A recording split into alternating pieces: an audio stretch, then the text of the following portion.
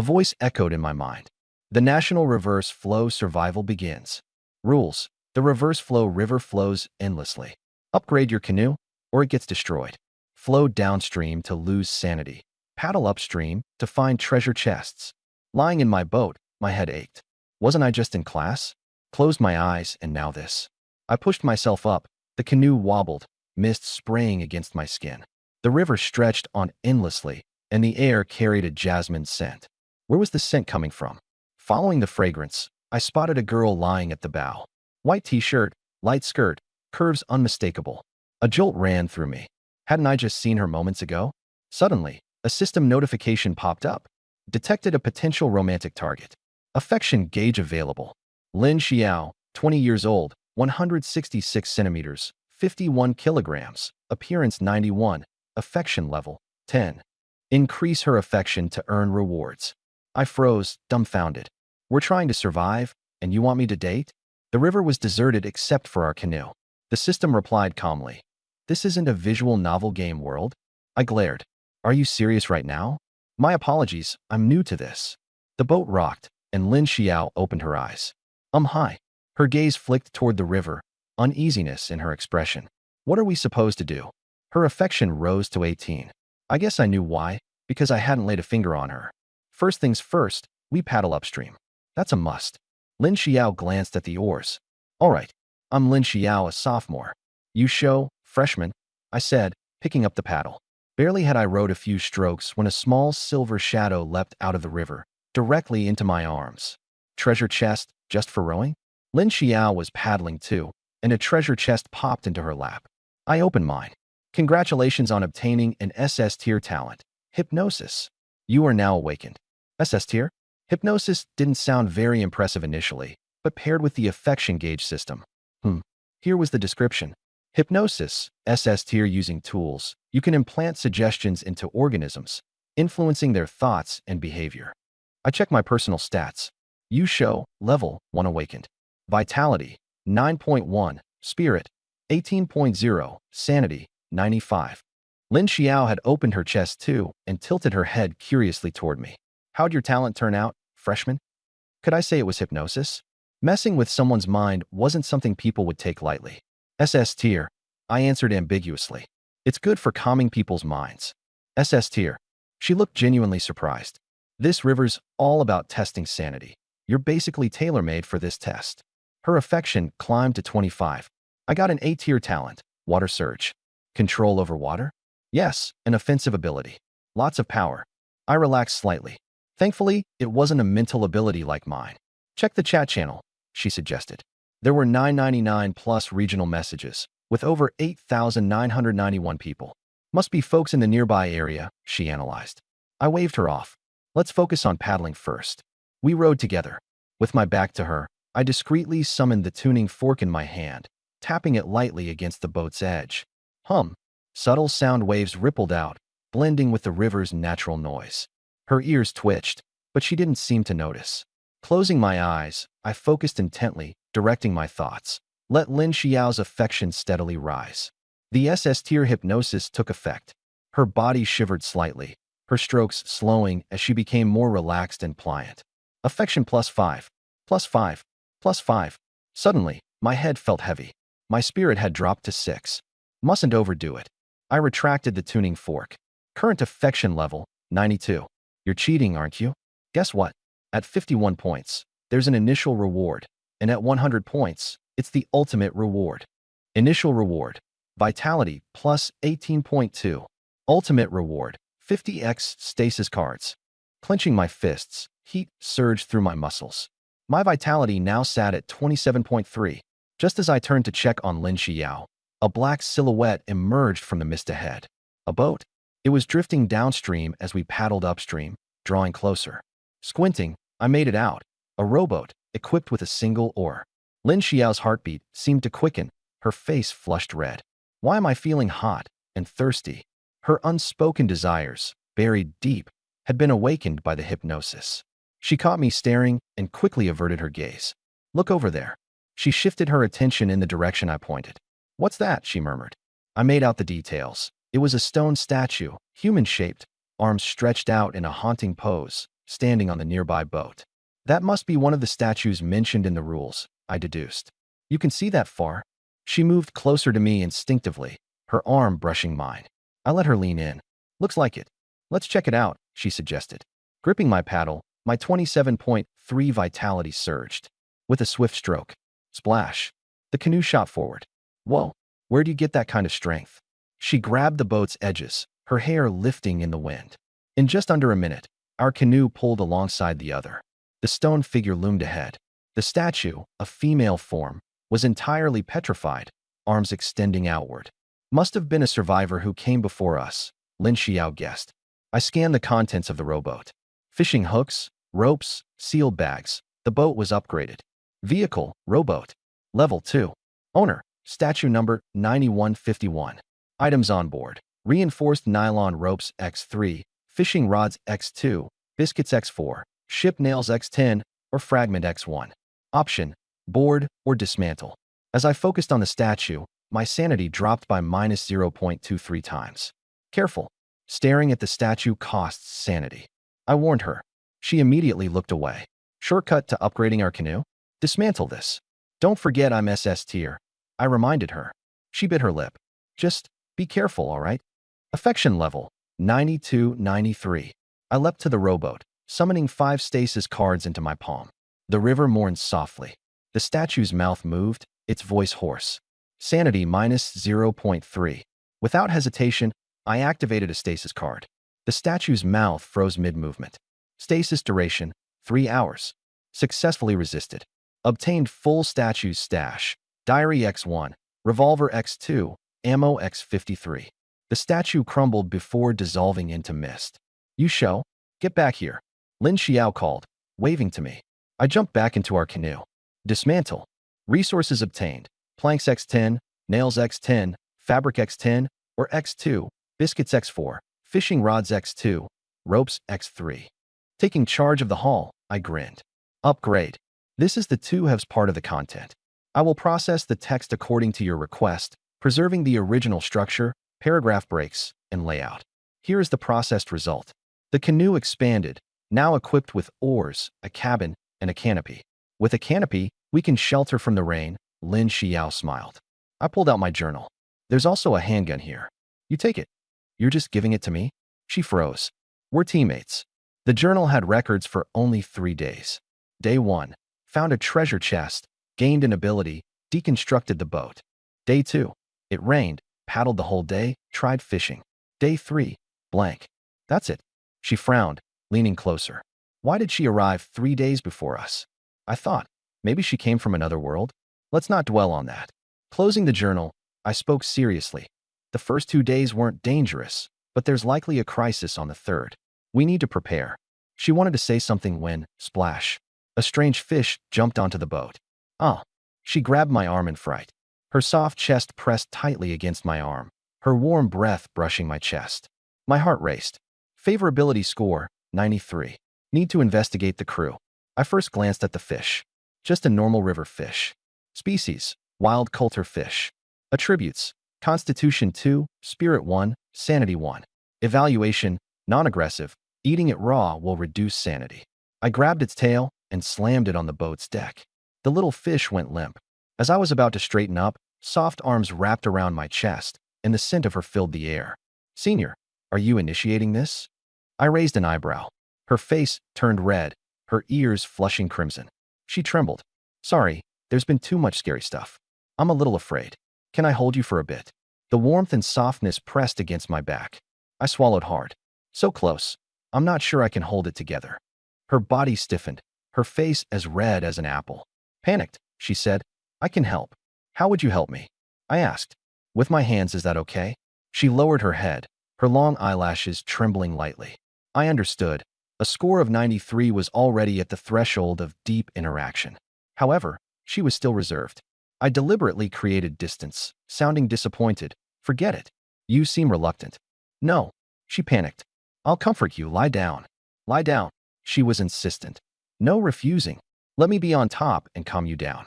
Her movements were slow, deliberate, like peach blossoms descending. Thud. She sat gradually.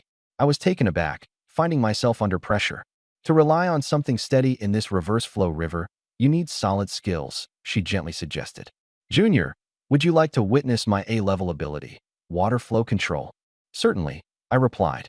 Favorability score, +1. Current favorability score, 94. This system is so dumb. 10 minutes later, Lin Xiao mentioned, my junior sent a private message. She's a member of the Youth Volunteer Association. She said she awakened a map-related ability and can precisely locate people nearby.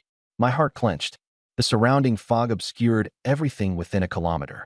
Could she really pinpoint us? Does it even show names? Yes. As soon as she finished speaking, I received a PM. Wang Jiele, classmate Yusho. You're really on the same boat as Lin Xiao. Wang Jiele, cheerful personality. Yusho, just say what you need. Wang Jiele. This reverse flow river is dangerous. Acting alone is too risky. Could we team up? It's just me and the class leader on our boat, and we're feeling nervous. I calculated silently.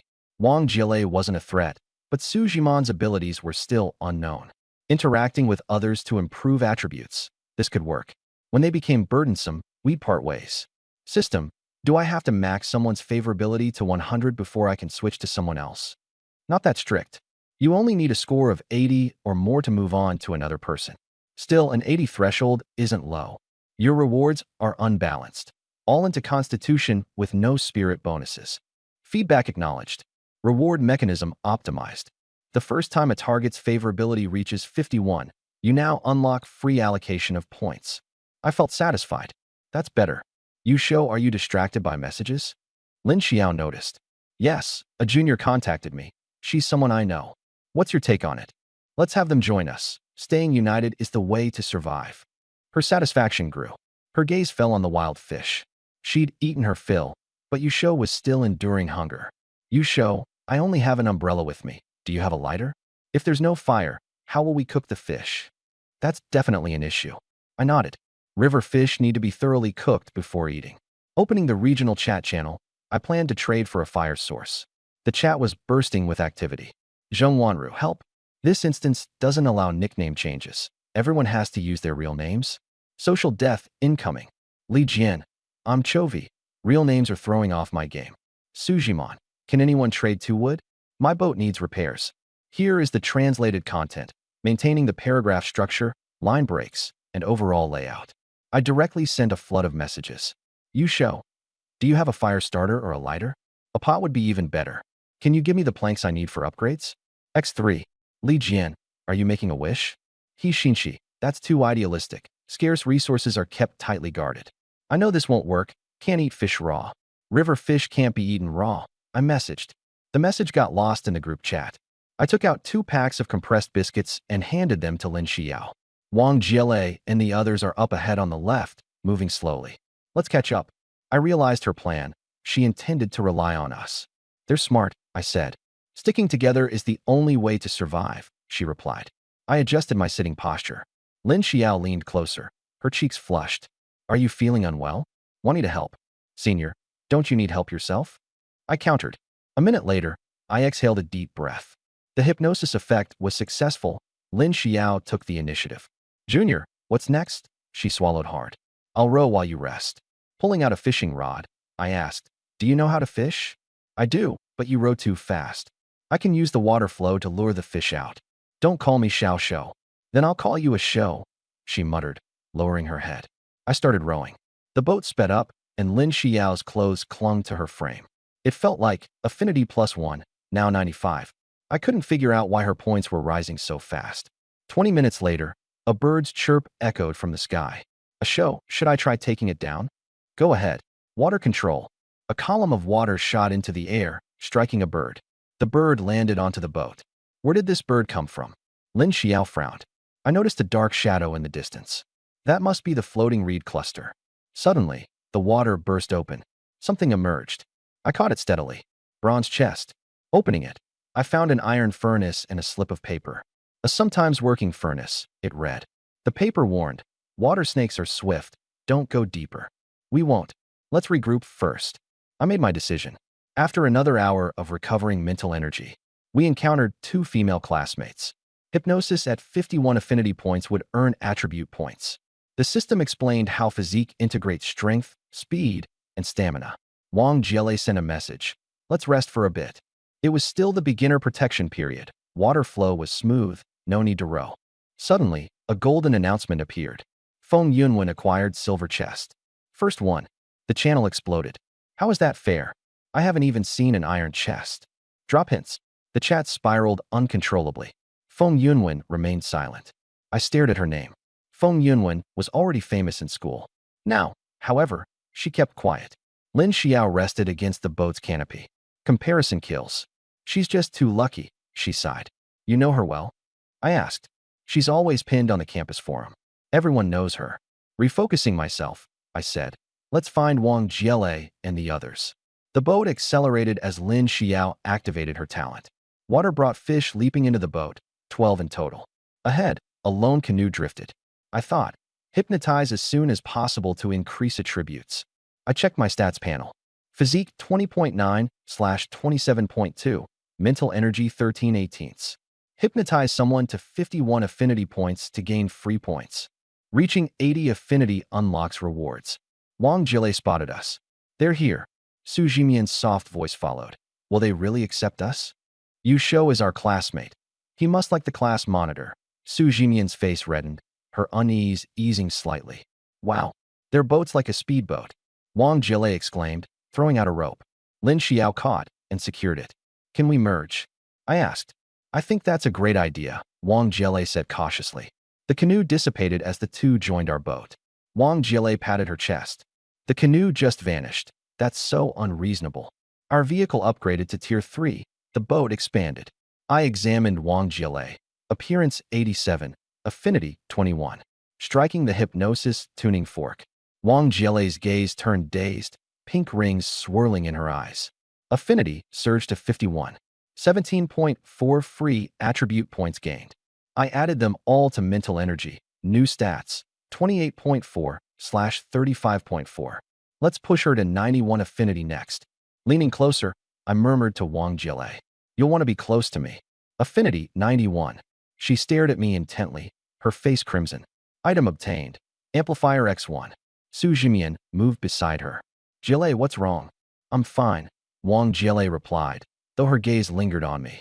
I prepared to hypnotize Su Jimian, but was interrupted. A muffled gurgle echoed from beneath the water. I immediately drew my revolver and immobilization card. The three girls turned pale. A massive fish erupted from the depths. What is that? Wang Jiele clung to me in fright. A reverse flow carp. Tier 2 threat level. We need to be cautious, Lin Xiao warned. I quickly devised a plan. Use the immobilization card to freeze it. Then have Lin Xiao use her water column while I pulled the trigger. A show. Lin Xiao froze in surprise. I activated the immobilization card. The carp stilled in its tracks. Lin Xiao unleashed her water into it, while I fired, targeting its soft underbelly. Blood dyed the river red as it sank into the waters. Flawless teamwork, Lin Xiao cheered. I can't believe you managed to subdue it. I nodded. It'll drop something. Wang Jiele pressed against me, holding my arm tightly. Lin Xiao sighed. Too bad there's no fish meat. You've done well, I assured her. I can do even better next time. She grinned brightly. I turned to Su Jimian, taking out the hypnosis tuning fork. She immediately fell into a trance. Increase Su Jimian's affinity. Make her want to be close to me. Affinity 91. First time reward. 18 free attribute points. I allocated them all to mental energy. New stats. 28.4/53.4. Sensory perception sharpened dramatically. The three girls leaned closer, creating a charged atmosphere. Lin Xiao sighed. You two should tone it down.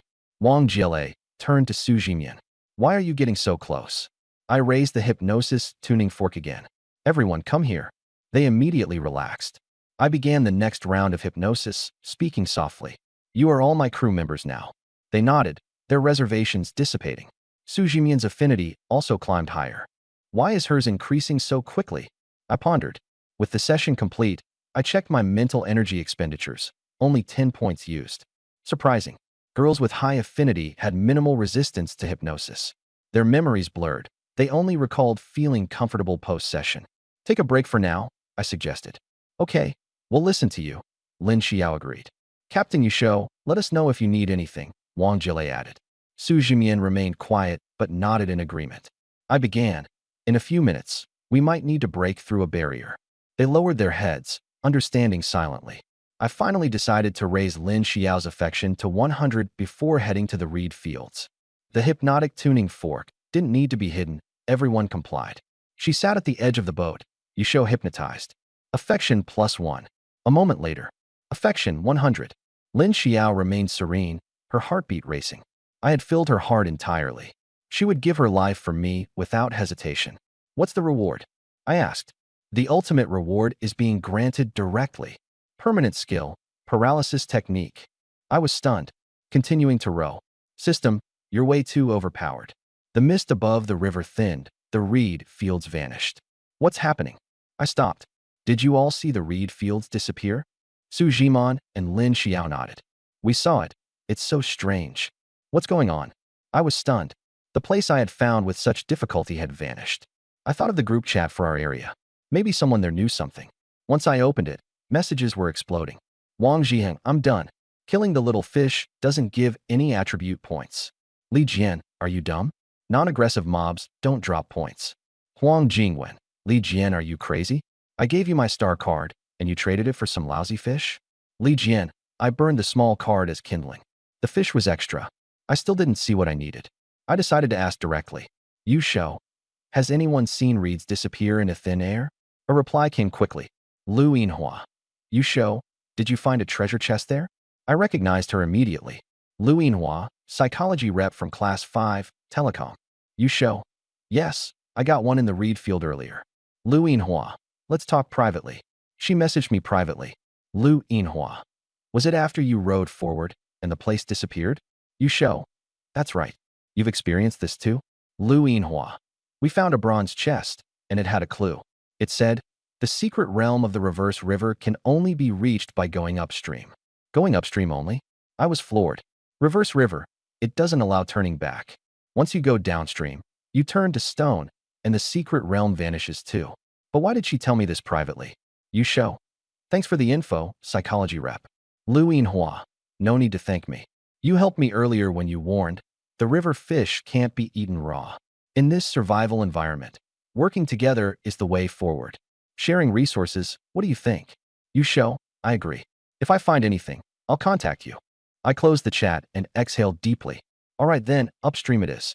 No use regretting things now. How many more secret realms lie ahead? First, I need to row and conserve energy. I rowed quickly ahead. Sprays of water splattered on the boat's side, and the mist around me grew thinner. Daylight started breaking through. I wondered if there were other teams up ahead. Even though my physical and mental strength had multiplied, I still lacked solid options for ranged attacks. Other than a revolver with limited ammo, I didn't have much. If only I could encounter more female teammates. Wang Jile, seated in the middle of the boat, swayed gently as the vessel rocked. She turned to look at me. Yusho, are we just going to keep moving forward like this? I got an idea, better than blindly charging ahead and relying on luck. Might as well have her check things out, like scouting other teams' positions, while identifying where creatures were lurking, even if we encounter aggressive creatures. Between my skill and use of immobilization techniques, I'd be able to handle them. Scout the surroundings. Look for other people or creatures, I told her. You got it. Wang Jile beamed, closing her eyes to activate her talent. Out of curiosity, I asked, Jile, at full power, how far can you scout? About the size of 2 school campuses, she answered, still with her eyes shut. Then her expression tensed as if noticing something. Opening her eyes, she wore a look of surprise. Yusho, to our right front, there are lots of reverse river carp, a whole group. Reverse river carp? I understood. It's fine. I can handle them. Anyone else nearby? Yes, left front. I spotted a boat with 2 guys. Straight ahead, there's another small boat, just 1 person. Probably female. How can you tell their gender? My scan reveals their names. I guess based on that. And the girl's name? Chung Wan Feng, she answered with a tilted head. I believed it was a girl. No guy would be named Wan Feng. The name felt oddly familiar, though. But no one in my class had that name. Could it be a teacher I knew? The surname Chung narrowed it down, probably my academic English 1 instructor. A glance at the timer showed there was less than an hour left on the newbie protection period. Time was running out. Sustained intense rowing, despite my enhanced constitution, was taking its toll. My pace slowed. Yusho, you must be exhausted rowing for so long, Lin Xiao said, walking to the back of the boat. Concern filled her soft features. She had maximum favorability with me, her heart entirely devoted to me. Before I could speak, Lin Xiao took the initiative. She moved to the rowing station and picked up an oar. Quietly but powerfully, she started rowing to help. Her movements were full of resolve. Su Jingyan noticed this. Stepping forward, she picked up the other oar. Her face was quiet, but determination filled her actions. The boat steadied, moving forward steadily with their efforts. Wang Jile sat in the center, watching us work together. She looked embarrassed. You're all working hard while I'm just sitting here. I feel terrible. She suddenly remembered something in her backpack, a couple of milk bottles. You show, are you thirsty? She asked. She ran over with the milk, holding it forward. The movement made her chest bounce wildly, her shirt barely holding up under the strain. I felt a rush of warmth inside. I am a bit thirsty, I admitted. I've got milk for you. Here you go, she said, handing me a bottle of golden classic milk. You had milk from the start? Of course. I always bring milk to class. It's perfect for restoring your energy. Lin Xiao and Su Jimian paused their rowing to glance over. Blushing, Wang Jile stammered. Captain, you're too busy rowing to drink yourself. Want me to feed you instead? Sure, I said. She twisted off the cap and tilted the bottle toward my mouth. You show? Open up. I quickly leaned in to drink. Captain, you drank so much. Stop already, Jile teased, her voice like a playful scold. And yet, she leaned in even closer. Favorability, 91-92. I smirked internally. When it came to teammates, hypnosis wasn't even necessary.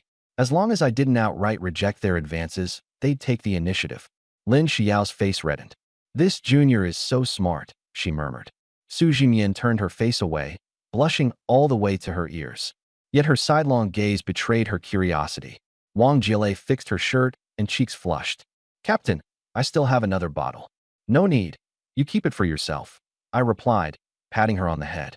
Suddenly, a server-wide announcement popped up. Congratulations to player Yu Shou and Lin Xiao for the first kill of a Tier 2 threat, Reverse River Carp. Reward. Vehicle upgrade available for 30 minutes. Congratulations, Yu Shou. Plus 10 physical points, plus 10 mental points. Congratulations, Yu Shou. Obtained X1 bronze treasure chest. Lin Xiao rushed over excitedly. Yu Shou, I got rewards too. Plus 6 physical points, plus 6 mental points, and a bronze treasure chest. I opened my status sheet to glance at my stats.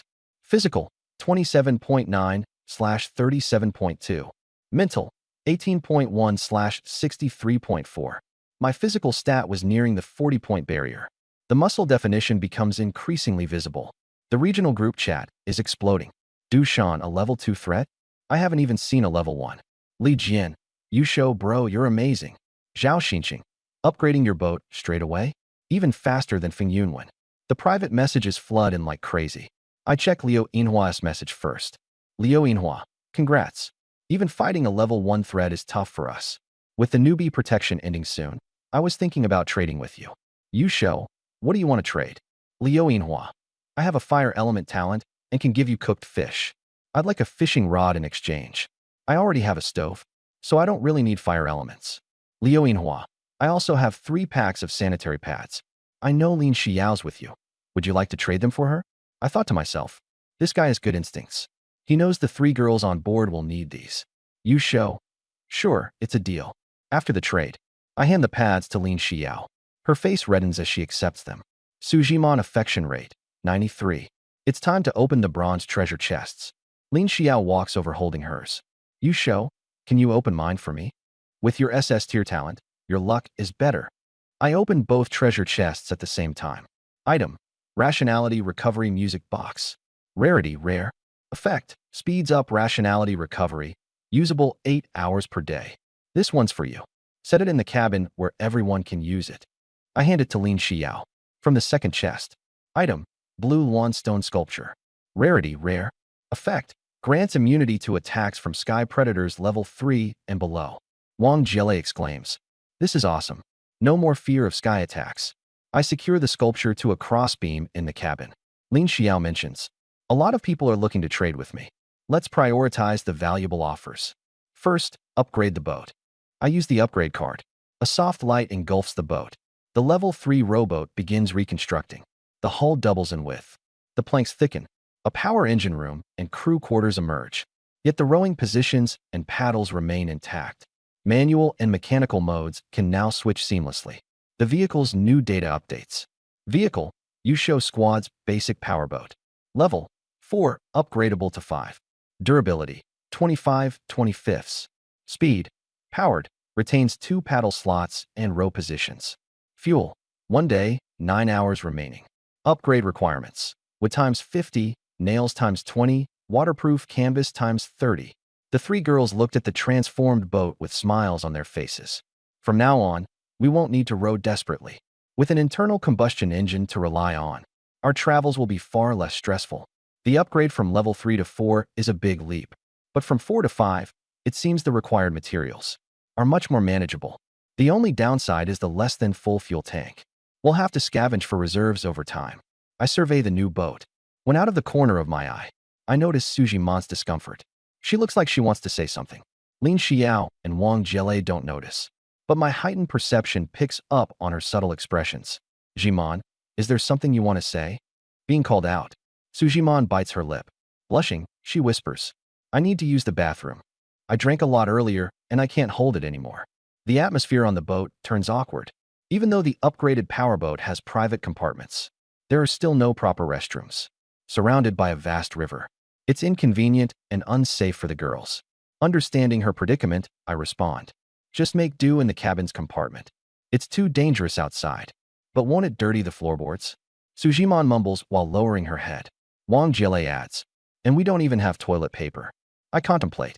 Maybe I can find someone to trade for paper? No need. Sujimon interrupts quickly, her face burning. I have a way to manage. What way? I'm skeptical that she has a good solution. She explains. You can help me, right? It'd be easier that way. My mind goes blank. Did she really just ask me to help with this? Lin Xiao freezes in place. Speechless. Wang Jie blinks and mutters. This survival vehicle is way too basic. Not even a restroom. Meanwhile, Sujimon keeps glancing at me to gauge my reaction. What about the paper? Wang Jie follows up. If it's handled well, it won't be needed. Sujimon responds, still beet red. In this awkward situation, I find myself agreeing. Given the circumstances, adaptability is key. Sujimon walks to an empty spot near the cabin at the boat's edge. I follow her. She quietly takes something off, still dressed in a skirt. You can now. She gestures, and I comply. She's too tense to relax. Don't be nervous. Try to relax. Since I've already agreed, I may as well follow through. Anyway, she isn't heavy. Okay. Her soft voice shows trust. Soon, ripples spread across the river's surface. Under the flowing water, everything becomes untraceable. Peace is restored. Sujimon leans against me, her cheeks still flushed. It's only after a while that she softly says, all done. Affection rate, 93. I don't think I did much. Yet somehow her affection increases again. Sujimon, her hair in a single ponytail, has a few loose strands that fall onto my collarbone, carrying a sweet, faint aroma that leaves me momentarily dazed. I reflect on how unbelievably high her affection rate already is. At this point, I feel like I could take a step forward. But as the thought creeps in, I push it aside. Here, on an open boat, amidst a vast river, feels odd somehow, though perhaps not anymore. I have long since used hypnosis to subtly ease her internal reservations. Many of her boundaries have already softened over time. Yusho, just leaning on you, leaning alone, makes all the threats and other people fade away. She turns her head, her fair cheek tinged with a soft pink. I inhale deeply before replying. From now on, you can lean on me whenever you want. Sujimon bites her lip, murmuring in a low, hesitant voice. I don't want to give away my first time like this. Can we not do it here? I didn't plan to. I respond spontaneously, but I can feel your thoughts quite clearly on my back. Sujimon's shy smile blooms, and she lets out a small laugh. I help her up, guiding her to stand steadily. Sujimon slips away from my grasp, stepping lightly in her white, high-top leather boots, and readjusts her mask back onto her face. I turned around and walked back. Sujimon gently took my arm, like countless lovers would. I felt a little overwhelmed. She was never this forward before. Sujimon, with her stunning looks and cold demeanor. She was someone the boys in our class secretly admired and pursued. Even upperclassmen with stellar accomplishments tried to win her favor. She always politely refused, her disposition indifferent as ever. But now she was clinging to me like this. The contrast was unreal. Yusho, do you think I'm acting strange now? Sujimon lowered her gaze, her voice carrying a trace of unease. Why would I think that? I stopped in place, looking at her. Do you think I'm being too forward or unreserved? She tilted her head up to look at me, her eyes holding a hint of apprehension. I don't think that at all. You're doing just fine. Don't overthink it. She immediately brightened up, her eyes curving into little crescents, and a radiant smile appeared on her face, her dimples faint and sweet. Got it. That expression, I'd never seen our usually aloof class president display it before. The two of us walked back to the ship cabin door side by side. Lin Xiao and Wang Jile were busy at the stove nearby. Wang Jile turned her head. Jimon, you guys were gone for so long, what happened? Went to get more water, all right? Su Jimon waved her hand dismissively. Wang Jile looked at me, her gaze sparkling. You go, the boat's on autopilot now. You don't have to work so hard anymore. We're making some fish to fill our stomachs. Is that cool? Our upgraded, level 4 powerboat was speeding ahead at a much faster pace than before. I nodded and sat down to rest by the edge of the cabin. Wang Jile rubbed her stomach. I'm starving. Lin Xiao replied. I'll handle the fish. Wang Jile added excitedly. Senior, I'll help you scale it. Su Jimon chimed in. I'll join too. Right at that moment, Su Jimon stood on tiptoes and lightly kissed my cheek. Her fragrant tongue gave a playful lick as she whispered softly. If you'd like. After we eat, we can go to the room. Her lips were moist and carried a faint, sweet aroma. Without waiting for my reply, she turned to assist the others. Her ears now tinted red. I kept a calm expression, but inside, I was thrilled. These girls with maxed out affection levels are just unbeatable. But then again, I couldn't help but wonder. By hypnotizing these classmates, were they still the same people they used to be? Had I really just turned them into a few obedient puppets? I ran my fingers along the edge of the upgraded boat. It was nearly unrecognizable as the simple wooden canoe it once was. Only 2 short hours had passed. Was this even still the same boat? I thought of the ship of Theseus, but didn't dwell on it too much. After all, as long as the changes happen gradually, it's still the same boat. Yusho, the fish is ready. Lin Xiao called for me. Coming. The 4 of us sat together and shared the grilled fish. The fish was unsalted, plain and flavorless. Lin Xiao took a small bite and said, It lacks seasoning, but at least we've got something to eat, right? Wang Jile, on the other hand, took hearty bites. Tastes pretty fresh to me. Watch out for bones, Su Jimon reminded us softly. All of a sudden, a golden announcement popped up. Congratulations to player Feng Yunwen for obtaining the first excellent tier item in the entire server. Reward, 5 free attribute points. Reward, 10 chances to mute others for 1 full day. Feng Yunwen hit the jackpot. I speculated silently. Such insane luck. Wang Jile opened up the group chat, which was already flooded with messages fawning over Feng Yunwen. Feng Yunwen, hee, I'm just lucky, that's all. No one dared to cross her. After all, who'd mess with someone carrying 10 muting privileges? This is the processed result according to your request and maintaining the original paragraph structure, line breaks, and layout. I turned off the group chat. Suddenly, a thought struck me. So many boats, yet no one's forming teams? Either they haven't met each other, or someone's withholding the information. Yusho, what are you zoning out about? Su Jimon leaned close to me, her face shy and flushed. It's time to head inside. The other 2 girls seemed a bit tempted as well. I thought to myself, time to build some goodwill. The beginner protection period had only 20 minutes left. We entered the cabin. Su Jimon's figure was graceful, exuding a blend of cool elegance and bashful charm. Just as I was about to engage in deeper conversation, Yusho Wei, Lin Xiao, and Wang Jile stepped in too. The small compartment now had 4 people crammed inside. The atmosphere gradually turned ambiguous. I didn't mind, thinking harmony was key to coexistence. The 3 girls quickly appeared somewhat playful. Su Jimon and Wang Jile leaned against each other. Lin Xiao perched on the counter. The room's temperature inexplicably rose. I snapped back to reality, checking the goodwill stats. Su Jimon's goodwill toward host, 95. Wang Jile's goodwill toward host, 94. Not much improvement, though. I glanced at the closed-eyed Su Jimon, deliberating the crew's emotional tolerance. Lin Xiao stood up and whispered in my ear. You need to comfort them. Only by spending time can you deepen the bond. I nodded. Beginner protection period ends. Notice, normal mode begins. Danger level increased. Leaderboard activated. Rules, the farther you row upstream, the higher your ranking. Rankings finalized daily at 10 p.m. Rewards include physique, spirit, mana, fuel, etc. At night, river speed decreases, and standing still for 8 hours turns your feet to stone. Lin Xiao vaguely asked, "What's our ranking?" I stayed calm. Our fuel would only last slightly more than a day. We had to strategize and act fast. I opened the leaderboard. First place, my boat. Of course, a level 4 powerboat crushing the competition wasn't surprising. I didn't panic, thinking this was a good time to improve my reputation. Perhaps it would encourage teacher Cheng Wanfeng to approach me. The group chat was exploding. Unbelievable. The competition is so intense. First place is unshakable. Huang Jingwen. Could you spare me some fish? You're so strong. Moral blackmail now?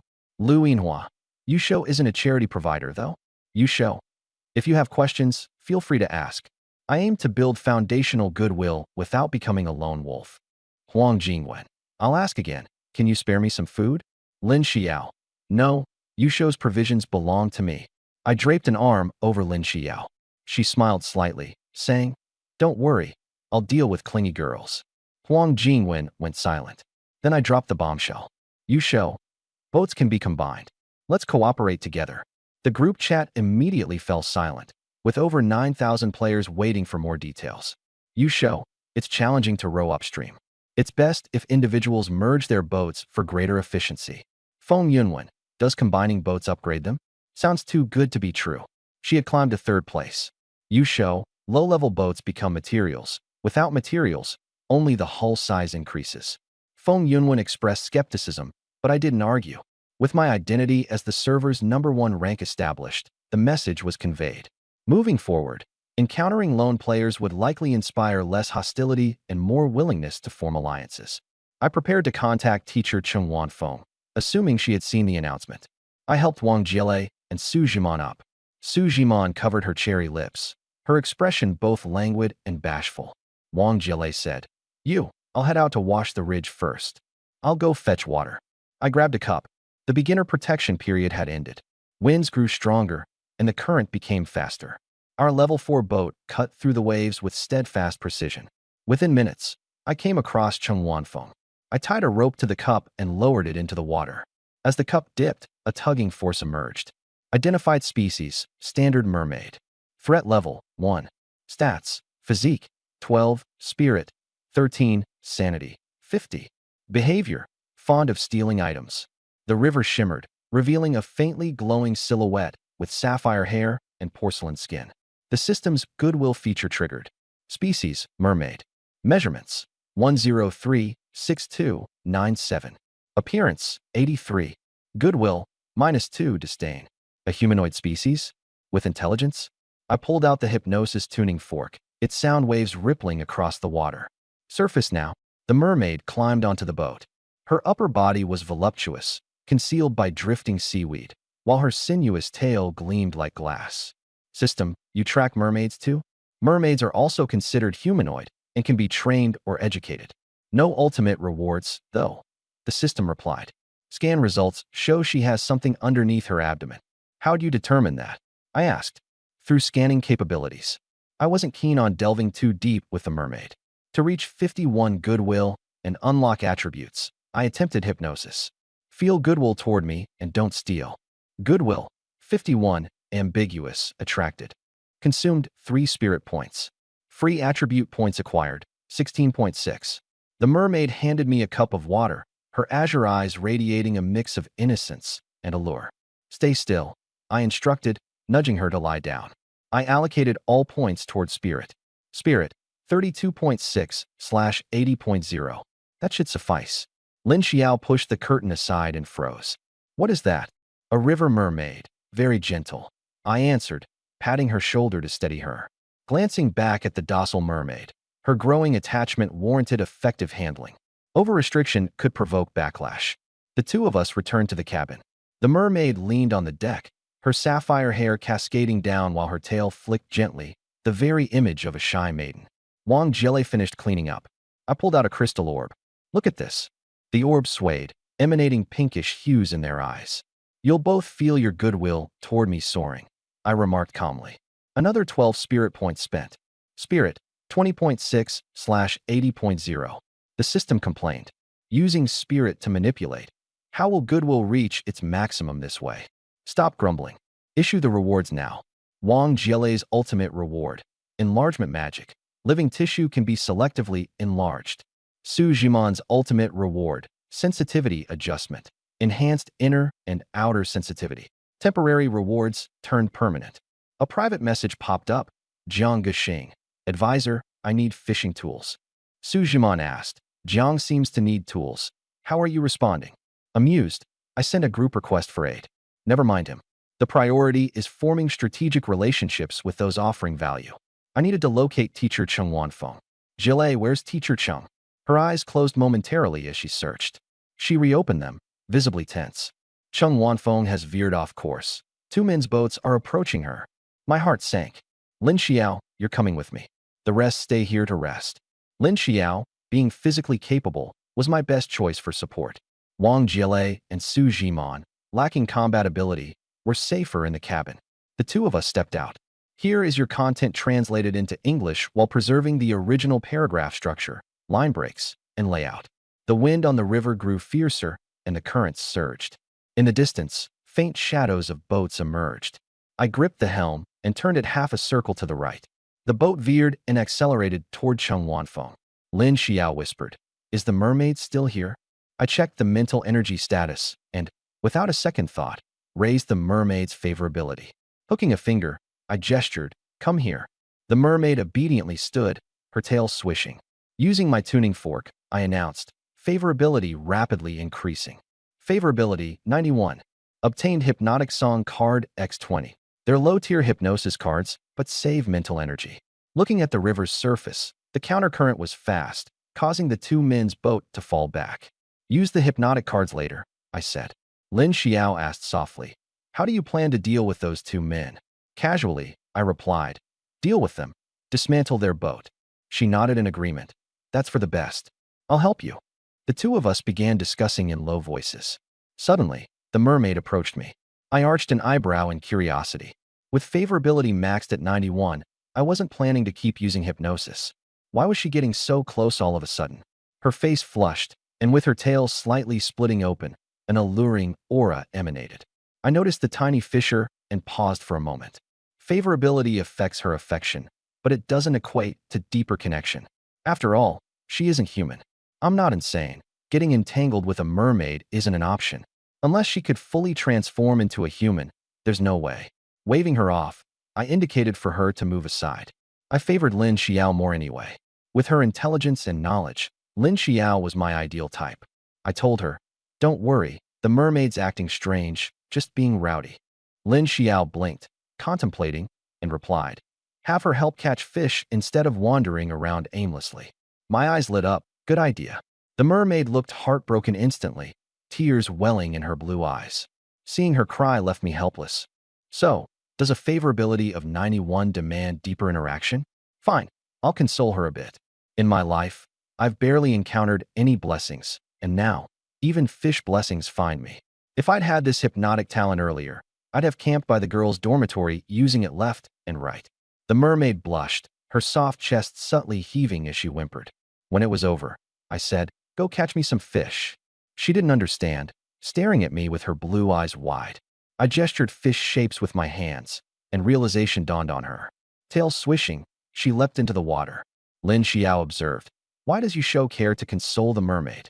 Then, a thought occurred to her. There must be a good reason. I'll stay by his side. She glanced toward the distance. The two men's boat is approaching. Shall we eliminate them? Suddenly inspired, I realized the mermaid could assist on water. No need to tire Lin Xiao. Besides, she was already sticking her tongue out playfully. I pulled out the tuning fork and struck it to release waves. The mermaid paused catching fish and obediently looked up. In my mind, I directed her, stop fishing and enlarge your tail. Using an amplifier, the system prompted me. Tail enlarged twofold, tail length extended. What a handy tool. I watched as her tail quickly lengthened and thickened. The mermaid's wide eyes conveyed astonishment. A quick stats check. Long-tailed mermaid, threat level 1. Physique, 30, spirit, 14, rationality, 51. Tail length, over 2 meters, excellent aquatic burst power. I'll call you Xiaolon, little blue, I said. She seemed to understand and nodded faintly. Do you see those two men's boat? Hypnotize them and bring their boat closer to ours. Dropping her fish, she transformed into a lightning speed swimmer. Lin Xiao, intrigued, remarked, You can communicate with her? Used a small trick. I replied with a grin, noting her slight leg tremor. Go back to the cabin and rest. She stuck her tongue out again. The two men were rowing furiously upstream. My girlfriend wants food again, grumbled the man with curly hair. The other man replied, You're killing yourself catering to her needs. Pulling off one of his socks to sniff, the curly-haired man quipped smugly. She gave me these socks. How can I be mad at her? The other man remained silent. They caught sight of the larger boat ahead. Someone there? The curly-haired man squinted. Probably players. The other man replied without bothering to glance up. With your A-level attack, go see if there are any valuables on board. Keep it low-key. Suddenly, a song filled the air, soft, elegant, like a spring whispering. Their rationality started to dwindle, one point at a time. It was the mermaid's hypnotic singing, gentle, yet lethal. The two men soon passed out on their boat. With my full divine energy restored, I observed the scene, pleased. Xiaolon used her tail to push their boat, swiftly bringing it downstream toward ours. She tossed a thick rope and an iron hook, latching the smaller boat to ours securely. Her tail's this long, marveled Lin Xiao. I explained, I used an enlarging spell. You're an SS-ranked mental stabilizer, aren't you? Just a casual awakening. I believe it. Asho wouldn't lie to me.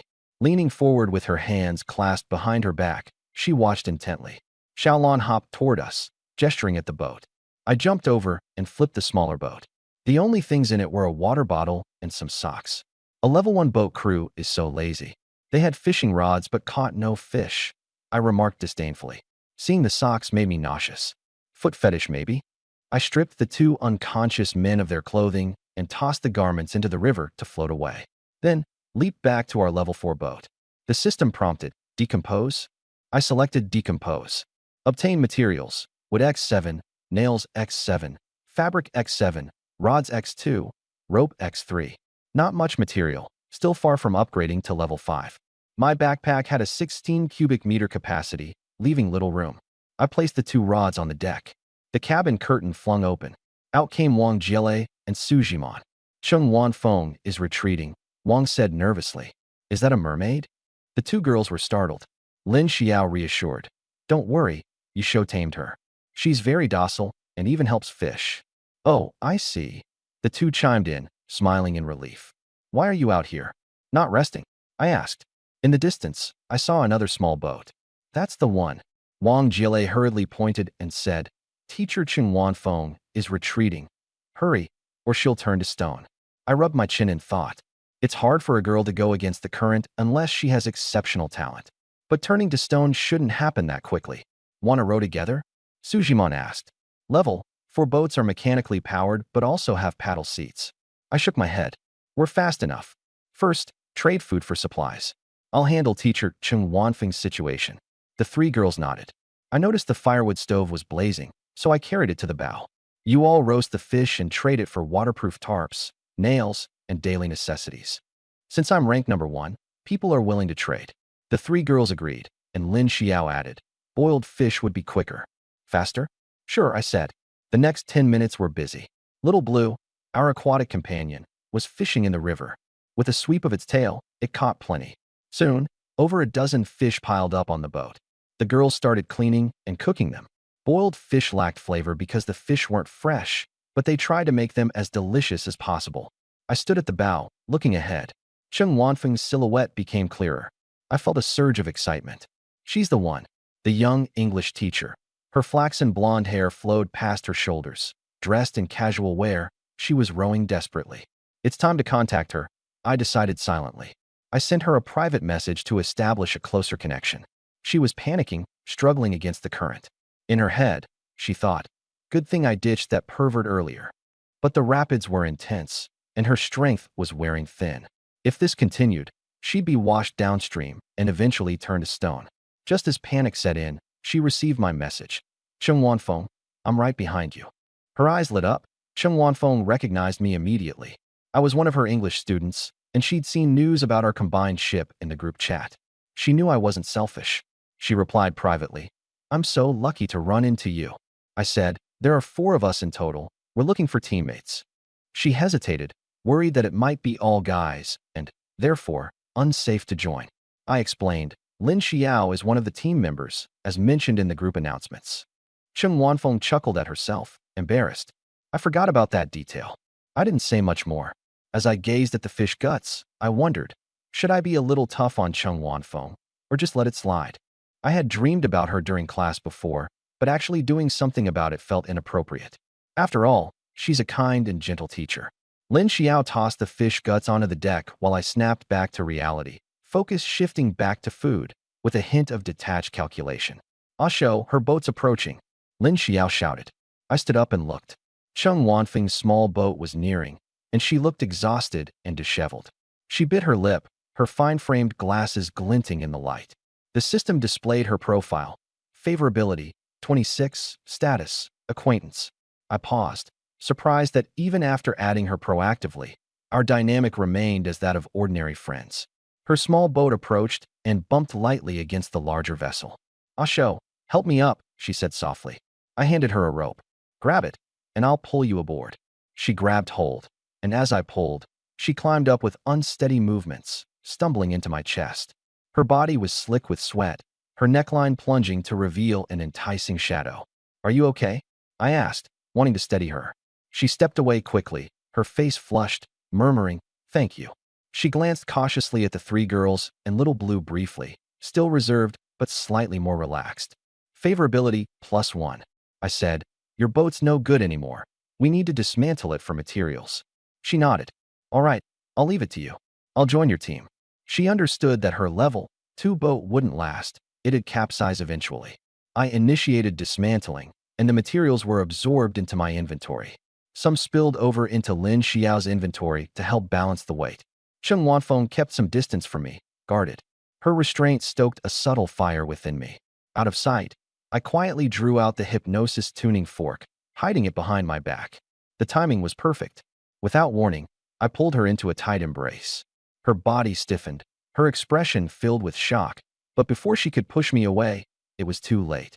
The tuning fork emitted its soft hum, a wave of hypnotic sounds resonating deep within her mind. "Relax. You'll enjoy this. You'll grow to like me more and more." Her body softened, leaning into my arms, and she lightly returned the embrace. The 3 girls in the distance exchanged knowing smiles. I kept the hypnosis going. Her favorability soared rapidly. She breathed heavily, her feelings a whirlwind, her thoughts wrapped around me completely.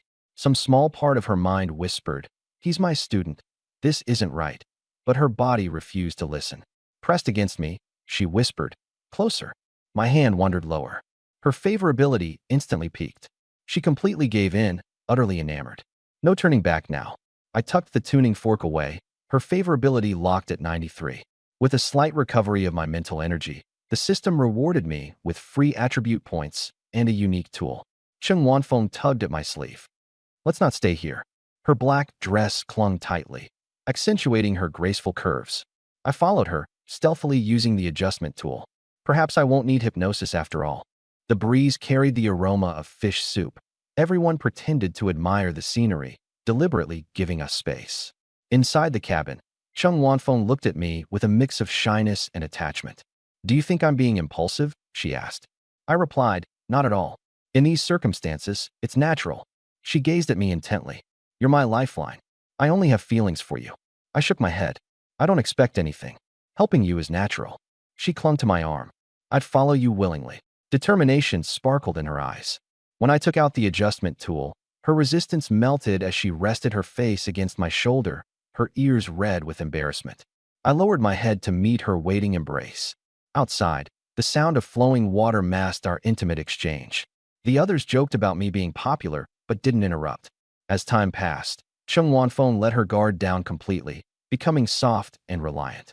I marveled at the power of the hypnosis and the tool. Her favorability soared to 97. She leaned against me languidly, reluctant to leave.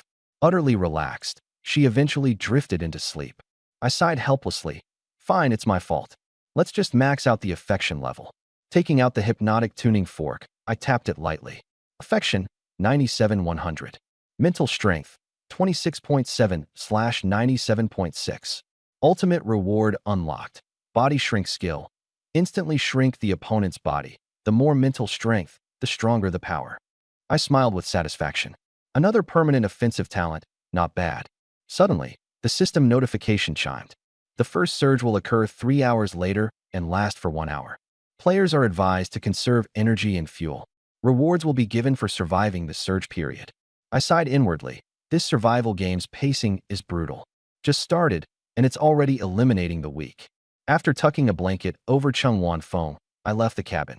Lin Xiao hurried over. Ashu, the water level's about to surge. What should we do? Slow down. Checking the leaderboard. I saw we were in first place. Deciding on a medium speed now. I planned to go full throttle when the surge hit to grab the reward chest. Medium power is enough. It'll save fuel and keep the boat steady, I said. We'll use full throttle 3 hours later. Lin Xiao nodded. She always listened to me.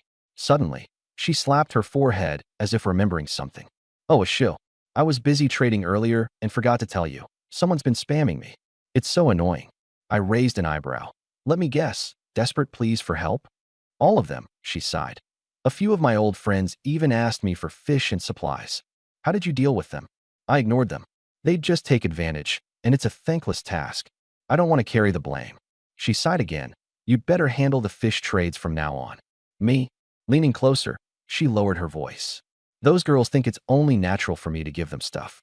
Either they don't pay me or hand over junk in exchange. The moment I say no, they call me stingy. I instantly understood. Being too well-connected was becoming a burden. Strangers, in contrast, were more willing to negotiate. She didn't trade with guys, probably because of me, I figured.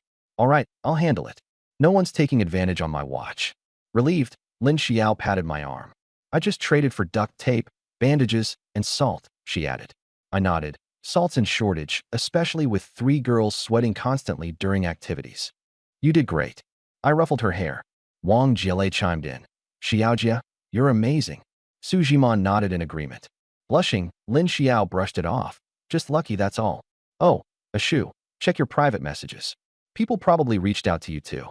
Opening my inbox, I found it flooded with messages. Skimming quickly, I ignored one-off pleads and focused on recurring senders. Huh, the dorm supervisor sent 13 messages. Scratching my chin, I noted that all the attached photos were hidden. Huh, she's probably out of trade items, then. Next was Wu Xuejia with 10 messages. The same girl who almost scammed me before? She's got some nerve. Opening her chat thread, the first 8 messages were filled with exaggerated flattery. Wu Luiying, Ashu, you're the absolute best. Her intentions became clear in the last 2 messages. Wu Luiying, I have a collectible anime doll. Can I exchange it for food information? Wu Luiying, also, I have some lingerie. I can send it to Linjia. I smirked. Why would I want useless junk like that? With so many girls and high-quality trades around, I'm in no need of that stuff. This isn't what I need. If you want my cooked fish, trade me wood. Say, 20 units would suffice. After a few seconds, she replied, I only have 5 units of wood. I don't need food. I want a weapon, even just a knife. Glancing at my inventory, I saw no knives, only a revolver. No weapons? No problem. Lone wolf tactics never suited me anyway. Send the wood first. Weapons will come later. Your boat can be upgraded to level 5 and last longer, right? Don't underestimate the benefits of being prepared.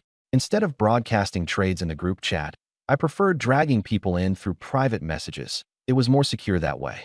The chat went quiet as she weighed the pros and cons. A few moments later, her message came through. Fine. Deal. But don't scam me. I grinned. Target confirmed. What's the point of being at the top if you don't pull others in? That's just showing off. Besides, I didn't rely on an emotion value system. I only played around with affection. Relax, you're making the right choice, I added, mimicking the tone of a seasoned con artist. After all, Wu Luiying herself peddled fake phone cards. Half scammer, half trader. Why'd she bank everything on this? Because resource management was key. Wood wasn't rare, but upgrading a craft needed blueprints, fuel, and stone. You had to stockpile materials first. Do you need more wood? I might have more to trade, she messaged. What else do you have? An intricate water collector for pure drinking water. A real moneymaker. Ooh, a top-tier item. I want it. All right, I'll exchange it for 21 units of wood, plus 30 waterproof tarps. I can only cobble together 15 units of wood and no tarps. Fine, that works. Making deals always cheered me up, Making materials flow with mere words was too satisfying. Scanning my inbox further, I focused on top 100 ranked players who had sent me PMs. Unfortunately, Liu Yinhua, ranked 129, wasn't an option this time. But then I noticed Jiang Gexing, my mentor, ranked 69 with 6 unread messages. Strong players like her were worth the effort. Copying my usual script, I reached out, promising support in exchange for wood.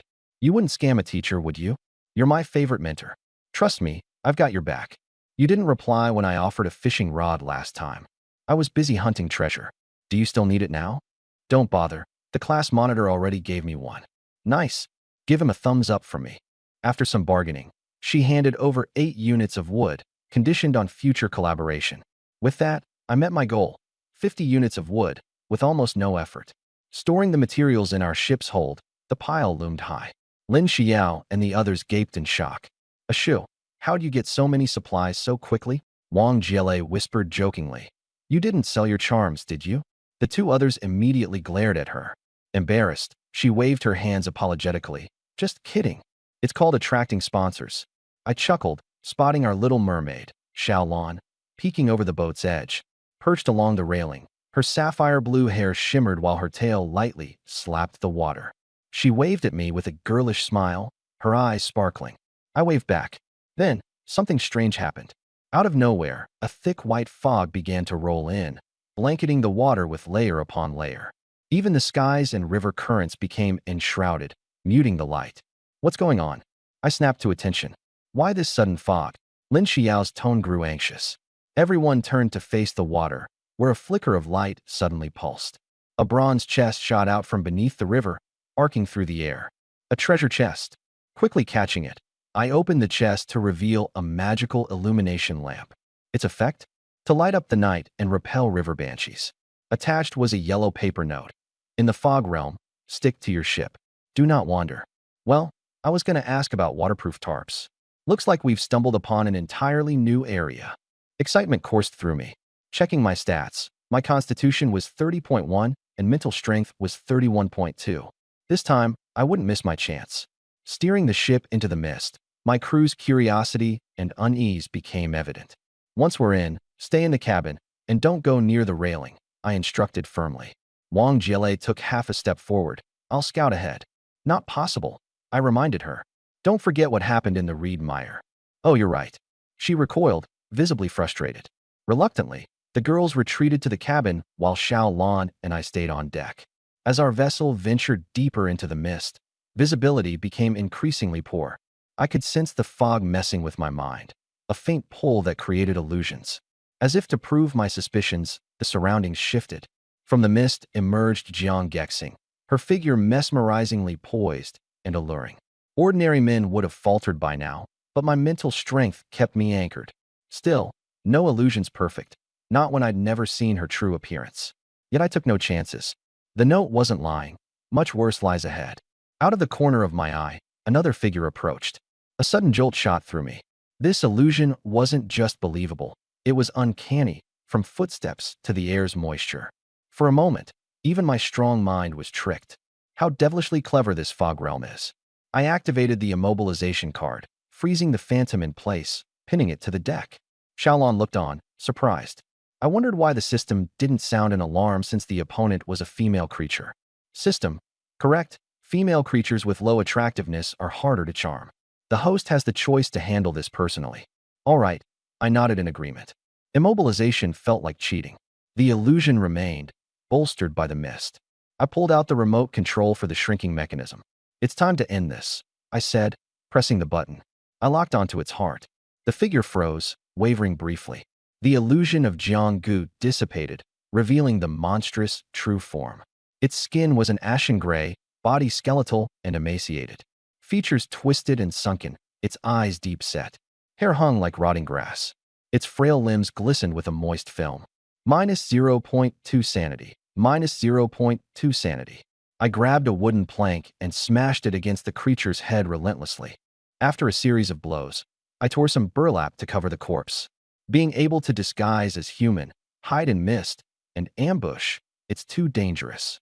Words appeared before me. Misty Water Ghost, Level 2 Threat. Stats: Constitution 42, Spirit 55, Sanity 36.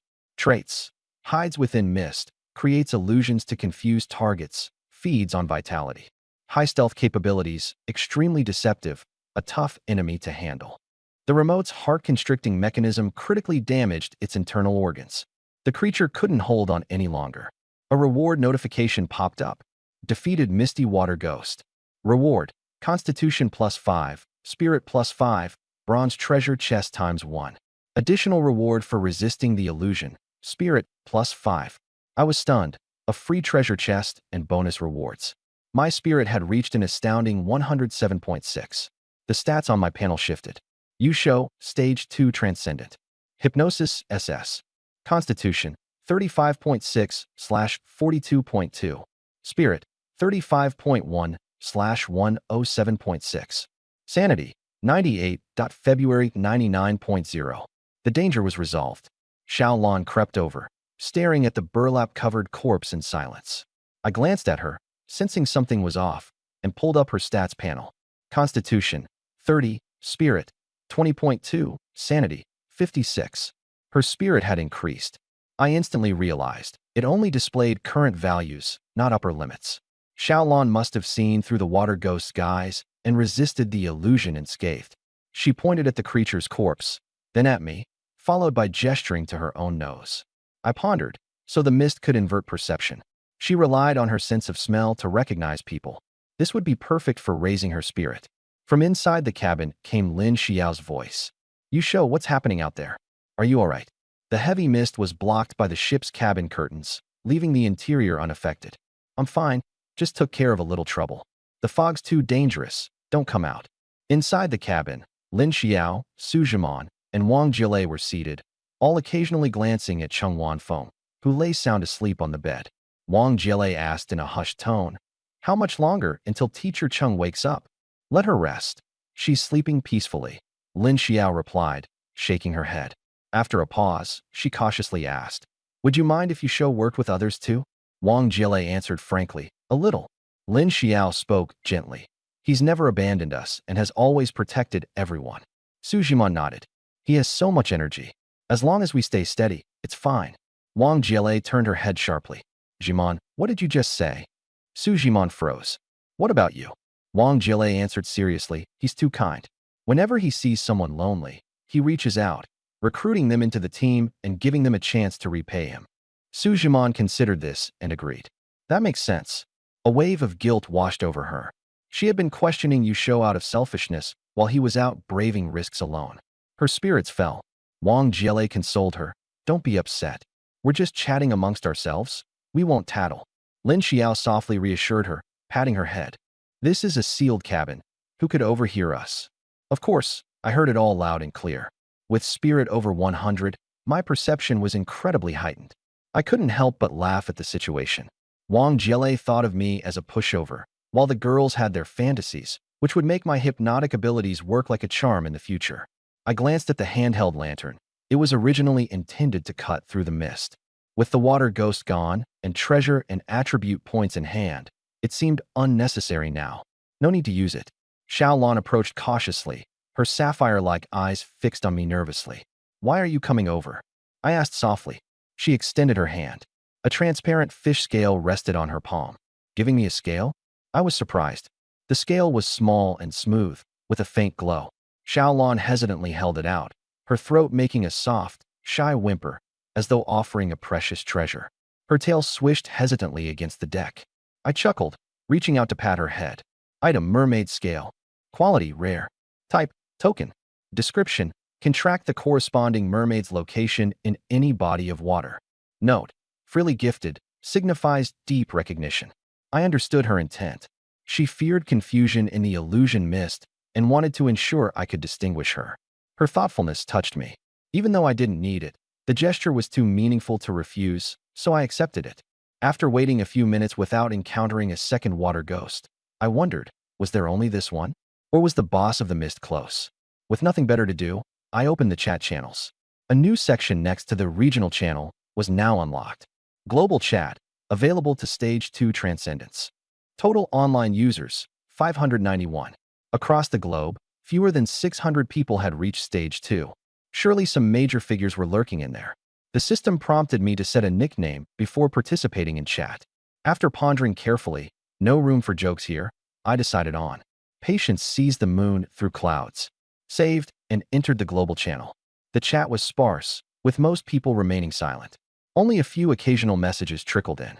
Upstream river, 10,000 immortals retreat. Looks like I still have the advantage. I realized the poetic username might have been inspired by my own region's players. Can't swim. Hey, buddy, I'm from Greater Xia. Upstream river, 10,000 immortals retreat. Text is auto-adapted to native language. Nicknames are translated globally. Manuel, agreed. Karen, death rates in secret realms are extremely high. I've seen 2 ships vanish already. Anatoly, pretty standard. Entering one is practically suicide. Can't swim. Any big shots from Greater Xia? DM me. Smiths are jerks. Teaming up is useless.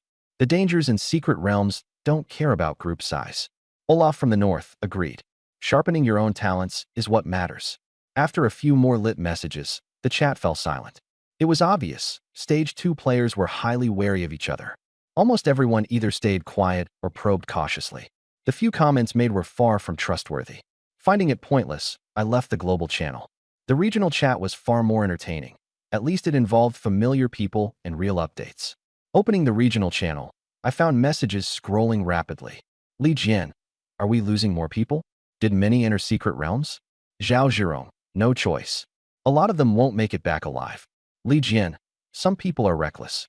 Even I avoid secret realms, and I have an A-level talent. Huang Jingwen, that just means you're weak. Li Jian, ordinary bronze tier realms start at level 2 threats. Who has the stats to handle that? Constitution needs to burst high, spirit nearly maxed, otherwise, you're just cannon fodder. Zhao Zhirong, what are level 2 threat stats? Li Jian, fighting up front means certain death. Feng Yunwen, agree. Huang Jingwen, wow, even Feng spoke up. If the region's number 2 player says it, it must be true. Li Jian, speechless. Lu Yinhua, focus on finding statue ships first. Don't mess with secret realms recklessly.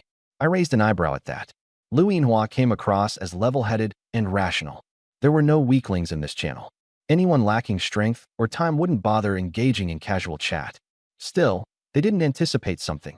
I had been the first to enter a secret realm and had already taken down a level 2 water ghost, gaining attributes in the process. I smiled lightly and closed the interface. The lax look on my face vanished. Thick fog churned, swallowing the entire ship in a blanket of white. The river's surface was eerily still, with only a faint sound of flowing water. Being strong didn't mean I could relax. The mystic realm was dangerous, and I couldn't afford to be careless. I certainly don't want the boat to capsize because of some embarrassing accident. I pulled out 4 restraint cards and held them between my fingers, training until it became muscle memory so that with the slightest movement I could deal them out quickly. I wasn't exactly an expert, but 1 card shot would be enough.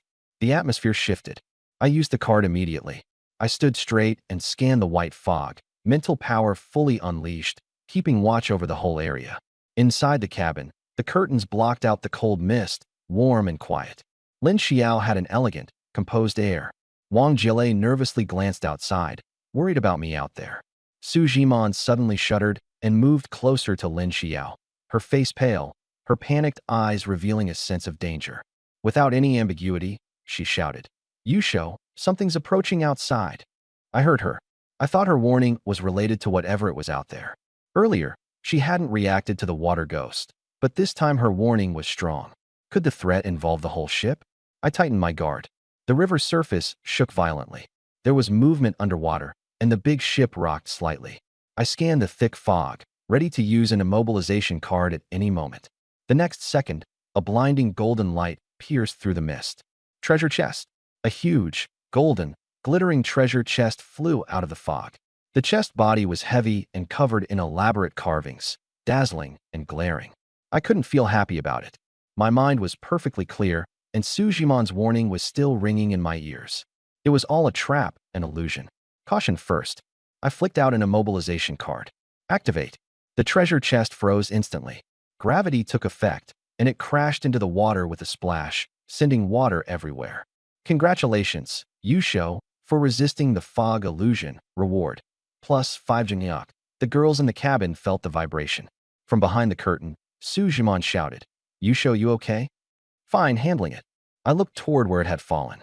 The treasure chest's sheen faded, revealing its true form, a huge black stone covered in spikes, falling at high speed. If I had reached out to catch it, I'd have been seriously injured, maybe even smashed open. I took out a lighting lamp. Turn it on. White light tore through the fog, revealing 3 grayish-blue half-floating mist water ghosts beneath the surface. They turned and fled, screaming miserably. I spread my hand, then clenched it hard. Contraction skill activated. My mental power instantly dropped by 5.1 points. The 3 water ghosts were grabbed by an invisible giant hand. Their internal organs were crushed, their limbs convulsed, and their eyeballs sank inward. Their screams were piercing. No matter how they struggled, it was useless, and their lives faded rapidly. Little Blue clapped excitedly, eyes shining. Defeated Mist Water Ghosts *3. Plus 5 Constitution. Plus 10 Yuck, I complained. Can't each monster drop 1 treasure chest? The 3 girls held their breath. Su Zhiman said softly, It should be okay now. Wang Jile rubbed her chest. Those screams gave me goosebumps. Just then, Cheng Wanfeng woke up. She lazily turned onto her side and lifted the blanket. The 3 of them all looked at her at once. Wang Jile covered her mouth in surprise. Cheng Wanfeng was like a ripe August melon split open. You. She blushed and hurriedly wrapped the blanket tighter around herself. Where's Yusho? He's outside dealing with the monsters, Lin Xiao said gently. How long was I asleep? Almost an hour. Cheng Wanfeng looked guilty. It's all my fault for draining Yusho's energy. He's fighting alone. Yusho has plenty of energy, Wang Jile said bluntly. We're cooperating too. You're not in your fertile period, are you? Having a result now would be pretty dangerous. Lin Xiao shook her head. It's fine. Wang Jile said. I'm fine too. Su Zhiman stayed silent, her ears slightly red. I could hear everything clearly on deck. What a pity I don't have the fertility abundance talent. The system popped up. How can the host think that way? This system has fetal preservation and pain-free items. Girls won't suffer pain during pregnancy. The system was teasing me. I looked out at the river. The mist had dispersed, and the view was much clearer. 10 minutes passed, and no more water ghosts appeared. Did they run away in defeat? They probably left a live one behind to act weak. The ship kept moving, nearing the end of the mystic realm. Faint voices could be heard in the distance. Are there other ships outside? I went into the cabin. The 4 women were gathered together resting. Asho, are you okay? Lin Xiao asked, looking up. It's fine. Everything's handled. We're almost out of the mystic realm, Wang Jile Scout. Okay. Wang Jile closed her eyes, and Map Scout activated. A few seconds later, she opened them. There's a boat, very close. It's Ng Xinhui and Wang Yinru. Hearing those names, something stirred in my heart. I know Ng Xinhui. Su Zhiman was surprised. Ng Xinhui is in our class. I'm not familiar with Wang Yinru. Is she her friend? Wang Jile spread her hands. Don't know. I had a pretty good idea. Ng Xinhui was pretty and loved posting on moments. Among the 13 girls, half were beautiful, and I'd run into 3 of them already. My luck was off the charts. I'd never seen Wang Yinru on moments. Whatever. We'd meet her soon enough. Got it. I'll go out and take a look. You guys stay here. I went up on deck. The fog had dispersed, and daylight poured down. The system popped up. Area announcement. Yusho and others have cleared the first tier, 2 threat, Mist Secret Realm. All players. Constitution +5, Spirit +5. Obtain bronze treasure chest ×2. I let out a breath of relief. Not bad. 1 trip gives 15 Constitution, 30 Spirit, and 3 treasure chests. Killing the water ghost dropped 1, and the other 2 were awarded for clearing the stage. I'd keep them for now and open them later in front of Len. Xiao. The chat channel exploded. Huang Jingwen, are you cheating? That's unfair. Wang Jiahao. There are really a lot of people on that ship. I thought you were bluffing. Li Jian. We need to take this seriously. I ignored them. The lead was already obvious. Looking into the distance, I saw a battered little boat with a man and a woman on board. The man was awkwardly rowing. The woman was tall. It was Ng Xinhui. You're so annoying, she complained. Why am I on the same team as you? Why were you pestering me before the teleport? The boy wore a plain short-sleeved shirt and looked dull-witted. Go ahead and curse me. I'm the team leader. Ng Xinhui showed no mercy. If I'd known, I wouldn't have come out. You're already in college. Don't you have anything better to do? The boy got anxious. Stop talking. I'm working hard. I'll make you change your mind about me. Ng Xinhui sighed helplessly. Enough. You're making the boat go slower. Wang Nianru was one of those creepy, self-satisfied types. Ing Xinhui could only endure it thanks to her A-rank attack talent. Watching them, I thought, so the eldest Miss Ing is being stalked by some guy? Ridiculous. Ing Xinhui happened to look up and saw my luxurious level 4 boat. She froze, realizing that the owner of a level 4 boat had to be an elite big shot. A look of longing flashed in her eyes. If she could travel with us, she could shake off that annoying pest and be much safer. But as soon as that thought arose, unease surged up. Her brows furrowed tightly, and she pressed her lips together. I saw it all clearly. Though I couldn't read minds, I could guess her conflict. The river of reversal was perilous, and strangers were hard to trust. A perfectly normal concern. What do? I called out to the system in my heart. System for favorability. Hurry up and show me Ing Xinhui's panel. Request received from host. I was originally planning to report when you got a little closer. Detected a romance target. Name: Ing Xinhui, humanoid. Age: 18. Height: 163 centimeters. Weight: 50 kilograms. Measurements: 90-62-91. Appearance: 88. Rationality: 83. Moral value: 79. Favorability toward host: 21. Ordinary friend. I froze. Humanoid? Not human. The other party can transform. I became interested and started guessing what the other person could turn into. Anyway, as long as it wasn't a mermaid. I still liked ones with legs and hips. I planned to use the hypnotic tuning fork to check my own stats first. Physique: 49.6/57.2 mental, 60.1/137.6. I'd never been this rich before, and I wasn't worried about running out of mental points at all. I took out the hypnotic tuning fork. The river water roared and splashed loudly. For long-distance hypnosis, the sound waves could easily be drowned out by the water noise. I had to get closer. At that moment, Wang Nianru also spotted the big ship. He widened his eyes, face full of shock, and pointed ahead. Oh my god, that ship is insane. Is it a pirate ship that got lost into another world? Ing Xinhui turned sideways, calmly studying the big ship, then shook her head. Not pirates. There are no cannons or pirate flags on the ship. It should be survival players like us. Wang Nianru looked completely unconvinced and refused to accept reality no matter what. We all started the same way. So how can there be such a huge difference in ships? That makes no sense. Ing Xinhui was certain. She had animal perception, the advantage of an A-rank talent. The other ship didn't have any cold, sinister aura. On the contrary, it felt warm. Get a little closer. I'll go negotiate and try to join them, Ing Xinhui said. Wang Nianru panicked. Too risky. We don't know anything about that strange team. Let me talk to them. Ing Xinhui was getting annoyed. This senior had been clinging to her nonstop.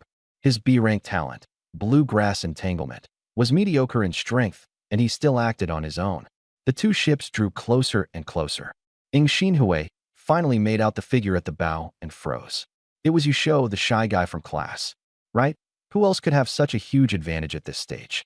It had to be Yusho and the others. She wasn't close to him. They'd barely spoken in half a semester. She only looked at his social media and never even liked his posts. But class monitor Su Jimon is there too. We're saved.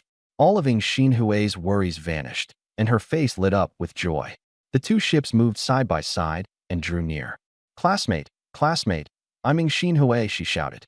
At last, she could get rid of the annoying Wang Nianru. Before I could do anything, Yusho activated the hypnotic tuning fork. Still chatting? Let me arrange your destination then. The tuning fork vibrated, and soft, penetrating sound waves enveloped the small boat. You've held on for so long. So how about you all sleep for a bit? Yusho said gently. Their ship stopped. Yusho threw out a rope with an iron hook, hooked the other ship's side, and secured the two boats together. Wang Nianru's gaze went blank, and he collapsed limply. Even as he fell, he was still thinking about how to stay by Ing Xinhui's side. Yusho stepped onto the small boat. He bent down and stripped all of Wang Nianru's outer clothes, putting them into his storage space. By the side of the boat, the little mermaid Xiao Lan swayed her fishtail and looked at Yusho with clear, admiring eyes. She sensed that her master possessed a hypnotic talent of the same origin as merfolk. Yusho paid no mind to the other's gazes. He could keep the clothes for spare use, or trade them away. Item: portable water storing bamboo tube quality. Common type. Container description: a simple water flask made from old bamboo. The seal is average. but it's no problem for storing clean water. Evaluation, a basic water storage item, with practicality as its strength. Thanks for the parting gift. I raised my hand and threw the unconscious Wang Yinru into the river. Splash. The figure fell into the river and was instantly swept away. In a survival world, soft-hearted people don't live long. Besides, he was just a stranger, so I had no burden at all. I turned to look at Xin lying on the deck. She was deep in sleep, completely defenseless. Her chestnut hair spread out, the ends slightly curled, and her bangs made her face look delicate and cute. In her sleep, her pink lips were slightly parted, revealing a row of white teeth. She looked pitiful, like a docile little rabbit. The hypnotic tuning fork worked steadily. Looking at the girl with no ability to resist, I thought, can I do anything now? I slowly approached, my mind restless. This was a test of human nature. Her social media was so neat and polished. Now I could see whether she was equally refined in other aspects. No, wait. I steadied my mind and stopped the random thoughts. My heart was pounding. I almost fell into low-level thinking. Obviously, there was a way to raise her favorability and make her take the initiative. Trying to take advantage of her in this situation would only frighten her. I still needed more mental power to increase her favorability. I restrained the hypnotic command. Hum. Xin let out a soft, sweet little murmur, her eyelashes trembling as she slowly opened her eyes. You're awake. I supported her back. You. Seeing me, she was startled. I secretly used the hypnotic tuning fork. Don't be afraid. You'll increase your favorability toward the boy in front of you, because he seems like someone who will let you board the boat. Favorability +1. Favorability +1. Favorability +1. Xinhui's heart raced. I fell asleep all of a sudden. Thank you for waking me up. I rested my hand on her shoulder and smelled a special fragrance from her, unlike Lin Xiao's fresh scent. Oh right, your companion just fell into the water. Huh. Xinhui was fully awake now and turned to look. It was empty and deserted. There was no sign of Wang Yinru. How is that possible? I shook my head. You might have been targeted by some monster in the river. It probably wasn't just a level 1 threat. It was indeed dangerous. I kept a poker face. When telling a lie, it's best to use a speculative tone and let the other person think for themselves. Favorability +1. Favorability +2. Favorability +1. Her favorability kept rising, and Xinhui's gaze toward me grew increasingly trusting and dependent. I was holding a big ship. My strength was unfathomable. If she had malicious intentions, I could easily strike first. There was no need at all to make up lies. She bit her lip and tested the waters. Yusho, I'm too vulnerable alone on a small boat. Can I come onto your big ship? Her heart was in her throat as she waited for my answer. This would determine whether she could live safely. Fine. I nodded. But you have to listen to me. I'll listen to everything you say. Xinhui was filled with joy. My cold attitude instead made her feel secure. Favorability, 51 points. Obtained 17.6 free attribute points. Favorability, 91 points. Obtained item, humanoid bracelet effect. Allows female mutant beings to switch into humanoid form, doubling combat power. The host may issue commands. I asked, hockey system, the rewards are related to the guide target? Of course. Sensing Xinhui can transform into a humanoid form, the system gives corresponding rewards. Xinhui said carefully. Yusho, can we get on the ship quickly? All right. The two of them boarded the level 4 ship. The moment she set foot on it, Xinhui's favorability maxed out. Favorability 100 points. Obtained ultimate reward. Human transformation skill note. Creatures transformed by this skill do not provide guide rewards. I turned to look at Xinhui. What's your talent? Xinhui stared at me with sparkling eyes. I'm A-rank cat transformation. A cat girl, huh? I looked at her denim shorts. Have you ever transformed into your cat form? No, Xinhui shook her head. After cat transformation, there will be sharp teeth, cat claws, and a tail. She noticed my gaze and looked down at her own pants. The tight denim shorts outlined her rounded curves. Her straight, long legs were especially eye-catching. The pants would restrict the tail, she muttered softly, blushing. I was extremely attractive to her. My voice made her sweat profusely. Her hips twitched slightly from nervousness. I noticed it. She's starting to prepare. I first disassembled the small boat beside us. Obtained. Wood X10, Nails X10, Cloth X10, Oars X2, Rope X3. Xinhui didn't care. She only cared about me. She looked around and saw the blue-haired girl. Where's Squad Leader Sue? Who is this mermaid? Squad Leader Sue is in the cabin. The mermaid is my companion. I took out the humanoid bracelet and gave it to Xiaolan. Xiaolan put on the bracelet. A white light enveloped her body. Her fishtail turned into fair, long legs. There wasn't a single hair on her body. So white and tender. Master, this bracelet is amazing. Xiaolan could speak now. Get used to this form. I know. Little Blue bounced excitedly, her body swaying as she sat on the edge of the boat and fiddled with her long legs.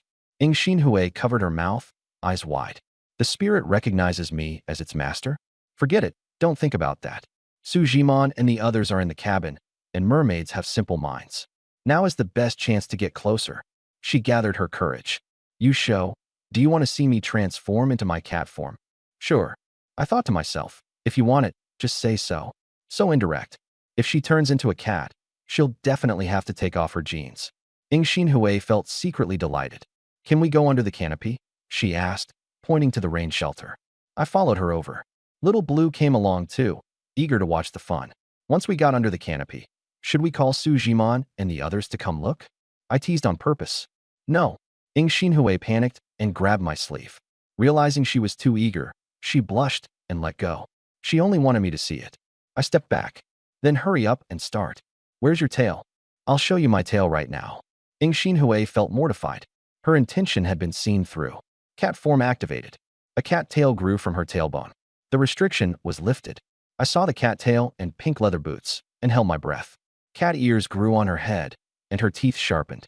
You show, come a little closer. Okay. I straightened up. Ing Xinhui's heart was about to explode. My tail's a little itchy. Can you scratch it for me? Her cat ears stood up nervously. I laughed. Classmate Ing, you're messing with me? I'm not. Ing Xinhui grew anxious and glanced back at me. I really am a little itchy. The wind stirred her chestnut hair. I lowered my head and looked at Ing Xinhui. Warm breath brushed over her cat ears. The cat ears twitched slightly. Ing Xinhui tensed, her voice turning soft. You show, do you like me as a cat-eared girl? Of course. I answered without hesitation. Ing Xinhui's mind heated up, and she instinctively cried out, Meow. Meow. Meow. The commotion was not small. The mermaids sat down, imagining themselves as Ing Xinhui. In the neighboring cabin, Su Jimon, Wang Jielei, Lin Xiao, and Cheng Wanfeng were all resting against the wall. Cat meows drifted over. Wang Jielei raised an eyebrow. Why is there a cat outside? There are cats on the river too. Lin Xiao had strong spiritual power and heard everything clearly. Her face flushed. She covered her face and sighed. She thought, Asho's charm is too strong. Why is everyone so proactive? 10 minutes later, Ing Xinhui was transformed back to normal. Little Mermaid Blue pressed over, her blue eyes shining wetly as she clutched my sleeve. Master, now I can too. Her blue hair fluttered, her face flushed, and her eyes were watery. Why are you crying? I looked down. I'm not crying. Little Blue waved her hands and showed a sweet smile. When I get stimulated, my tears just get more plentiful. I chuckled and pulled her into my arms. Mermaid favorability, 98. I thought to myself, this kind of simple little follower is more precious than any reward. Little Blue asked timidly, Master, can I keep wearing the wristband forever? I don't want to change back. Of course. I rubbed her blue hair and stood up. With favorability maxed out, she was too clingy. I was starting to feel a little overwhelmed. I need to raise my vitality attribute. Ing Xinhui was asleep, and her cat ears were still there. I couldn't be bothered to deal with it. Xiao, you guys can come out now. The four women walked out. Seeing Ing Xinhui with cat ears, their expressions varied. Lin Xiao stepped forward. I'll carry her inside to rest. I looked at the supplies. 60 units of wood, 26 units of cloth, 40 units of nails, and 3 bronze chests. I rubbed my chin. There isn't enough canvas to upgrade yet. Open the chests first. Reminder, ordinary cloth can be synthesized into waterproof canvas at a ratio of 3:1. There's synthesis too? I raised an eyebrow. The system's pretty thoughtful. The wind was still blowing against the current. If we had enough canvas, the boat's speed could increase again. Synthesize. Obtain 12 units of waterproof canvas. 18 more units are needed for an upgrade. I clicked my tongue. Still need more? Is that even human language? If I don't run into the stone statue ship, I'll have to bluff my way to 53 units of cloth. Forget it. Open the chests. Detected 3 bronze treasure chests, which can be fused into a Gaoji Baoshang at a ratio of 10 to 1. I froze. Why didn't it say that when there were only 2? The system played dead. So it only mentions fusion when there are enough chests? Messing with my mindset, I complained. Still, bronze chests weren't exactly bad, so there was no need to force it. In an hour, the violent current would come, and we'd be able to get higher quality chests. Open them. Wang Jile, Su Jimon, and Cheng Wanfeng sat on the logs watching the show. Cheng Wanfeng said softly, "Chests from the same secret realm will most likely drop similar items." Same as I thought. I nodded and opened all 3 chests. 3 beams of golden light shot out, and 3 round beads floated in the air. Item: Mist Concealment Pearl Quality. Rare use. Releases a hallucinating mist with a radius of 20 meters, conceals your figure, disrupts perception, for hours per day evaluation. Turning mist into invisibility, essential for avoiding threats, taking detours, and ambushing 3 marbles. Sujimon asked in confusion. I caught the beads, each about the size of a quail egg. Turns out they're really the same kind. 3 pearls, 12 hours a day. No need to fear standing out when the tree is tall. Now I'd be the one plotting against others. While we were chatting, the river suddenly slowed. The surface calmed, and the waves disappeared. Little Blue was the sharpest. Why did the current get weaker?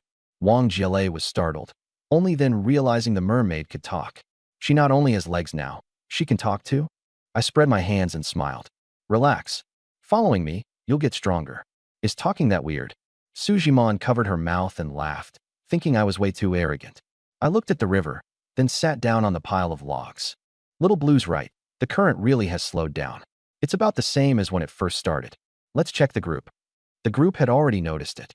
Plenty of people were rowing, and whether they were saving energy, they knew best. Zheng Wenhui. The system finally developed a conscience. The current slowed down, so I can rest a bit. Wang Jiahao. I thought we'd have to keep fighting the rapids forever. My hands are about to get calluses. Lin Hao. Don't celebrate too early. This might be the calm before the storm. Wang Jiahao. Even if it's slower, I still don't dare relax. There are monsters in the river. Lu Yang. No need to keep fighting upstream. Hurry up and eat some fish to recover stamina. Huang Jingwen. The fish in the river are all bones and no meat. They taste awful. Wang Jiahao, stop being picky. As long as it fills your stomach, that's enough. Cheng Wanfeng pushed his glasses up. This arrangement is reasonable. No one could endure violent current the whole way. The system has to give people time to catch their breath. I glanced at the survival panel. 8295/9000. So many people died in just a few hours. Yeah, we really do need a break. At that moment, a new message popped up in the group. Huang Jingwen. Why did I drop out of the top 100? Is someone else grinding even harder? Li Jian. Getting on the leaderboard is all about ability. Wang Jiahao. I'm going to surpass you too. Huang Jingwen. Li Jian, you're only a few ranks above me. What are you so smug about? Curiously, I looked at the leaderboard. Now I can start scouting partners. I still need 54 units of ordinary fabric. Soon, I noticed the changes were huge. Lu Yinhua is climbing fast. Wang Jile locked onto the name. Are you in the same dorm? I asked. No, she's in Xinhui's dorm, Wang Jile said. I didn't expect her to be so resilient. She shot up more than 10 places at once. Everyone was being tortured half to death by the raging current. How was she still able to go against the flow and surge upward? In less than 10 minutes, Lu Yinhua steadily climbed. In the end, she stopped at 81st place. But she wasn't the most eye-catching one. Another person was even more exaggerated, jumping straight from outside the top 500 to 99th place and still continuing to rise. Now I was curious too. Not long after, this person popped up in the group chat. Zhang Sufan, looks like I guessed right. She only said half of it, immediately arousing everyone's curiosity. Guessed right about what? Why say only half? All the online players noticed Zhang Sufan's climbing speed. Everyone was waiting for the rest. Zhang Sufan, I'd already guessed the river current changes in a pattern. Otherwise, ordinary stamina would never be enough to keep up. Wang Jiahao, holy shit. Boss, you're amazing. Zhang Sufan, nothing profound. I trade stocks, so I just applied market fluctuation logic to it, and it clicked. Everyone else. She simply stopped keeping them in suspense. Zhang Sufan, to put it bluntly, fighting the current head-on is exhausting and unrewarding.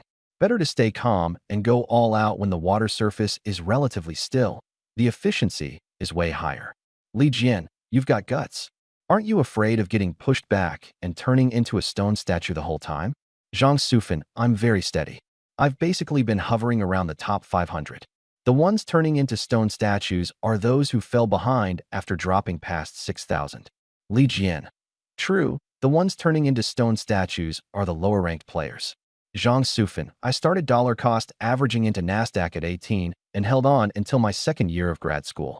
I finally saved up a bit, and then I got transmigrated. Everything reset to zero. Looking at Zhang Sufan's messages, I twitched the corner of my mouth. A real Zhang Jiasen had arrived, but her analysis made sense. Lu Yinhua probably thinks the same way, I said. I planned to borrow fabric from Lu Yinhua. I found her and sent a private message. Lu Yinhua was someone I at least knew, better than the strangers in the group chat. Me. Classmate Lu Yinhua, I see your ranking is rising fast. Are you free? Lu Yinhua. Typing. I rubbed my chin. Typing that slowly. What's there to consider? A minute later, she finally replied. Lu Yinhua. I'm not strong enough, so I can only save some energy. You're messaging me privately because you need something, right? I got straight to the point. Me. The ship upgrade is short on ordinary fabric. I'm 54 units short. If you have any spare, can you lend me some? I'll definitely repay you later. Lu Yinhua. What? You need that much? Me. Yeah, how much do you have? Me. I'll repay you later with weapons or items. Lu Yinhua. 54 units really isn't a small amount. I can probably only spare 20 units. Me. That's great. Lu Yinhua. Your character is trustworthy, and your strength is top tier. Forming a team is better than going it alone if you want to survive longer. Seeing that, I silently gave her a thumbs up. The class committee member really knew what she was talking about. Investing in yourself early on definitely wouldn't be a loss. Of course, I wasn't a charity donor either. She wasn't going to make too much off me. Lu Yinhua said, but we need to be clear. The reward you mentioned is too vague. How about you return it in 3 times the amount of fabric 12 hours later? Is that okay? That wasn't an unreasonable demand. I replied, deal. Lu Yinhua. Good. Direct trade now. 2 seconds later, the trade window popped up. She initiated the trade. Ordinary fabric times 23. I exchanged it for a pack of compressed biscuits. Trade successful. I sighed softly. I hadn't intended to cheat the class committee member, yet the other side still wanted to settle accounts clearly. All shrewd people. I still needed 31 more units of fabric. I scrolled through my private message list, and my gaze fell on Wu Luiying's avatar. This girl knew how to read the situation and make early bets. She always had more supplies on hand than people her age. I sent a message right away. Wu Luiying replied instantly. Oh, boss Yusho has time to look for me. I got straight to the point. I'm short on fabric to upgrade the ship. I still need 31 units. If you have any extra, lend me some first. Wu Luiying. 31 units? You've got a huge appetite. Me. I know you've stockpiled a lot. You can definitely spare it. Compensation will be the same as before, and I'll make it up to you later. Fine weapons, chest items, anything can be arranged. The private chat box went quiet for a few seconds. Wu Luiying was weighing the pros and cons. I was firmly in the top tier now, a level 4 large ship, and my resources and strength were already miles ahead of ordinary players. If I invested a little more, the return would definitely double. A moment later, a message popped up. Wu Luiying. Fine, you got me. I happen to have over 30 units of fabric on hand. I was planning to keep it for ship repairs. But considering your strength, I'll move it over to you first. Don't think you can freeload off your senior, either. If I'm short on gear in the future, you have to share some with me first. I nodded to myself. She was lively and unpretentious, and she didn't drag her feet when doing things. That made me think of the Franklin effect. People who have helped you before are more willing to help you again. People rationalize their own behavior and convince themselves to keep helping. Me. Don't worry. I'll definitely deliver on what I promised. A trade window popped up. Wu Luiying initiated a trade. Normal fabric times 31. After the whole process, I had gathered all the materials needed for the upgrade. There were only 20 minutes left before the rapids began. With Lu Yinhua taken care of, Wu Luiying brought over, and Counselor Jiang Gexing providing timber support, the resources were now in my hands, so there was no need to fight desperately and grind everything solo. I had the first move advantage. Survival games were never about blindly working yourself to death. Little Blue stuck close to me, her blue hair swaying, her eyes fixed on my profile, full of dependence. Lin Xiao, Su Zhiman, and the others stood quietly by the side of the ship, not disturbing my negotiations, only watching the river for any movement. All right, I've gathered the level 5 materials. I can upgrade now. The people on deck all turned to look at me at once. Wang Jielei's eyes lit up, her face full of anticipation. Chen Wanfeng pushed up his glasses. Little Blue pressed against my side, tilting up her little face, her eyes shining with admiration. Lin Xiao asked, "Upgrade straight to level 5. I didn't explain much and summoned the upgrade interface. Do you want to consume materials to upgrade the level 4 ship into a level 5 ocean-going vessel? Upgrade. Golden streams of light erupted across the entire ship. The glow flowed along the railings, deck, and mast. The wooden hull gave off a deep humming sound.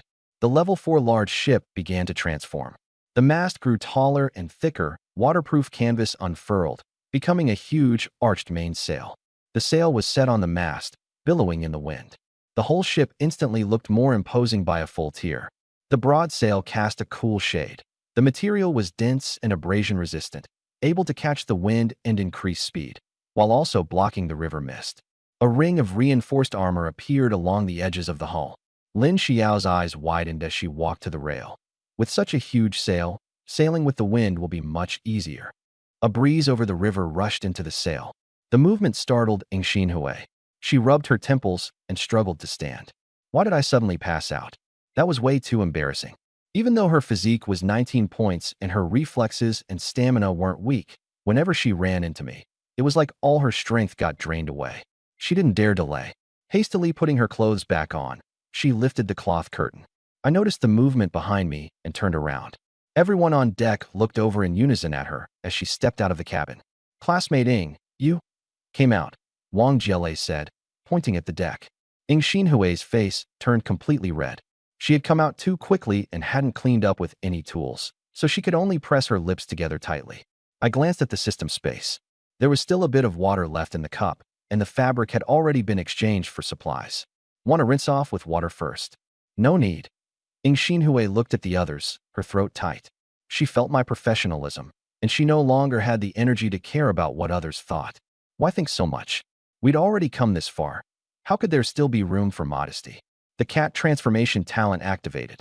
A pair of cat ears popped up from the chestnut-colored hair, and a fluffy tail trailed behind her. The girls around her widened their eyes. Xiaolan looked up at me and said, "Master, why did she transform? Does she want you to stop her itching too?"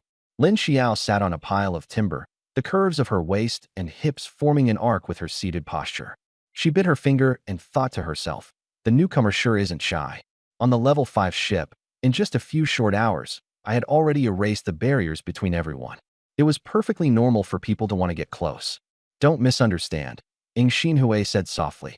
She controlled her tail, using the tip to clean herself. The tail got stained with traces. Like a cat, she lowered her head and gently licked the tip of her tail. I was stunned. I hadn't expected her to be so direct. The mermaid Xiaolan tilted her head in confusion. What is she doing? Wang Jielei stood by the side of the ship, her chest rising and falling with her breathing. Her full curves held up her short sleeves. She laughed out loud. What else could she be doing? Taking a bite of Xiaoyu's. "Jielei, you're joking like that too?" I was surprised. Wang Jielei folded her arms, the soft flesh of her chest swaying slightly. Did I say anything wrong? I looked closely at Ing Xinhui's lips. Well, not quite. Ro is female, while Milt is male. Ing Xinhui swallowed, her ears twitching again and again. "Stop teasing me. I just like you show. If you like someone, you should say it directly. What's wrong with that? Although, for you all, being intimate this quickly is a bit rushed." The other girls exchanged looks. Who said it was rushed? This Ing Xinhui actually thought she was the trailblazer. How arrogant. I said, "Actually, they were earlier than you." Huh. Ing Xinhui froze, her eyes wide. She couldn't believe it. Her mouth parted slightly, her face full of shock. "You all, even class monitor Su." Su Zhiman was the class monitor. She was usually gentle and reserved. She didn't seem like someone who would take the initiative. Being looked at like that made her blush with embarrassment. She immediately turned to look at the water's surface. Her cheeks were burning, and she couldn't say a word. Ing Xinhui was petrified. Then what was she being so shy and awkward for? It was completely unnecessary. Embarrassment flooded her heart, and she wished she could find a crack in the ground to crawl into. "Stop standing there stunned," my voice rang out. "The raging current is coming soon. Everyone get into the cabin. I looked up at the river surface. The originally calm current had begun to churn violently. The air grew oppressive. The secret realm's first test was about to begin. I didn't want the girls risking themselves outside. The cabin was small, but at least it could keep them away from the impact of the waves. Fortunately, the secret realm's attribute points were shared by the whole team. Not every girl needed to fight. As long as I charged ahead and worked hard to deal with the crisis, I could carry everyone forward.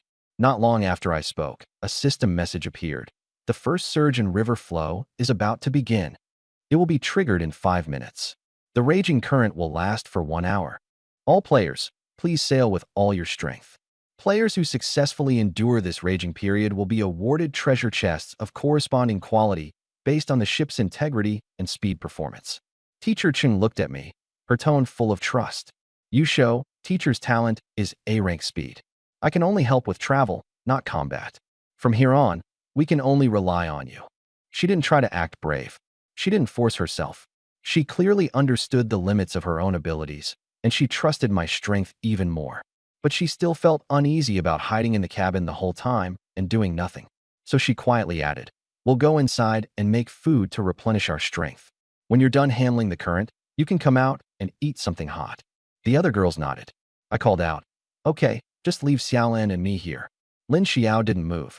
She stepped forward, her skirt clinging tightly to her legs, outlining her long, graceful legs. Her figure was slender and upright. She looked up at me, eyes firm. In a serious tone, she said, "No, I can't keep hiding behind you all the time. My talent may not be top tier, but I can help. I want to stay by your side and face this together." For Lin Xiao, standing beside me and facing the crisis together was far more reassuring than hiding in the safe cabin. She didn't want to be protected forever. She wants to be someone who can protect me, someone who can share the burden for me. Then, Xiao, you stay too. I made my decision. Senior Lin has decent talent and the ability to protect herself. The other 3 female classmates and teacher Chung went into the cabin. They took the stove and a few fish with them. Soon, only me, Lin Xiao, and the mermaid Xiaolan were left on deck. Only the sound of waves pounding against the hull remained. The wind howled past. Lin Xiao said, "Ashu, why do you negotiate with other people so much?" My stats are high, so naturally there's more of that." Lin Xiao smiled. She even thinks she was the first one, when clearly I was first. But the other person is a classmate, you know, that sense of stimulation. I seem to really not compare to her. This senior was even reflecting on herself now. I helplessly pressed a hand to my forehead. "Xiao, you didn't do anything wrong at all. Why are you only thinking about that? There are plenty of things you can do for me. Just hugging me is enough to satisfy me." Lin Xiao's eyes lit up. Her grievance vanished instantly. She was full of joy. She nodded, then wrapped her arms around mine. Her cheek rested against my sleeve. Lin Xiao said softly, "That's true. I need to restore your energy." Inside, I thought, thanks." At that moment, a mechanical prompt sounded. The trial officially began. Area announcement. The first surge in river flow has begun and will last for 1 hour. All players, please make your preparations. The originally calm river surface suddenly roiled violently. Huge waves surged and slammed hard against the level 5 large ship. The hull shuddered with a dull rumble and swayed slightly. Thankfully, the ship was sturdy enough that even the biggest waves couldn't damage it. It only felt as if the current was frantically tugging at us. I let go of Lin Xiao and rushed to the control panel, pressing the start button. The combustion engine was pushed into high gear, and the propeller split the water. I adjusted the angle of the sail and accelerated with the wind. The wind's gotten stronger. Good thing it's still behind us. I didn't even look at the channel messages. Right now, the river surface was what mattered most. With the surge in current, there would be even more stone statue boats and player vessels coming down from upstream. There was no point in having Wang Jile scout ahead now. Charging straight forward was the least effort. I glanced at my stats. Physique, 40.6/57.2. Spirit, 49.1/137.6. Free attribute points, 17.6 without hesitation. I put all of them into Spirit. Spirit, 66.7/155.2. Physique comes from killing monsters anyway, but Spirit is what activates skills. The mermaid Xiaolan grabbed my arm. "Master, look over there." Sunlight slanted across the water, splashes flew up, and a rainbow stretched across the bow. I pointed at the rainbow. Xiao looked too. But Lin Xiao was staring at my profile instead. What's a rainbow worth? With you right in front of me, everything else doesn't matter. Xiaolan immediately looked away and lifted her face to me. Right? Master is the prettiest. The rainbow can't compare to Master. I was caught between two gazes. One affectionate, one clingy. I sighed inwardly. How was Lin Xiao here to help at all? She was clearly here to keep an eye on me. Suddenly, a server-wide announcement popped up. Frowny face, congratulations to 10,000 immortals retreating against the current for obtaining the server's first golden chest. Reward, 10 free stat points. Congratulations on the first kill of the level 3 threat, Little Kraken. Reward, 1 vehicle upgrade, 30-minute duration. I steadied myself. Sure enough, there were strong players who dared to charge and fight, and they were incredibly lucky. The entire server exploded.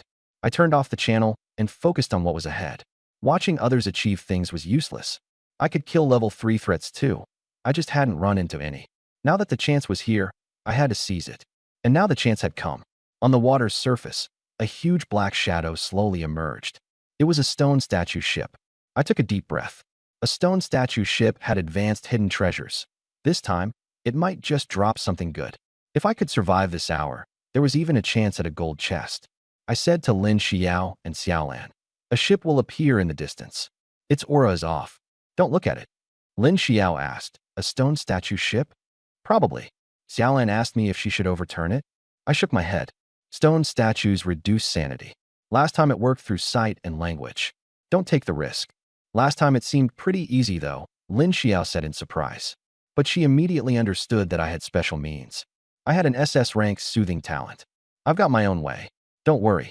I didn't explain further. Lin Xiao nodded. In her mind, she guessed. Twin talents? You get items by skinship with girls? Is that why he's been negotiating with others? The more she thought about it, the more it made sense. She glanced at Xiaolan's long legs. Everything was reasonable. I felt embarrassed to say it, bearing all of this alone. No one understood me.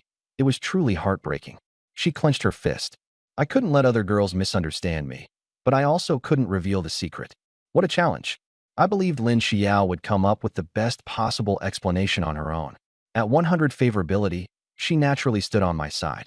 I asked the system, will 100 favorability still go down? Above 95 points, it basically won't drop. Weren't you a newbie system? I'm just newly assigned. I distilled the predecessor system's data and analyzed it. I felt a little more at ease. I took out the immobilization card and looked into the distance. The boat on the river was getting closer. It was a small fuel-powered boat. Two figures stood motionless on the deck, exuding something eerie. I released my mental power. Invisible threads instantly enveloped the little boat. The situation on the boat was laid bare. The two women on the deck had both turned to stone. The older one was in her 30s, with steady features. The younger one was in her early 20s, slender in build. Both wore matching wading suits. They looked like longtime partners. How much effort would it take to upgrade to a motorboat now? But the people on the boat were stronger. That meant better stone statue hidden treasure could be obtained. I moved a little closer. The ship's information popped up. Basic motorboat, level 4, durability. 7/25 fuel, 0 items. 2 storage boxes, 1 fishing rod, 11 waterproof canvas sheets, 1 repair toolbox, 1 spare oil drum, 2 folding oars, 3 life rings. I was tempted. There were plenty of supplies, and they had collection value. Sanity minus 0.1. Sanity minus 0.1. My mental power swept over the stone statues. Sanity dropped. I immediately averted my gaze. Why am I losing sanity with such high mental points? Sanity is mental health. Mental points are special energy. The two are different. Then why don't you give me sanity points? That feature will only be added in the 6-week update. Meow. I was speechless. Copying Genshin Impact, huh? Master, are you okay? Xiaolan grabbed my arm. Her eyes were full of concern. I'm fine. I rubbed her blue hair. It felt excellent. Rather than waiting for it to drift over, why don't I take Master over there by swimming? Xiaolan made a serious suggestion. I thought about it, then nodded. Okay. Lin Xiao didn't say anything. A mermaid could turn into a fish tail, while she herself could only control the river water. Just add fuel, and it would work. Xiaolan took off her wristband and handed it to me. Master, please hold this for me. I put it into my backpack. A blue light flashed. Her legs turned into a fish tail, and the scales shimmered with a luminous sheen. Master, hold on to my hair. Xiaolan leaped into the water. Her smooth back floated on the surface. I took off my coat and long pants. Lin Xiao stepped forward. I'll get it. She took the clothes and held them tightly against her chest. The fabric still carried my body heat. Be careful, she reminded me softly. I will. I leaped into the water. Xiaolon caught me steadily. I leaned forward, lying prone, gripping her long hair with both hands. The supreme bone pressed against the mermaid's smooth back. Xiaolan's lips curled into a smile. Hold on tight, master. With a flick of her tail, she shot forward at high speed, weaving nimbly through the raging current. I felt the rise and fall of the mermaid's waist. 30 points in physique. Her strength and speed far surpassed ordinary people's. Lin Xiao stood on the deck, her gaze fixed on the water's surface, both hands hugging the coat even tighter. If anything happens, I'll control the water flow and spray them back. I would never let my companions get hurt. Lying on the mermaid's back, feeling the warmth beneath me and the surging current, I actually knew how to swim and was pretty decent at it. But it was hard to refuse Xiaolan's kindness, and I also wanted to conserve my energy. The one fish advanced rapidly through the raging water and soon approached the stone statue ship. I straightened up, holding 2 immobilization cards between my fingers, ready to strike. Though this kind of item had a usage limit, its tracking was reliable and it took effect quickly. It was especially useful in the early stages for dealing with something like a stone statue, something stationary. It could quickly control the situation.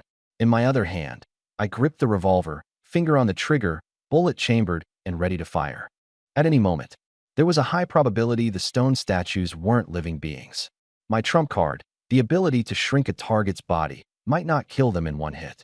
I could only fight hard with immobilization cards and immobilization art. First immobilize the stone statues, then find their weak points and deal with them. My mental power was abundant right now. With a Yurg of 66.7, I could cast immobilization arts several times. I could afford the cost. At that moment, a soft female voice drifted over, losing warmth in my limbs, my soul slowly falling asleep. A drifting ship carries me. I've already drifted to nowhere to return. Another sound-based influence? I immediately used an immobilization card. The card flew out and fixed itself onto the 30-year-old female stone statue. Immobilization duration, 1 hour 51 minutes. The voice stopped abruptly, leaving only the roar of the violent current. I felt slightly puzzled. This time, my sanity hadn't dropped. Had I already resisted the stone statue's whispers before, and now developed resistance? Master, should we go up? Xiaolon poked her head out. Her blue hair was wet and clung to her cheeks, her fishtail swaying gently. I glanced at the mermaid's status. Mermaid sanity, 50.8. Xiaolon had still lost 0.2 sanity points. No need. Stay underwater and wait. I didn't want Xiaolon to keep consuming sanity. I jumped onto the ship. A young woman sat on a deck chair, her body frozen in a petrified pose. Her entire body was gray-white, like a carefully carved statue.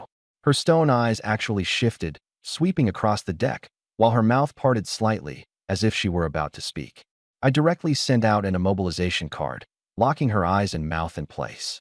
Immobilization duration, 2 hours. Originally, I had 50 immobilization cards, and now I had used 6. I had thought these cards could be used on single targets and lasted a long time. Using a few in the early stage wouldn't be wasteful. I still wanted to immobilize 5th and 6th level threats. Even if immobilization lasted just 1 second, it would still create a lot of room for maneuvering. Host, immobilization cards can still be obtained later. The system's voice rang out. So items can be given repeatedly? I thought 1 card meant 1 fewer card. I was a little surprised. Before the first round of updates, there are a total of 18 normal urban skills. 6 weeks later, the system will finish analyzing the talents of the survival world and form new, heaven-defying skills. I chuckled. Now that really puts my mind at ease. You actually didn't trust my capabilities before. That really hurts this system's feelings, meow. I shook my head and turned my attention back to the stone statue ship. Wait, I had just stopped that eerie sound from the stone statues. Why hadn't a prompt popped up about resisting pollution? I looked toward the tightly shut wooden cabin door in the center of the ship, my brows furrowing. The stone statue ship was actually just a wooden plank door. It looked crude. Could there still be something inside the cabin that reduced sanity? I no longer hesitated and kicked hard. Bang!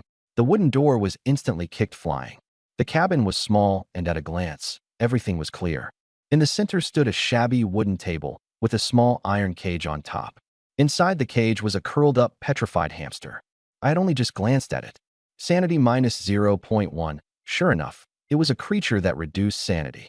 The petrified hamster's eyes lit up with a red glow, its little mouth slightly open, about to make a sound that would corrode sanity. I thought to myself, perfect, let's test the immobilization technique. I channeled my mental power.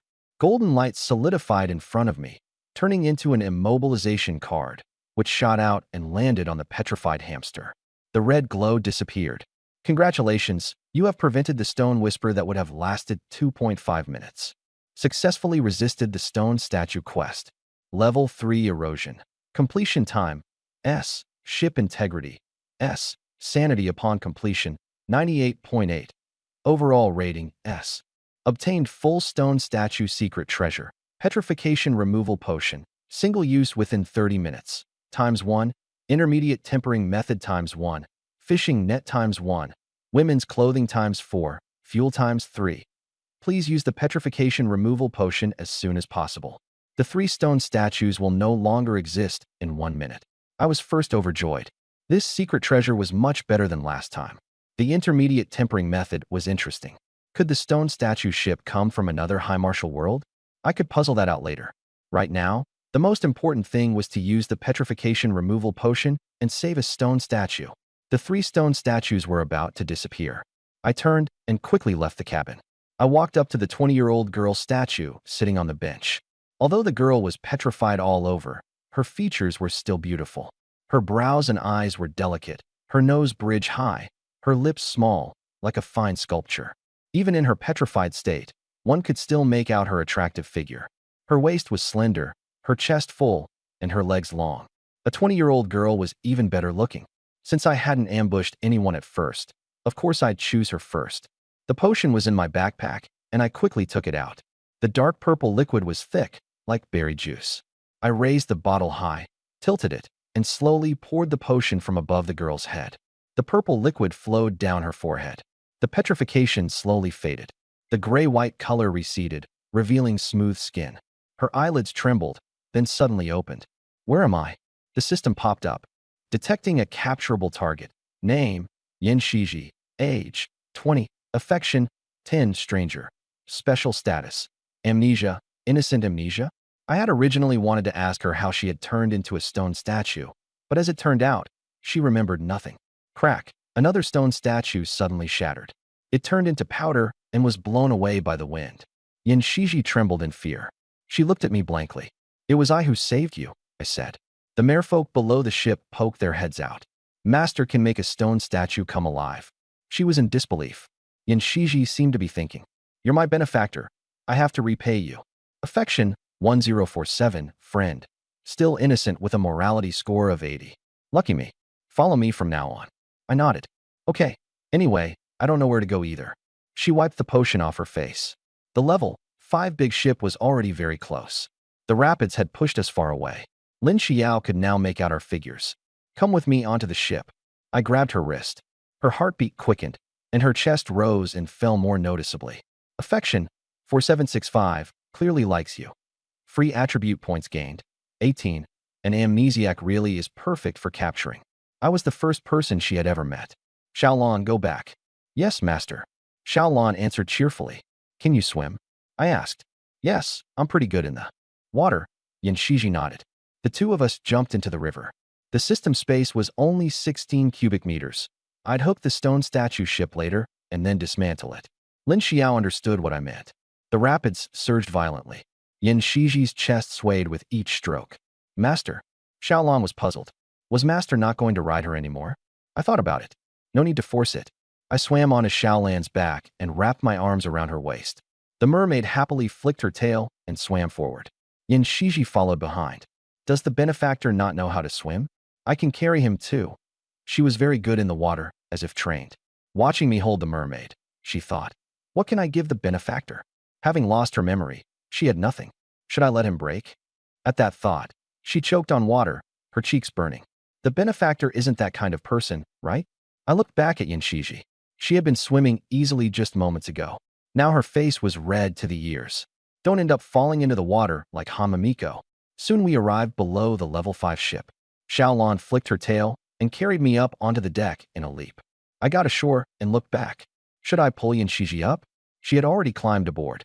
Her soaked outdoor clothes clung tightly to her body, her chest full, waist slender, hips rounded, and her two long legs glistened from the water. Droplets slid down her thighs and fell onto the deck. Yan Shiji has become your crew member. Captain privileges can view crew level and sanity value. I wasn't surprised.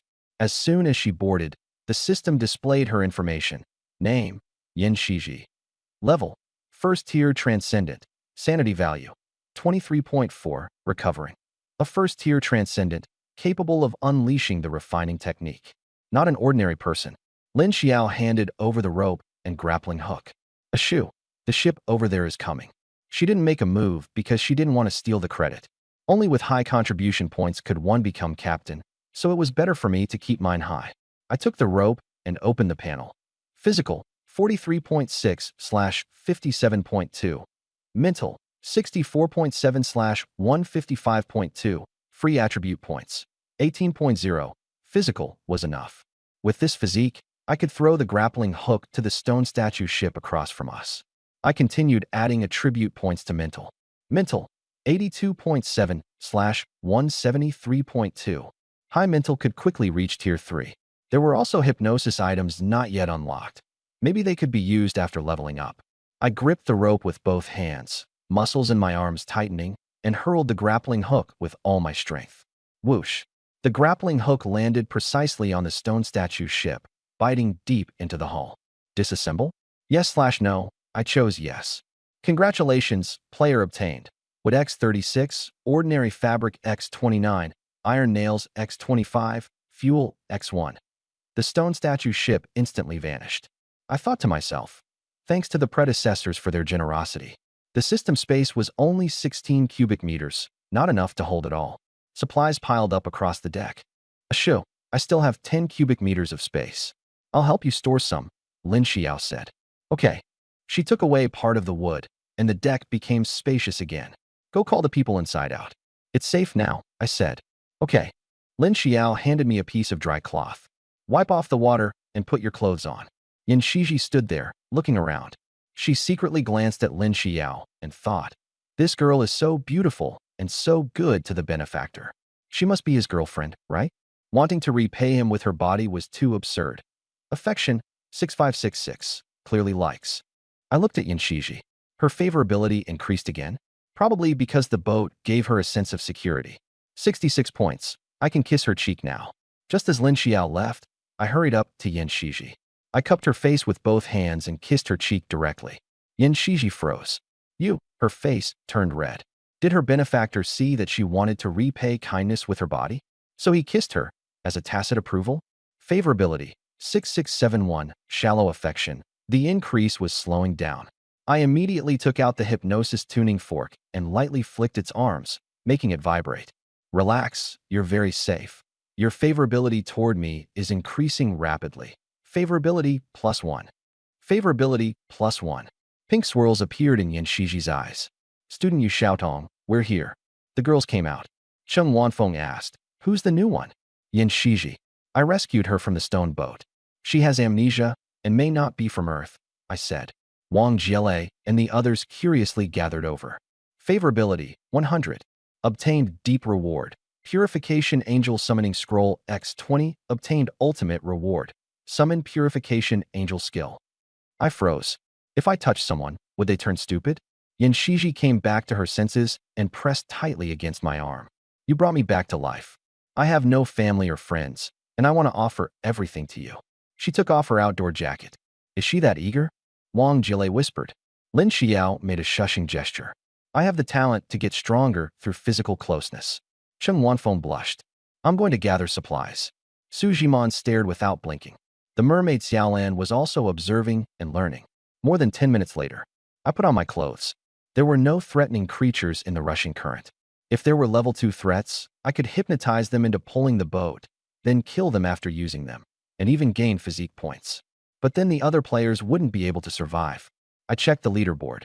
First place, Yu Shou's boat, second place. Feng Yunwen's boat, third place. Zhang Sufen's boat. Zhang Sufen was gaining momentum. Yan Shiji was still lying down. Lin Xiao wanted to help her up, Don't move me. Let me lie here for a bit, Yan Shiji said. Wang Jile said, Xiao, there's something big going on in the group chat. Everyone in the group was praising Zhang Sufan. Senior Zhang, give me a recovery potion for stamina. Zhang Sufan's talent was related to recovery, and after reaching third place, she started selling recovery potions at the last moment. Good timing. Most players were still rowing by hand. After being battered by the current for dozens of minutes, everyone was exhausted. Recovery potions had become a lifeline. Zhang Sufan said, recovery potions aren't free. Trade food for them. Lin Hao said, Senior Zhang, I've been fishing for an hour and got nothing. Please give me one bottle first. The others all started whining about being poor. Everyone wanted handouts. Huang Jingwen said, Senior, everyone is rowing right now. Who has time to look for food? Give us the recovery potions first, and we'll pay you back after we open the treasure chests. I laughed. Once the treasure chests were opened, who would still pay her back? At that point, they'd all hand over junk. Zhang Sufan said, Do you think I'm a charity worker? Li Jian, support. The group chat was buzzing with discussion. But privately, everyone was definitely going to trade. Zhang Sufan was a second-year graduate student, not an idiot.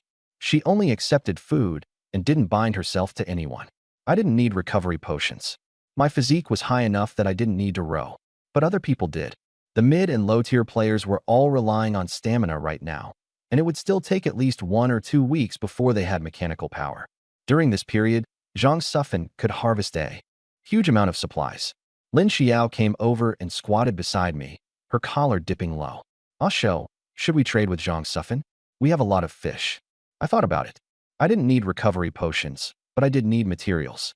I checked the upgrade requirements. High-quality wood 40, sturdy iron nails 20, premium canvas 10, metal ingots 30, turbocharger components 20, low-level energy cores 3. A level 6 ship required far too many materials, and it also needed high-end components. Looks like the level 6 ship would be entering the high-tech era. With so many materials, I couldn't buy on credit. If the payback cycle was too long, it would screw over the collaborators. I posted in the group chat, I need a large amount of timber, nails, and canvas. I can provide food. The group instantly went quiet. Everyone was dumbfounded. Yu Xiaotong and Zhang Sufan joining forces to farm together? Huang Jingwen. Didn't classmate Yusho say we should unite? Can we get food first? Li Jian. Still trying to freeload? I'll shoot you with my gun. The group erupted into another argument. Some people started calculating how to trade materials for food, then trade the food for recovery potions. Seeing me speak up, Wu Luin couldn't sit still. He had given me supplies before and didn't want to see me get cursed at. Wu Luin. This is Yusho giving everyone a chance to exchange for stamina recovery potions. With someone defending me, the girls all started speaking up. Lin Xiao. Fair trade. No one's forcing anyone. Wang Jile. Right? It's not like anyone's being pressured. Lin Hao. Then trade if you want. It's better than having no recovery potions. Zhao Jiong. Stop arguing. We survive by trading with each other. The dispute died down. More people privately messaged me asking about trades. In the distance, the black vest girl was drenched in sweat as she rowed hard, moving extremely fast. I'm exhausted. She wiped sweat from her face and panted.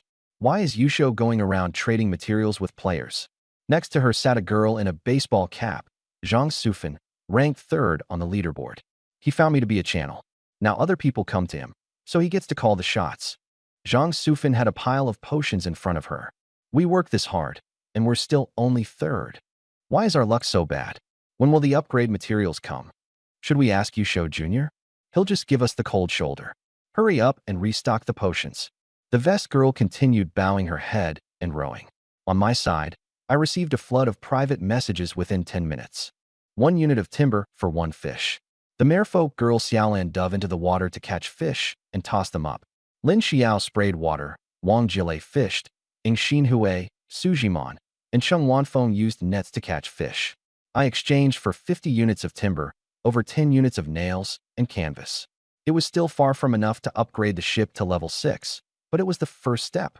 I used my mental power to hold the water current steady, and the ship sped along. Time was up. The raging current lasted for 1 hour. 7,991 players survived the trial. Treasure chests have been distributed based on ship integrity and endurance performance. A few hundred people were gone. The rewards should be pretty good. Yusho's ship, integrity, 99.8%, Endurance Performance. First in the region. Top 0.0000001% server-wide. Reward. Bronze treasure chest for everyone, plus an extra gold treasure chest for the captain. Only one gold chest. I was disappointed at first, then relieved. 8 people meant 8 bronze treasure chests, plus 1 gold chest. 9 in total. That was the advantage of having more people. When the girls heard the prompt, their faces lit up. Wang Jiele covered her mouth and stared wide-eyed. Bronze treasure chests. 1 each? And Yusho's gold treasure chest too. Su Jimon smiled. Lin Xiao looked at me with a gentle smile. The reward is such a surprise. It's all thanks to the captain. Congratulations to Yusho for obtaining the region's first gold treasure chest. Reward, 10 free attribute points. Only 10 points. I wasn't surprised. The best reward was killing a high-level threat, which could unlock qualification for the ship's promotion. Chest points were just too few, but it was useful for others. Killing a level 1 threat only gave 1 attribute point. A level 2 threat only gave 5. Ordinary players were already in danger just dealing with level 1 threats. Are there no treasure chests above gold in the entire server? I understood now. Gold was already the best reward. The Raging Current trial has an upper limit on rewards. Good thing I only used 1 point of mental power to stabilize the water. 2 streaks of light landed in front of me. The gold treasure chest was the size of a basketball and fairly light. The bronze treasure chests were about the same size. The girls' treasure chests had also arrived. Lin Xiao quickly stepped forward. Ashu, now that we have so many treasure chests, let's open them all now. Okay. I glanced over the bronze treasure chests. As long as we can get something practical, that's fine. In my mind, since the chest sizes were the same, the items inside should be related. At the ship's edge, Xiaolan the merfolk fiddled with a treasure chest. What is this? She had lived here for several years and had never seen this thing. The most precious things she had were the pearl ornaments she had stolen, and she wore them all on her body. Little Blue groped around blindly. Click! The treasure chest opened. Blue light burst out. Everyone looked over. The mermaid girl was too impatient. Lin Xiao said, shaking her head. I'm the luckiest one. It should have been me to open it. But seeing Little Blue's delighted expression, that was fine too. She contributed the most, so let her have it. Item: G18 pistol. Quality: rare. Type: firearm. Description: a rapid-fire weapon favored by special forces. Fully automatic, with strong recoil requiring careful control. Recovers 25 rounds of ammo per day. Evaluation: small investment, big return. Wishing you good aim. Everyone froze. A firearm had come out. I thought to myself, what would my chest yield? I opened the bronze treasure chest. Item: field dagger. Quality: rare. Type: melee weapon. Description: a sharp, hard blade for field combat. Can slash and stab, silently killing enemies. Evaluation: lethal at close range. Sneak attack recommended. I looked at the dagger. Why was mine a knife? Mermaid Little Blue didn't understand the power of firearms. She thought the piece of iron was not as pretty as pearls. She swam over to me, her wet hair against her skin, leaving water trails across the deck. She handed me the G18. Master, I can't use it. I'm giving it back to you. The girls watched this scene. Wang Jiele said softly, has this elf become Yusho's contracted beast? Ing Xinhui smiled. Yusho has charisma. Aren't you also obedient to the captain? Wang Jiele blushed. How can that be the same? In her heart, there was an emotional bond between her and me. It was completely different from the mermaid's attachment. I took the pistol. Can I have the bracelet? Little Blue asked, tilting her head. The pink opal had great appeal to mermaids. I nodded and gave her the bracelet. Little Blue beamed and immediately put it on, turning it over in her hands again and again. Then she transformed back into human form. The girls were amazed. All the bronze treasure chests were gathered in my hands. I finished opening them. 3 G18s for daggers and 1 long blade. Item: Special Forces Long Blade. Quality: rare. Type: melee weapon. Description: a specially made battlefield long blade. Wide sweeping strikes, strong charge destruction with fire element. Evaluation: this slash will look very cool. The mermaid asked in confusion, how can such a small box fit such a big sword? I said, maybe spatial teleportation? Done opening them. They were all attack weapons, not bad. I guessed all the players got the same thing. After the rapid current test, everyone was exhausted. If they didn't hand out weapons to boost morale, many people would be done for. Let's divide the items, I said. I took 2 guns, 1 dagger, and 1 long blade. I gave Lin Xiao 1 pistol. She was the second strongest and the first to join the barrier breakers. Cheng Wanfeng shook her head. Give them to the 3 girls. I'm timid. I'll stay in the cabin. The 3 girls didn't fight over them. They waited for my arrangements. I said, you can all use weapons, but processing food requires a teacher. They're not as skilled as you. Cheng Wanfeng's heart warmed. I took out the hypnosis tuning fork. With a light tap, I hypnotized everyone on the ship. No matter when, you will never harm you show. Everyone was affected by the mental suggestion. The girls probably wouldn't hurt me anyway, but better safe than sorry. Prepare to open the golden treasure chest. I opened the gilded chest. Radiance burst forth. I looked at my palm. A multicolored, shimmering drift bottle flew out of the chest. I caught it steadily. Mysterious drift bottle. Quality, excellent. Description, whoever retrieves the bottle will hear a command. Desperately fulfill your wish, and then lose their memory. If the wish fails, you may continue making wishes. I stood up. Wasn't this King Solomon's sealed bottle? Lin Xiao stared at the rainbow bottle. Aisho, what kind of item is this? Come look. The girls gathered around, except for Yin Shiji, who was lying on the ground. Wang Jilei's eyes widened. Excellent grade. Higher than fine grade. I directly threw the bottle into the water, watching it drift away. This could get a lot of people. Just hearing the sound could make them fall for it. Can it transmit the sound of a hypnosis tuning fork? But the affection system needs to actually see the person. Forget it. I'll deal with it later. I said to Lin Xiao, I'm going into the cabin to verify something. Don't disturb me. Leave it to me. Lin Xiao nodded. I went into the cabin. I took out the tempering manual. It only took a few minutes to read through. It was a training method that paired special movements with breathing. I started practicing. After 20 minutes of practice, physique plus 0.5, only 0.5? Might as well have the mermaid take me to find monsters. But the girls could use it. I walked out of the cabin. Everyone, stop catching fish for now. I've got a way to raise physique without killing monsters. The girls were shocked. They all went into the cabin. I took out the manual and demonstrated the movements. The girls began training. A few minutes later, they were all exhausted and sprawled out. Cheng Wanfeng secretly grabbed my arm. Her face was flushed, sweat sticking her hair to her skin. You show, there's a move I can't do. Can you teach me hands-on? Her voice was very soft. That move required a turn and a leap. Cheng Wanfeng was wearing a hip-hugging skirt, so there was no way she could do it at all. I nodded. Okay. Looking at that skirt, tight at the waist, wrapping around her hips, ending halfway down her thighs. Teacher Cheng, your skirt makes it inconvenient. Cheng Wanfeng looked down at herself. She did it on purpose. At 26, standing next to a bunch of 20-year-old girls, her energy couldn't compare. Her face wasn't as delicate as Lin Xiao's, her chest wasn't as big as Yin Shiji's, and her waist and legs weren't slim enough either. If I still didn't take the initiative, I'd just treat her like a background character. Then should I take it off a bit? The cabin went quiet. Wang Jilei's eyes darted between the two of us. She hadn't expected Cheng Wanfeng to be this proactive. How come she hadn't thought of that? Ying Xinhui slightly raised her eyebrows, thinking to herself, if I jump now, even my arms will hurt.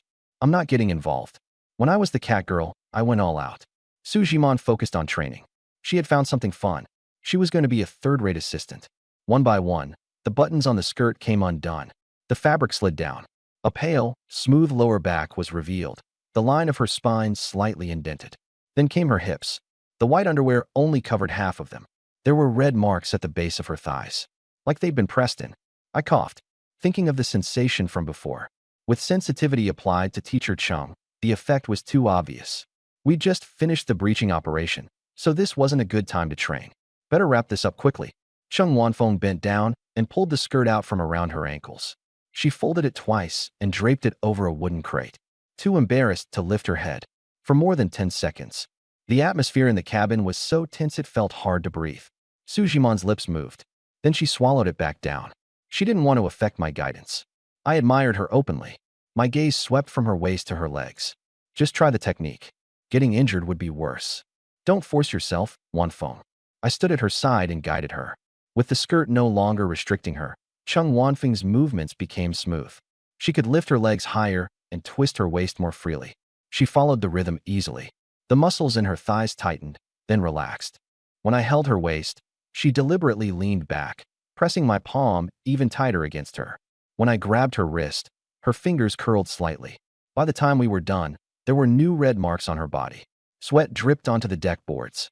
Wang Jielei's eyes were practically popping out, and Su Jimon just stared blankly at the floor. Okay, let's rest for a bit. I'm going out to see if there's any threat. Cheng Wanfeng blushed and nodded. Her hair covered half her face as she thought, Yu Shoujin is so innocent. I pressed myself against him, and he didn't even dodge. I walked out of the cabin and smiled. No deep-level exercise was considered too. She's injured, and there are no medical supplies. The host has obtained 7.8 hours from the system. Newbie skill awarded. Fight and get stronger. Reminder, hurry up and progress to the first girlfriend you can play poker with. I was full of question marks. Only now did it give this to me. I'd already gone 7 rounds, and I'd already paid all the dues I was supposed to pay.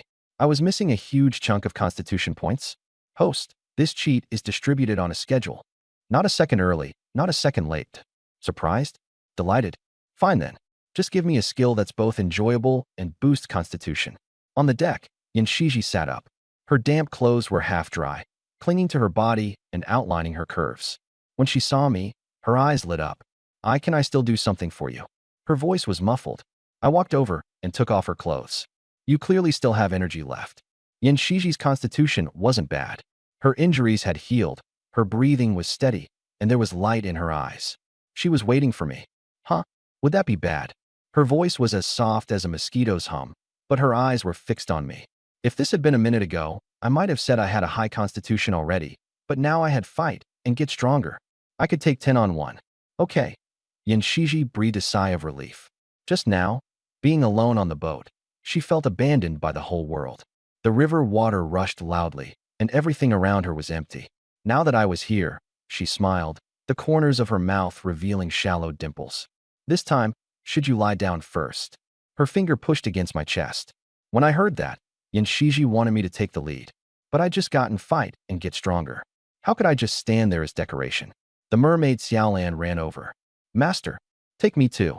She liked the bracelet and could be affectionate with me while wearing it. Every time she put it on, her whole body would heat up. I looked at her, then at Yin Shiji, and nodded. This time I really was as tough as iron. Zhang Sufin's recovery potion? Not needed. With fight and get stronger, the more I exercised, the more spirited I became, and the more I messed around, the more strength I had. The intermediate tempering method only added 0.5 constitution points after more than 20 minutes of training. The efficiency was too low. It was better to stay close to the girls for a bit. Inside the cabin, Cheng Wanfeng's face was still red as she adjusted her pants and wiped sweat from her forehead. Everyone heard the movement outside the cabin. Wang Jielei covered her mouth, eyes wide. Cheng Wanfeng worried. Yusho doesn't know how to refuse. Can he handle this? Ying Xinhui nodded.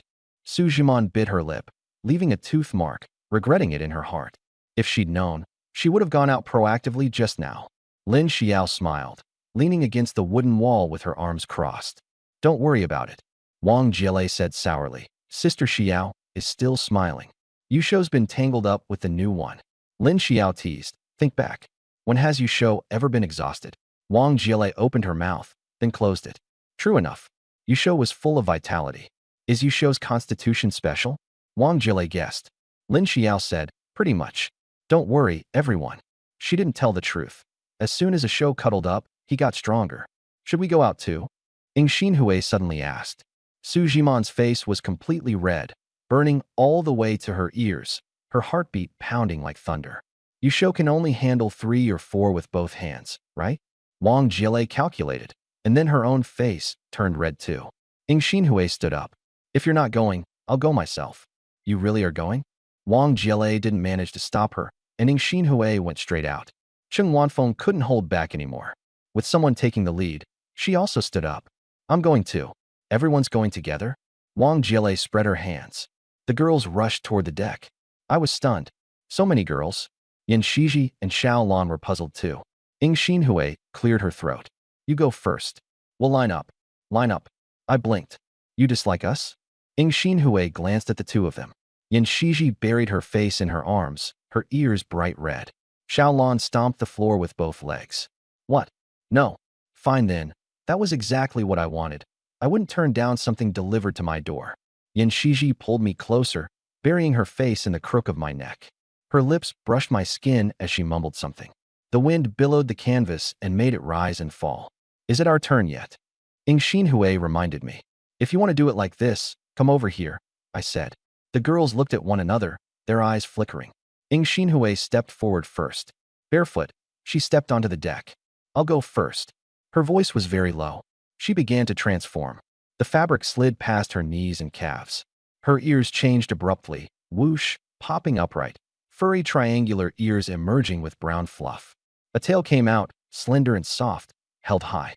Her breathing quickened, her chest rose and fell, and sweat dampened her upper body. The girls were shocked again. Wang Jilei's mouth fell open. I noticed the key point. Her looks improved after transforming. Name: Ing Xinhui, cat form. Appearance: 93, 88. The cat form looked like it had during this hour. The mermaid rested while observing. Sitting on the side of the boat, she kicked her legs back and forth. Master is really energetic. She peeked at the movements on deck and covered her mouth as she laughed. I should find him some food to replenish himself. Her pink opal bracelet slipped down, and she flipped over and jumped into the water. She didn't splash at all, silently sinking beneath the surface. The river water wasn't very clear. The deeper it got, the darker it became. But a mermaid's pupils could expand to fill her eyes, catching even the faintest light. The stone statues on the riverbed, the aquatic plants, the schools of fish, everything was crystal clear. There were carp, crucian carp, and silver carp, as well as catfish, mandarin fish, and river clams. After the mermaid finished grabbing food and was about to return, she caught movement out of the corner of her eye to the west. It was the forceful sound of water being pushed aside. She activated her psychic power and looked, and was instantly shocked. It was actually 3 sharks.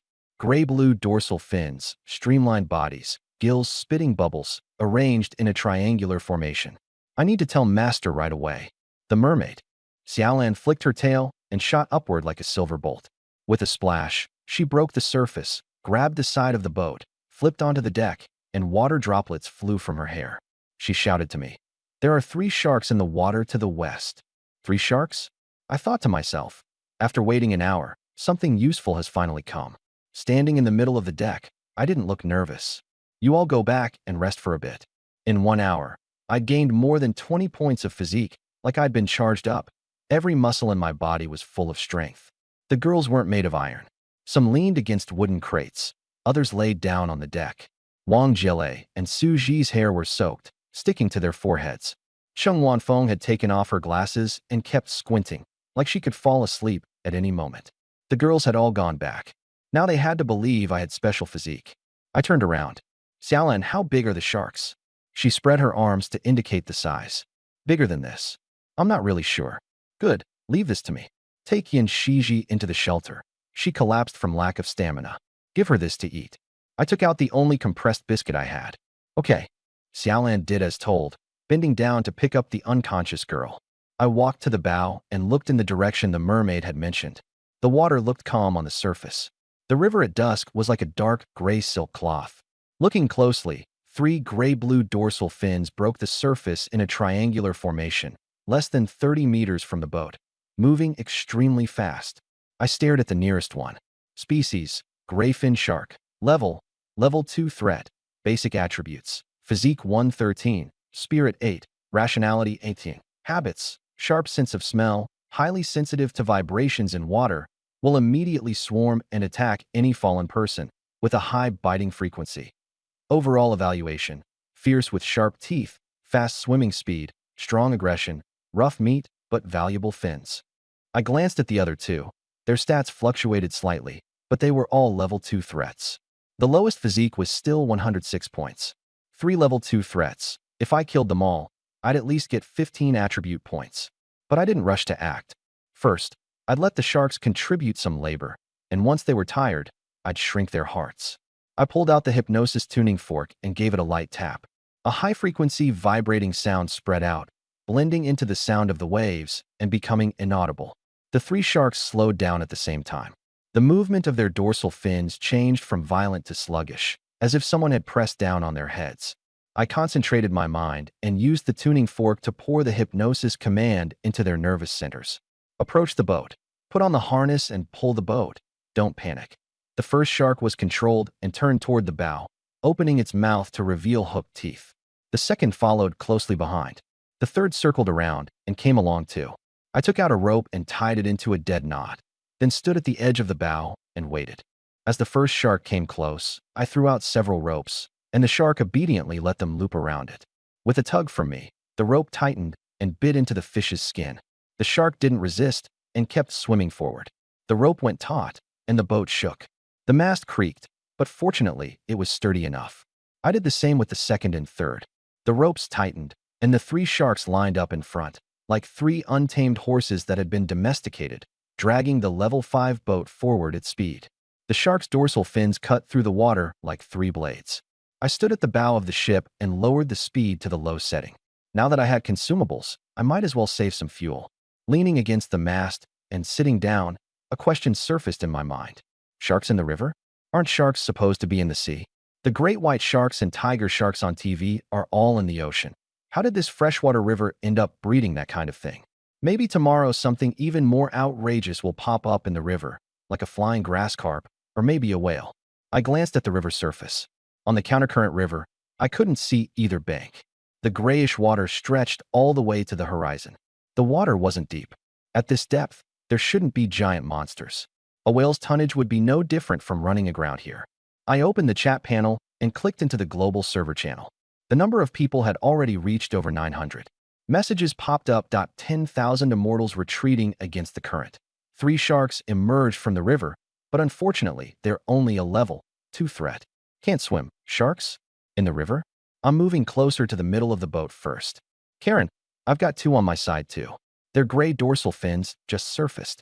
Anatoly, they aren't ramming the boat. They're just swimming alongside it, as if they're waiting for something. Karen, I jabbed at one with a spear. Missed, too fast. Loves milk. Hates wrenches too, came here too. George Bird, no trace. The sharks seem like they're waiting for us to fall into the water. Anatoly, I got a silver treasure chest drop. Never wears a mask, it's all the same. I frowned. The sharks appeared almost simultaneously, as if they'd been released in a coordinated wave. They could drop silver treasure chests? How were players below level 2 supposed to fight them? I opened the regional chat and froze.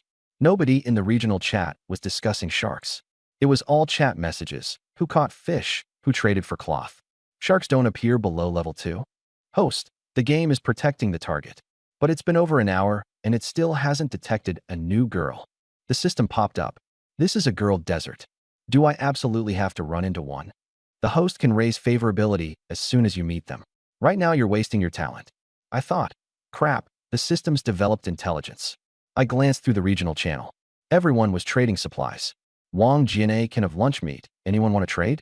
Lin Xiaoyu, I've got a grass carp. What can I get for it? Sun Xiao, who can give me some water? I'll trade compressed biscuits. I'm dying of thirst. I withdrew my gaze and thought, wait, isn't this an exchange? The trading window can actually trade live fish. Humans are living creatures too, right? I opened the trading section. The interface was simple.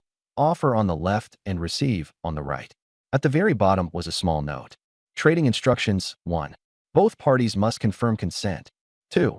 Tradable items include supplies, props, ship components, living beings, and intelligence. Living beings must have lost the ability to resist. 3. Human organs are forbidden from being traded. 4. Captains may trade crew members to other captains. Crew members may not trade captains. I clicked my tongue. Captain privileges really are huge. Would there actually be captains trading crew members now? No. During the rowing stage, everyone is a source of labor. Losing even one person would definitely slow the ship down. Only once there's power would crew members become less valuable. I closed the section and thought, forget it. I'll plan this slowly. Why do I feel a little like a villain? I was startled. Hypnosis, immobilization, getting stronger with every battle. If I also used food to swap girls onto my ship, I'd really become a monster. I slapped my thigh. Damn it. I'd been influenced by pessimistic thinking. Even if I was a monster, I'd be an invincible one. At that moment, a message in the group caught my attention. Sukai Bei sent a message with a screenshot. Item, bathing bathtub, rarity, rare, function, automatically heats after being filled with water. Soaking for 10 minutes increases mental recovery speed by 10%. Usable once every 24 hours. My eyes lit up. A portable hot spring. Mental recovery acceleration. So useful. Messages in the regional channel surged. After the torrent had passed, and things calmed down in the evening. Everyone was drenched in sweat and wanted a hot shower. Naturally, I didn't want to miss out. I was still firmly at the top of the leaderboard, and I couldn't waste that reputation. I sent a message, "Give it to me, and I'll give you a lot of food." Feng Yunwen quickly replied, "If I don't shower, my whole body feels awful. Can you let me have it?" Huang Jingwen followed up, "Kai Bei, we're classmates. Give it to me first, I'll return it after I use it." Li Jian asked, "What are these people talking about?" Su Kaibei was frightened. After more than 10 seconds, she replied that she would auction off the bathtub. Highest bidder wins. The channel exploded. Bids flew back and forth from all sides. The place was in complete uproar. Then Zhang Sufan suddenly placed a bid. 10 bottles of physique recovery serum, 50 pieces of cooked fish. The entire room fell silent. The bidding stopped instantly. No one could outbid that kind of generosity. Su Kaibei decided to give it directly to me and Lin Xiao, saying there were more women on my ship and greater demand. I thought to myself, a bathtub that restores mental energy? I'm not letting this go. Zhang Sufan couldn't reach me. I was first. Anything I bought, she couldn't do anything about. I sent a message, offering 80 ordinary fish and promising to help answer upgrade questions in the future. The channel erupted again. Everyone was shocked. This move was solid. No one could stop it. In private chat, Su Kaibei became very chatty. She even volunteered to be a companion, acting like a Yandere girl, and actually wanted me to give her food every day while also being a lovesick companion. I calmly refused, but then Shisun Wang Jilei was sore all over, leaning against the wall in exhaustion. Lin Xiao kept her eyes on the bathtub, checking the water temperature. They all knew the details of the bathtub arrangement and were eager, looking forward to taking a hot bath. I signaled for everyone to bathe in shifts. The 3-meter-long tub was spacious, but it would be unbearable if they all squeezed in together. The first batch had 2 people around me, and the second batch had 3. That timing worked out just right. Lin Xiao stepped forward first and said softly, "Let me help you Shodwa wash first. He's been busy all day." Su Jiman hesitated. She wasn't as natural as her senior and was too timid to be bold. The other girls tacitly agreed, leaving the choice to me. After a moment of silence, I said, "If we're just talking about washing, let Lin Xiao do it. But you all can help out verbally." Ying Xinhui stuck out her tongue playfully, and Wang Jilei teased with a smile. The atmosphere was delicate. The girls' hearts raced and their cheeks flushed, but the mermaid Xiaolan was even better at catching the key point. Steam rose from the bathtub, and the lighting was dim. Lin Xiao came close to my side, resting a hand on my shoulder as she undid her clothes with her back to me. Her movements were graceful and lovely. Amid the drifting steam, her outline was faintly visible. She asked softly, "Ashu, why aren't you moving? Do you want me to help you?" I answered, "Sure." We got into the water. As the surface rippled, the bathing atmosphere turned soft and gentle. Cheng Wanfeng was not to be outdone and joined the first group as well. She was nervous yet expectant, her knees slightly weak. After one batch finished, another took its place. Ying Xinhui's cat form had a clear advantage, bringing me surprise after surprise. By the end of the bath, the water had gone from clear to murky, and I was planning to dump it out. The system popped up a message. Physique points +2. Physique points +2. A panel popped up, and I stared at it for 2 seconds. Xiaogan, there wasn't any backstepping here, so why did my physique points increase? Does the host think this system only recognizes that one kind? Too conservative, meow. That's too silver-winged. What kind of glorious thing is that? By the way, the more targets you Google it, the stronger my functions become. Oh, what a pity. If the system had a physical body, we could trash talk and farm rewards together. The host is making a nasty joke. This system refuses to answer, meow. I walked out of the cabin. Yan Shiji was still sleeping in the corner, covered with a thick blanket. Moonlight filtered through the gaps, and thin silvery beams fell on her cheeks. Her skin looked like porcelain. The mermaid lady was still standing guard alone. The night wind blew up, and Xiaolan stood at the bow, her upper body bare. The mermaid turned her head. "Master, it's getting cold. Don't come out." "It's fine." I walked over. Goosebumps rose on her arms, so I helped her pour the dirty bathwater into the river, refilled the tub with water, and pushed it to the bow. "Xiaolan, stay in the tub." "Really?" She immediately slipped into the warm water and closed her eyes. I stood at the bow, deep in thought. The leaderboard would settle at 10 p.m., and it was only 8 now. The last hour had to be sped up. I couldn't let anyone steal the rankings. I still owed Wu Luiying a weapon and owed Lu Yinhua 23 units of waterproof canvas. 7 more units of ordinary cloth would be enough, and I also needed to upgrade the energy core to keep my advantage. If I wanted to take a shortcut, I'd have to run into a level 3 threat. I stared at the shark and had a flash of inspiration. Use shark blood to lure in a bigger monster.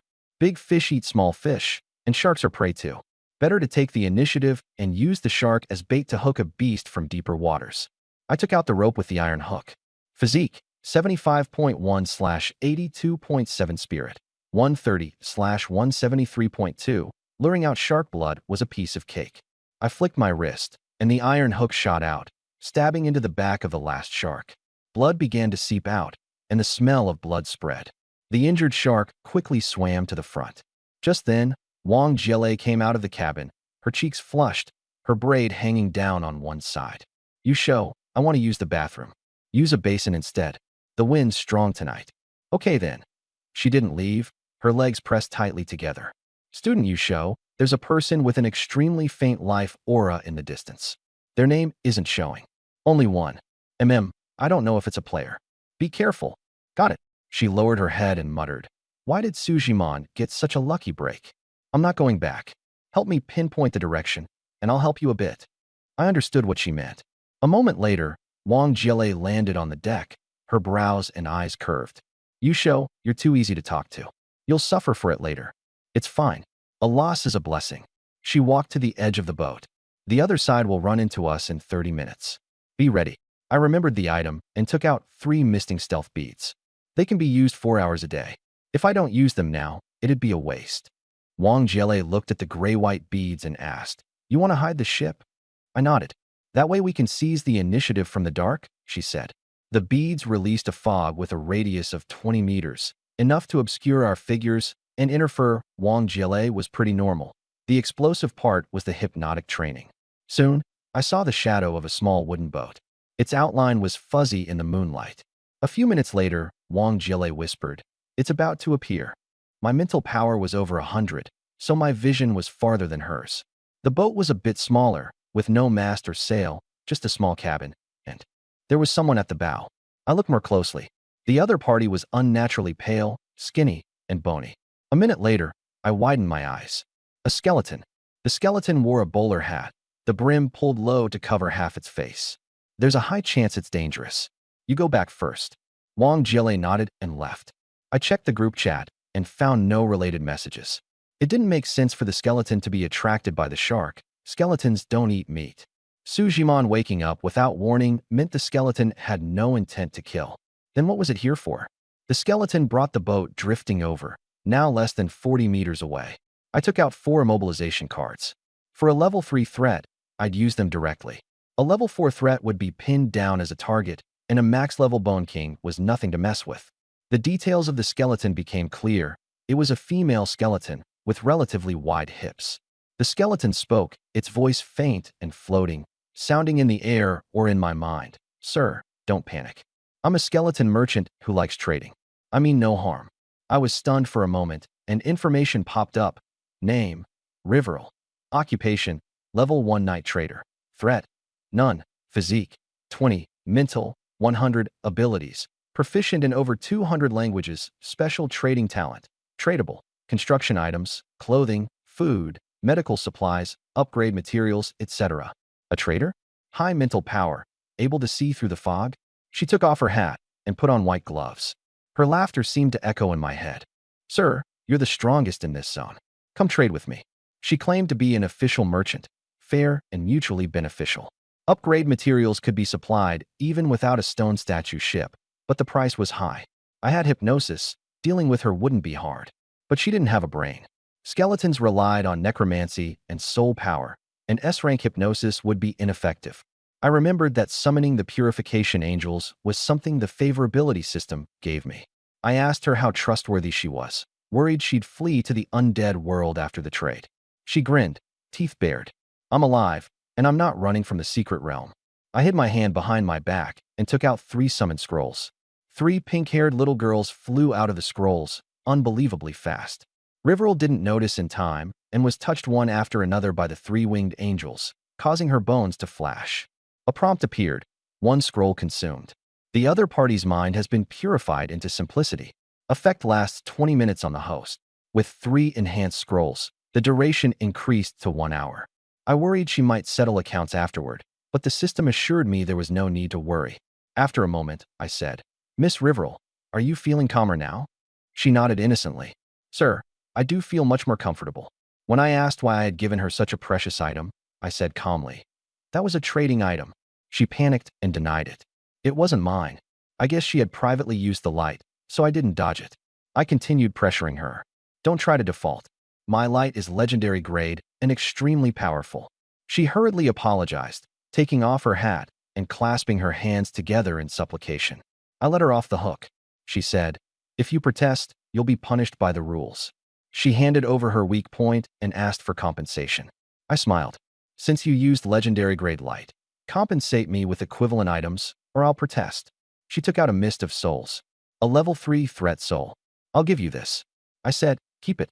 Give me 6 or 7 level upgrade materials, help build rooms, and if you have skill books, give those too." She froze, then revealed what she could provide.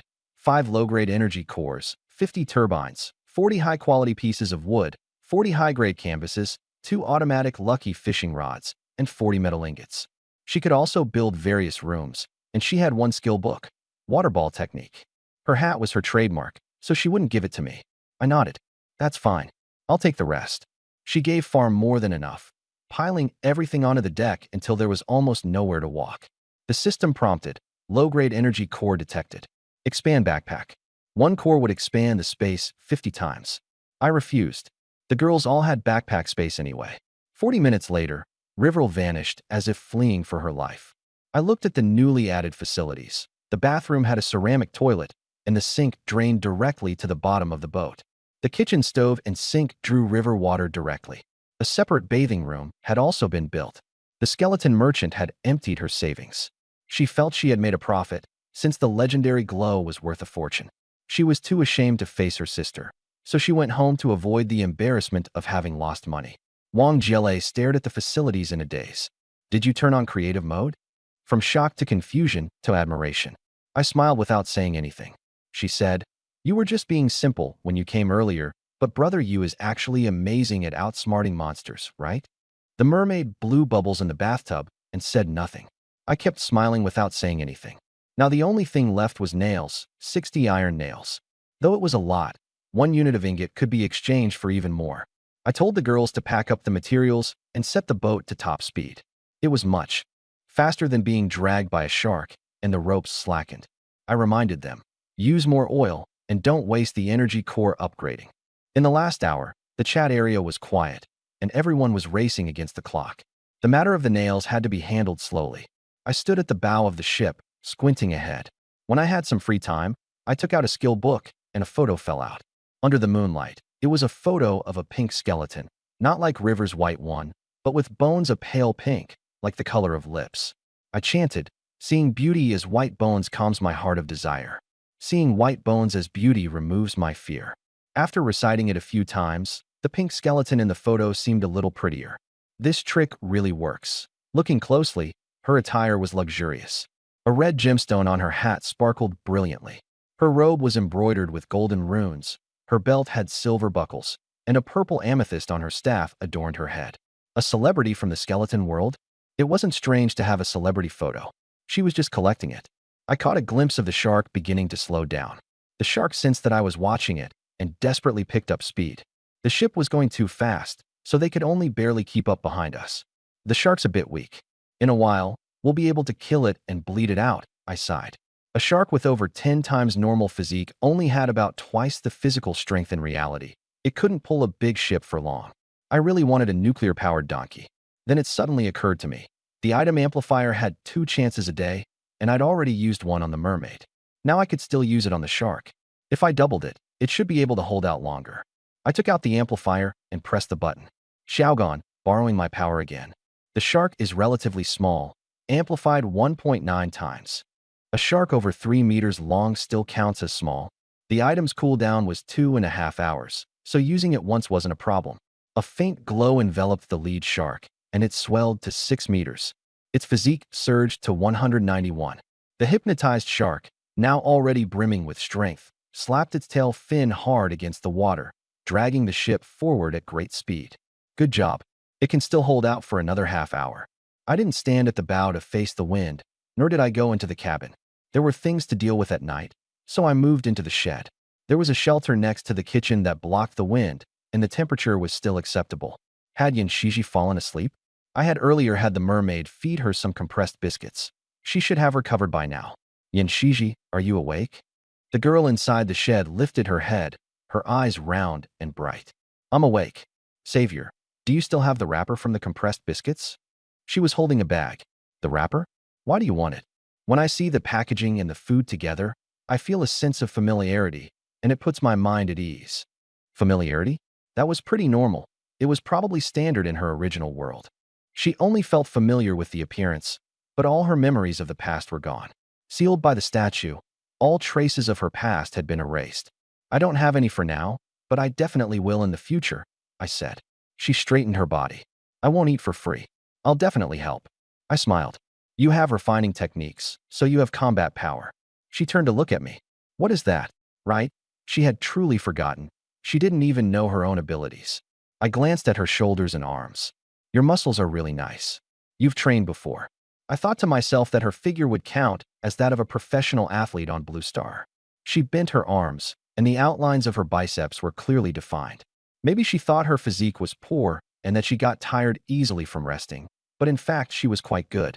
She bit her lip and said nothing. Oh, I lay down and closed my eyes, but my thoughts were still active. The regional chat had lost 100 people. I wondered if there were any suitable girls. I was conservative. Compared with an otherworldly girl like Yanshiji, I preferred girls from Blue Star. Why? Because she liked familiar compressed biscuits, and I liked familiar Blue Star people. That was only reasonable. Of course, if she were pretty enough, I'd take back that attitude right away and be serious. I was thinking about when a teleportation skill would appear, just wave my hand, and any suitable girl within 10 miles would be teleported onto the deck for a thorough investigation. Or I could exchange various beautiful crew members as I pleased, unstoppable. But who would be that foolish? In the end, I could only rely on luck.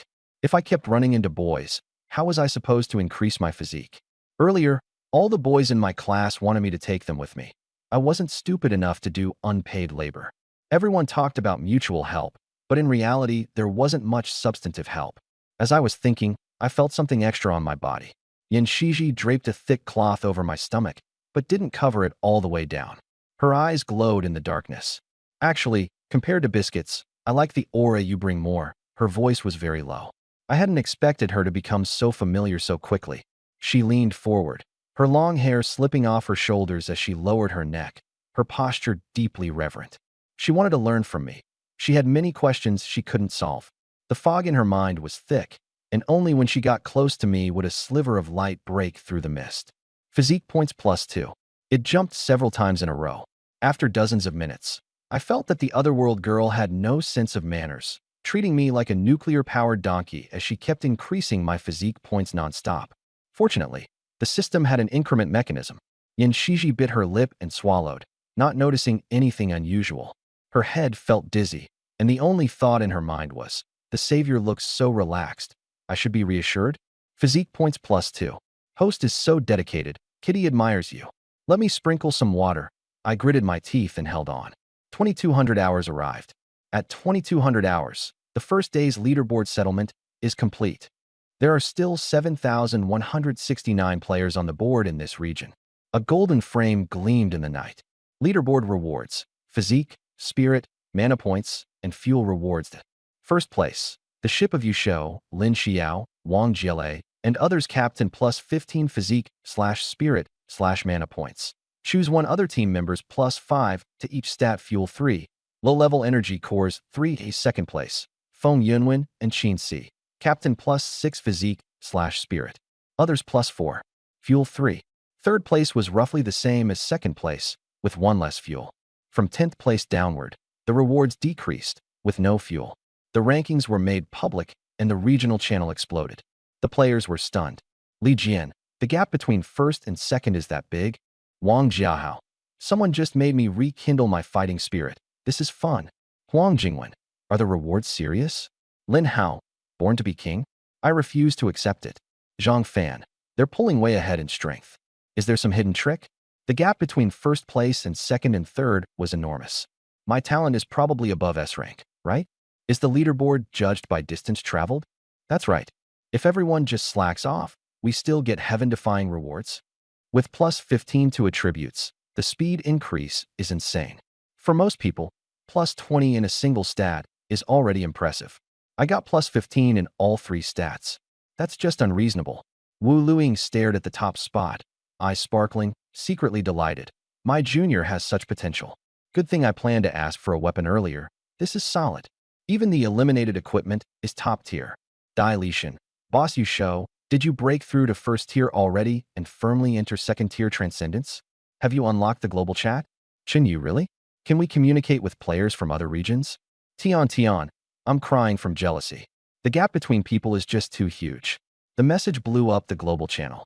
I smiled and shook my head. Advancing to second tier was still far off. I'd forgotten the details. No need to pretend to be aloof. I had no supplies anyway, so chatting wouldn't hurt. Yu Shou, you guessed right. I've entered the global channel. Spirit 188.2 points, about to become a third-tier transcendent. But I don't want to leave the group. Girls above 80 points are all useful to me. Just after I sent the message, Feng Yunwen jumped out. Feng Yunwen, humph. I'm only 10 physique points away from second tier. The unwillingness in her tone was strong. I paused slightly. Miss Feng still hasn't entered the global channel? Out of 5 billion players, 1 in 10,000 would be about 500 people. 1 in a million would still be several thousand. The global channel only had a little over 900 people, not many. In this region, with 9,000 players, it would still be acceptable if one showed up. Huang Lejia. I'm 66 points short on Spirit. I should be able to enter the global channel. Feng Yunwen. Still far from enough. Huang Lejia. Physique is easy to raise, Spirit is hard. I've only saved up this much by killing a few water ghosts. Lin Hao. Impressive. Seeing Huang Lejia's message as the 4th place player, I was puzzled. Was this region really that weak?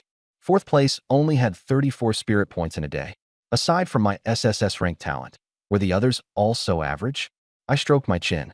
Could it be that this protagonist region doesn't have much talent? Did I absorb all the luck in the whole region? Wu Luiying. Are there many people in the global channel? Can you trade supplies with others? Since she was asking, I answered, a few hundred people, very cautiously, with private message trades. Without the leaderboard, strength is unknown. I didn't say much, so as not to sound like I was showing off. I kept peeking at the screen, saying nothing. Outside the tent, the wind was light, and the moon had shifted to the west. I sat up, and Yin Shiji stopped wiping her mouth. I'm good at swimming. I'll go catch some fish and replenish our nutrition. Her voice was a little weaker, but still strong, and her eyes shone in the moonlight. I shook my head. It's too late. Going into the water is dangerous. She had only just recovered, and her physique hadn't fully returned to normal. If something happened in that cold water, it could be fatal. Then I'll stand guard. She blinked. Stand guard at what? You're not a sensory type.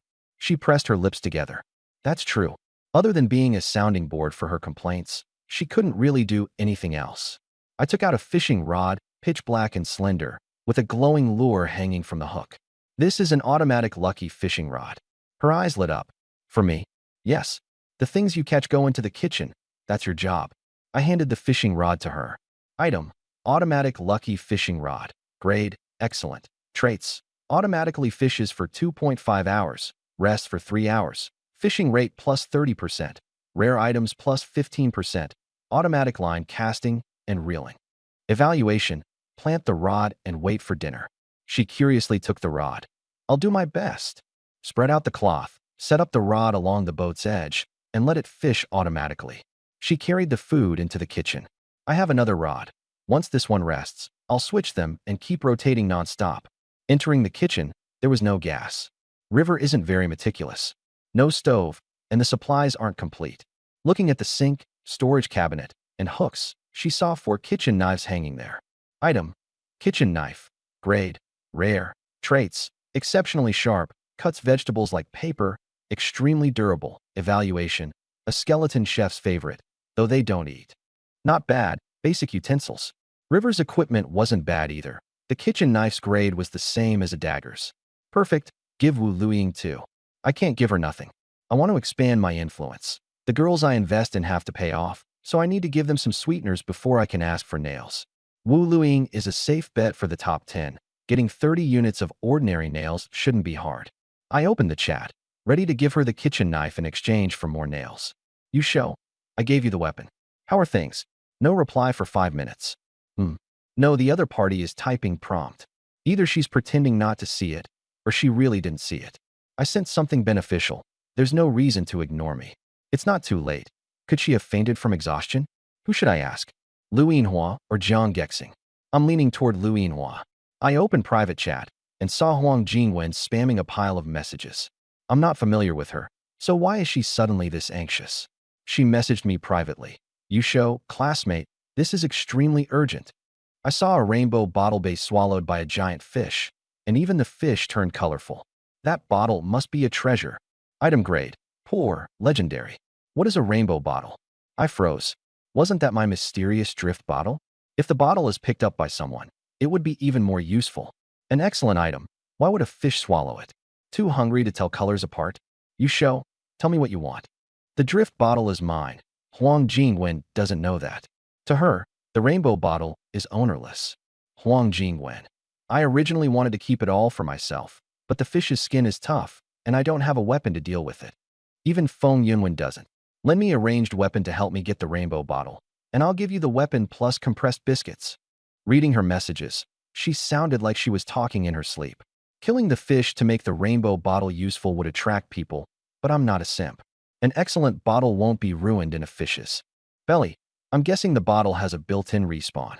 Like a hidden item, once swallowed, it resets its location, so I don't need to make a move. Huang Jingwen. Say something? I didn't want to talk about the cost. You show. Everything you said is fake. The rainbow item only appeared on the first day? Did you eat a hallucination fish head or something?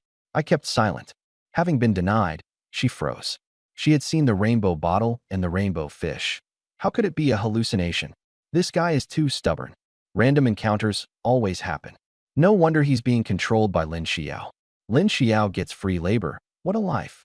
Once I get the rainbow bottle, the whole school will know who I am. I ended the private chat and checked the bottle's whereabouts. Being swallowed by a fish was fine, better than going missing. Suddenly, the system exploded with a message. Congratulations to player Yu Shou for killing the level 1 threat, the dazed fish. Rewards obtained. Constitution +5, bronze treasure chest. I stared at the 3 question marks that popped up on the screen. I hadn't done anything. Why was it determined that I had killed the fish? Where was the confused fish? I hadn't even seen it. Over there, Huang Jingwen and her companion were attacking the slow-moving fish.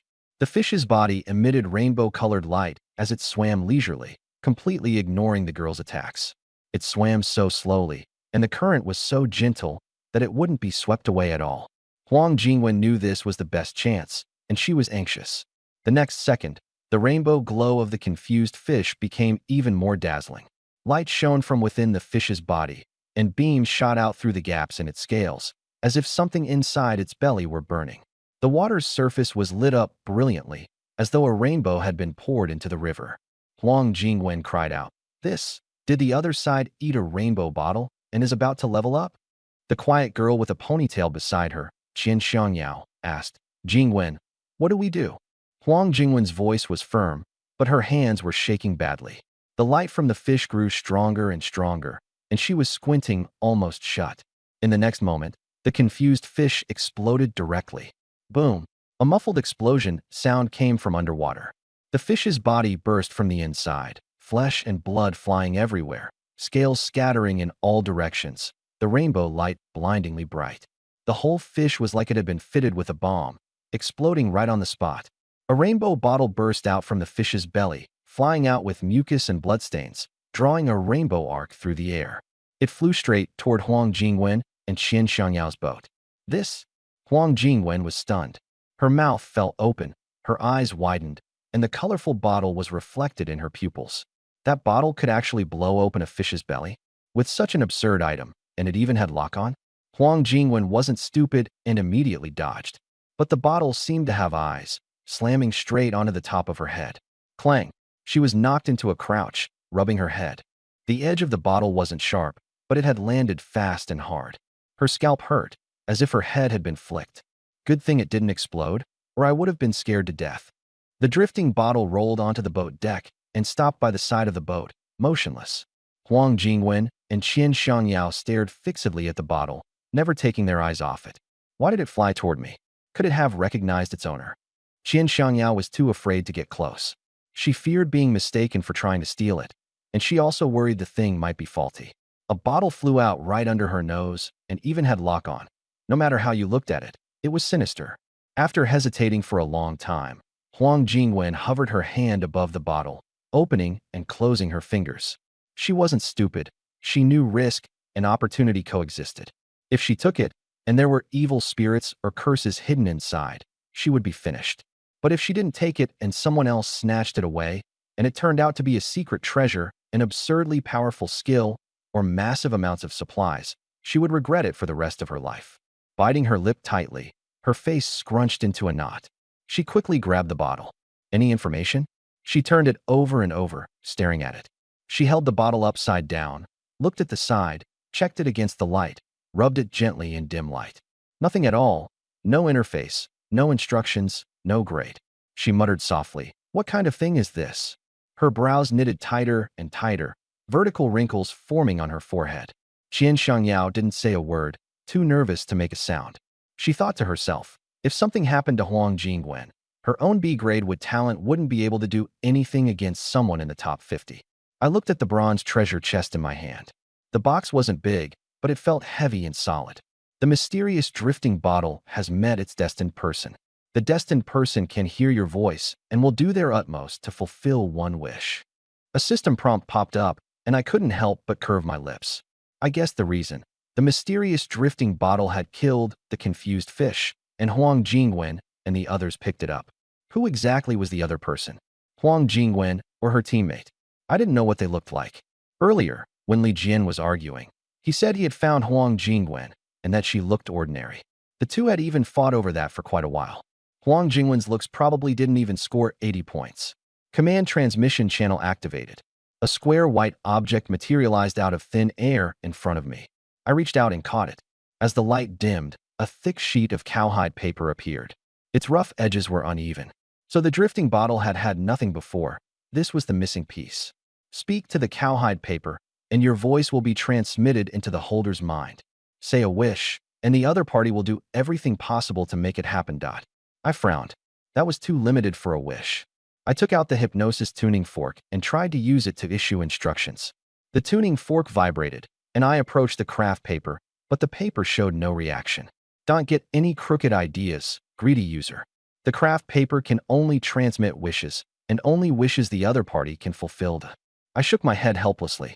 This crappy paper was not even as useful as a phone, and it was supposed to be an excellent grade item.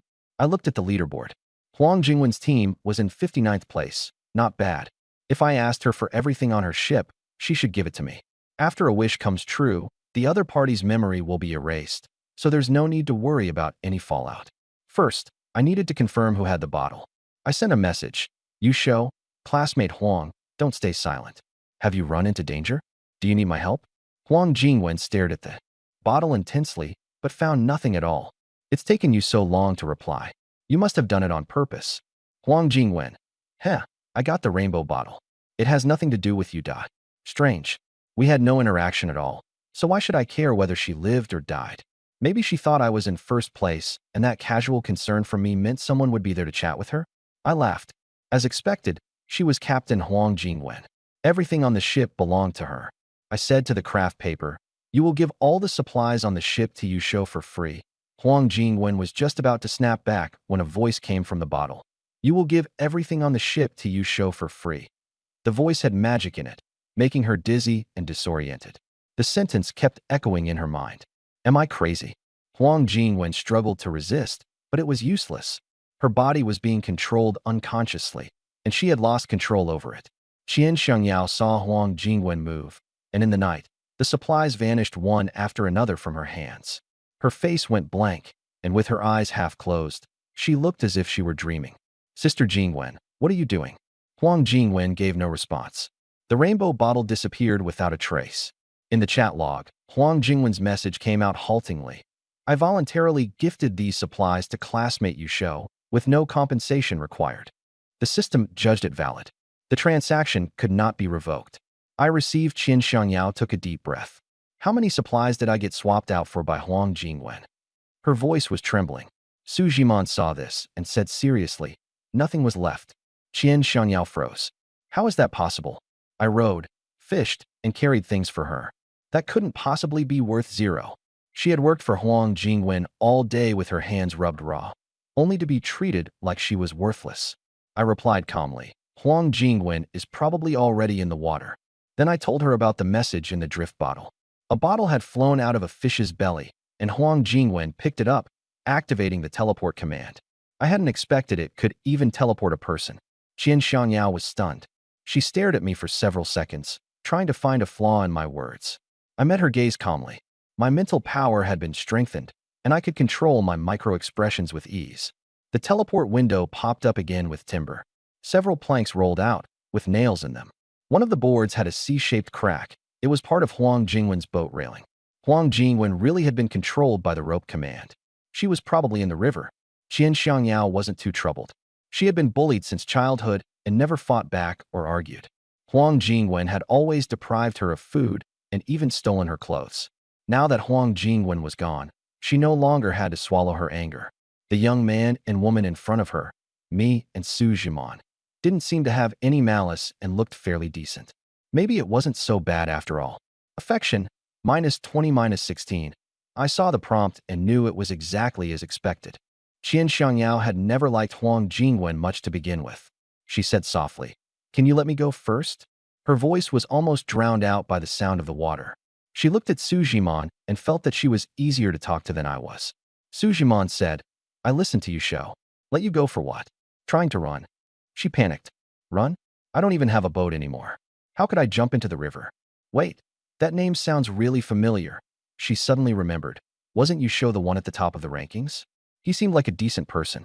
There were many girls on the boat, and even Lin Xiao, the president of the Qingji Society. Affection, -16-1. I knew how important reputation was. Fine, eat first.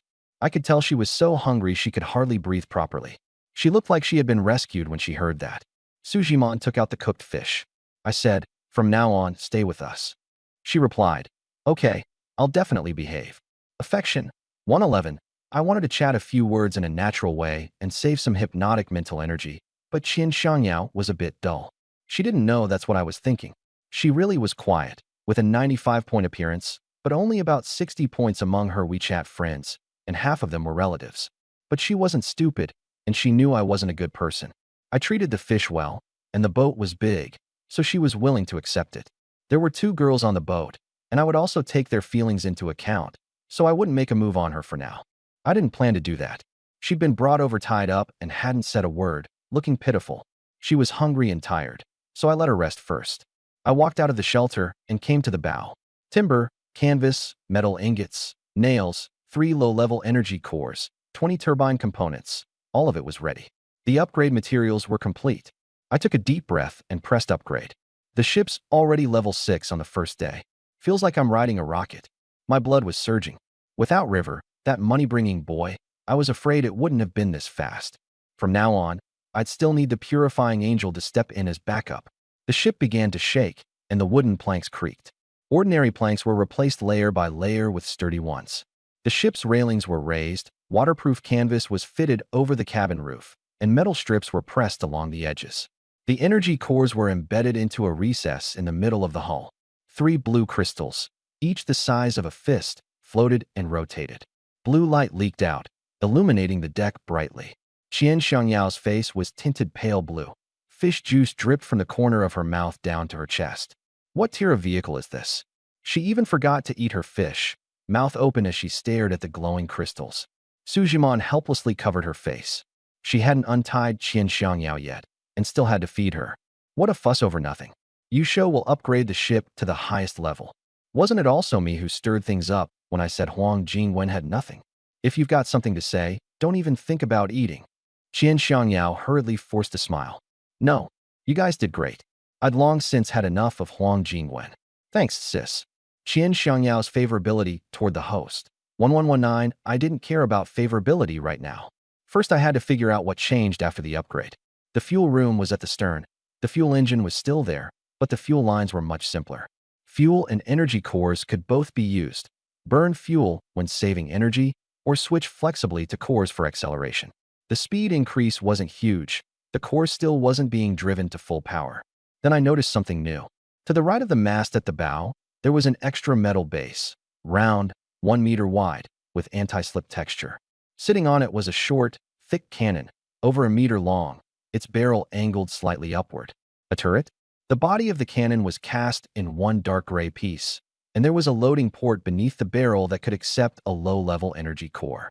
I crouched down and touched the cannon body. It was cool and smooth.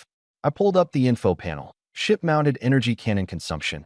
Low-level energy core *1, 12 rounds total. 1 shot can pierce defense against a tier 3 threat. 3 shots can seriously injure a tier 3 threat. 12 shots can kill a tier 4 threat. Effective range 1,000 meters, maximum 1,200 meters. No cooldown, but the core must be replaced after all shots are fired. The range was average. I thought it would at least reach 2,000 meters. "Ah Shou, the ship's upgraded." Lin Xiao came out of the cabin.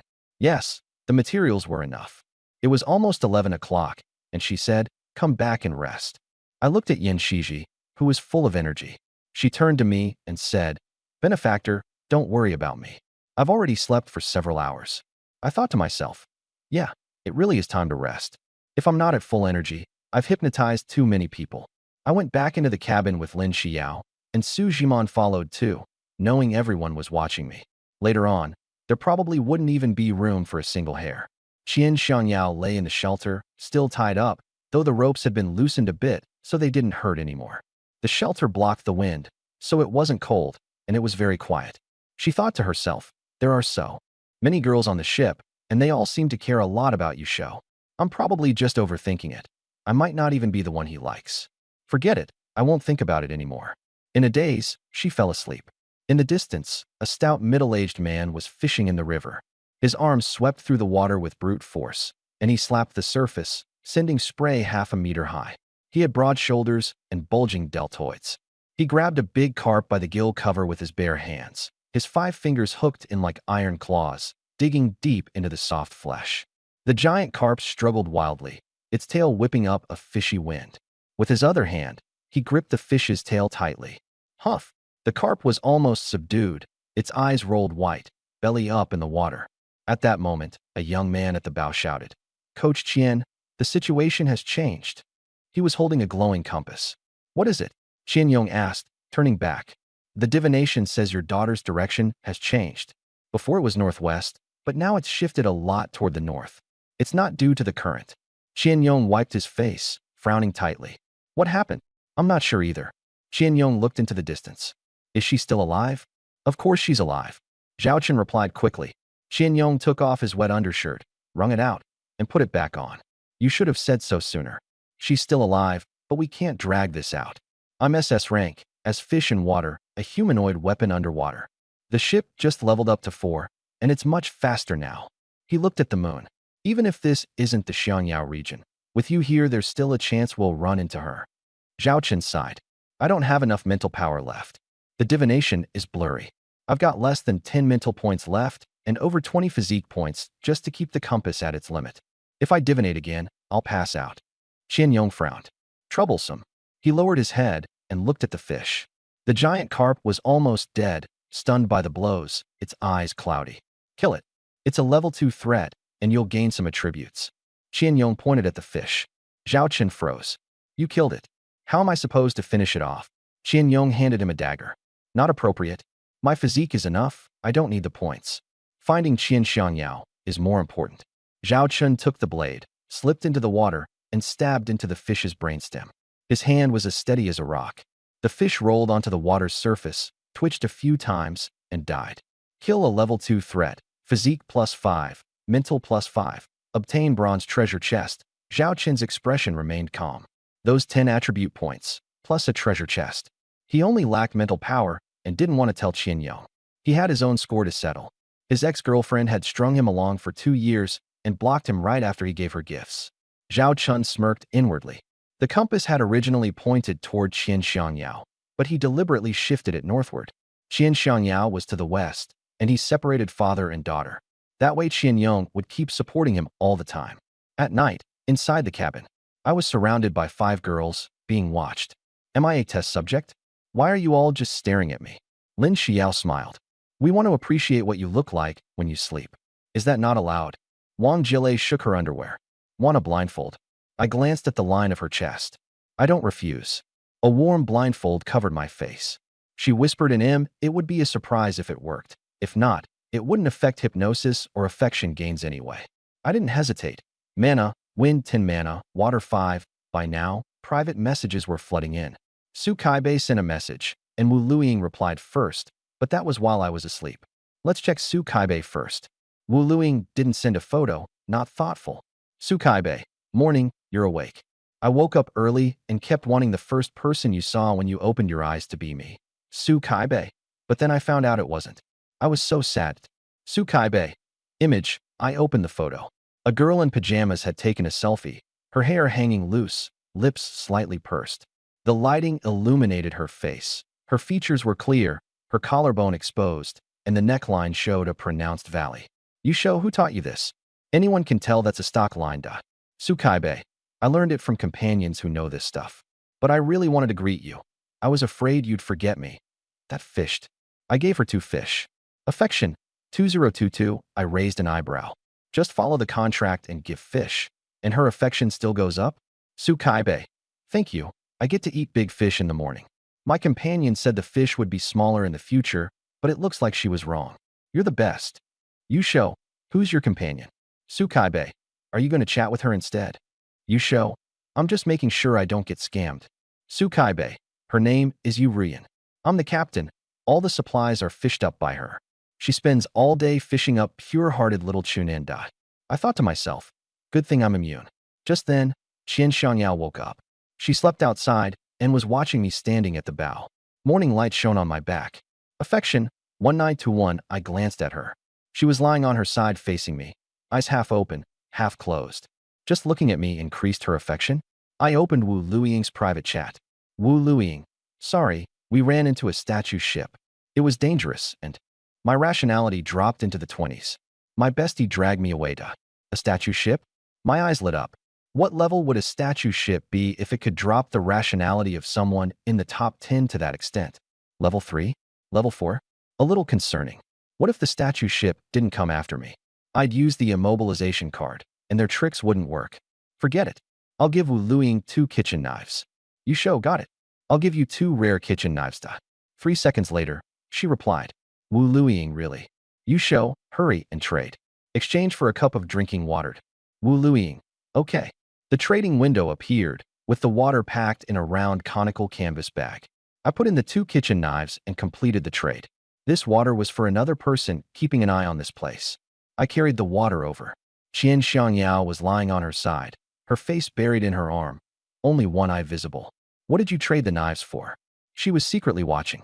Water? Alcohol. A drink. I said, my mouth's dry. I'm drinking water.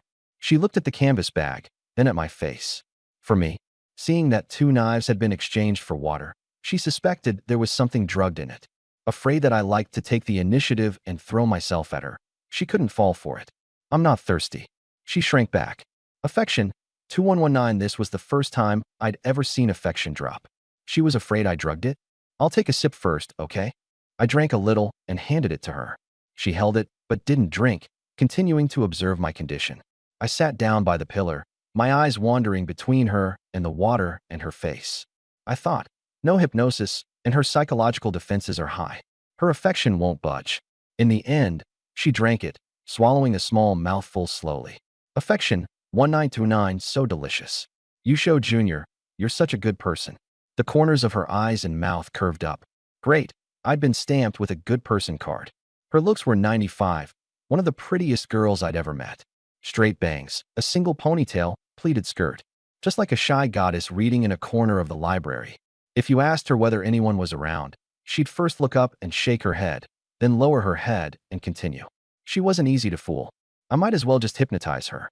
Rather than slowly opening her heart, I'd be better off maxing out her affection directly. I reached behind me and took out a tuning fork, gently vibrating it. The high-frequency sound mixed into the water waves and morning breeze, almost inaudible. You'll thank you, Shou. Stop being on guard against him. Your affection is rising rapidly. Listen to him. No possessiveness. The hypnotic command took effect, and pink rings of light appeared in Qian Shangyao's eyes. Memories of my care surfaced in her mind. I hadn't hurt her. I'd given her fish, untied her, covered her with a blanket, and handed her water early in the morning. Even more considerate than her father. She cried, "Affection plus one. Affection plus one. Affection plus one." Tears dripped into the canvas water cup. This time, they were genuine gratitude. I smiled. "Don't cry. You'll ruin your makeup." She turned her head. I only drew my eyebrows. Affection, 51 points. Flirtatious, heart-fluttering. A system reward popped up. First-time reward. Free attribute points plus 19. That hypnosis was fast. I was close to becoming a third-tier transcendent. The numbers kept jumping. Affection, 91. Deep reward achieved. Personality reversal card, *30, can change the target's dominant personality for 10 minutes, up to twice a day for the same target. Effective on all targets, including undead and soul bodies, and can reduce threat level. Next time Riverol comes, I won't need a purification angel. I can just slap down a card and turn clever into dazed, cautious into reckless, whatever I want. Affection reached 100. Skill obtained. Personality reversal card creation can actively consume mental power to condense physical reversal cards. No need to rely on system rewards. The system complained. How did the host do that? 1 cup of water and the affection is maxed out. Meow. I said with a smile. That's called repaying a drop of kindness with a spring of gratitude. Qian Shangyao moved closer.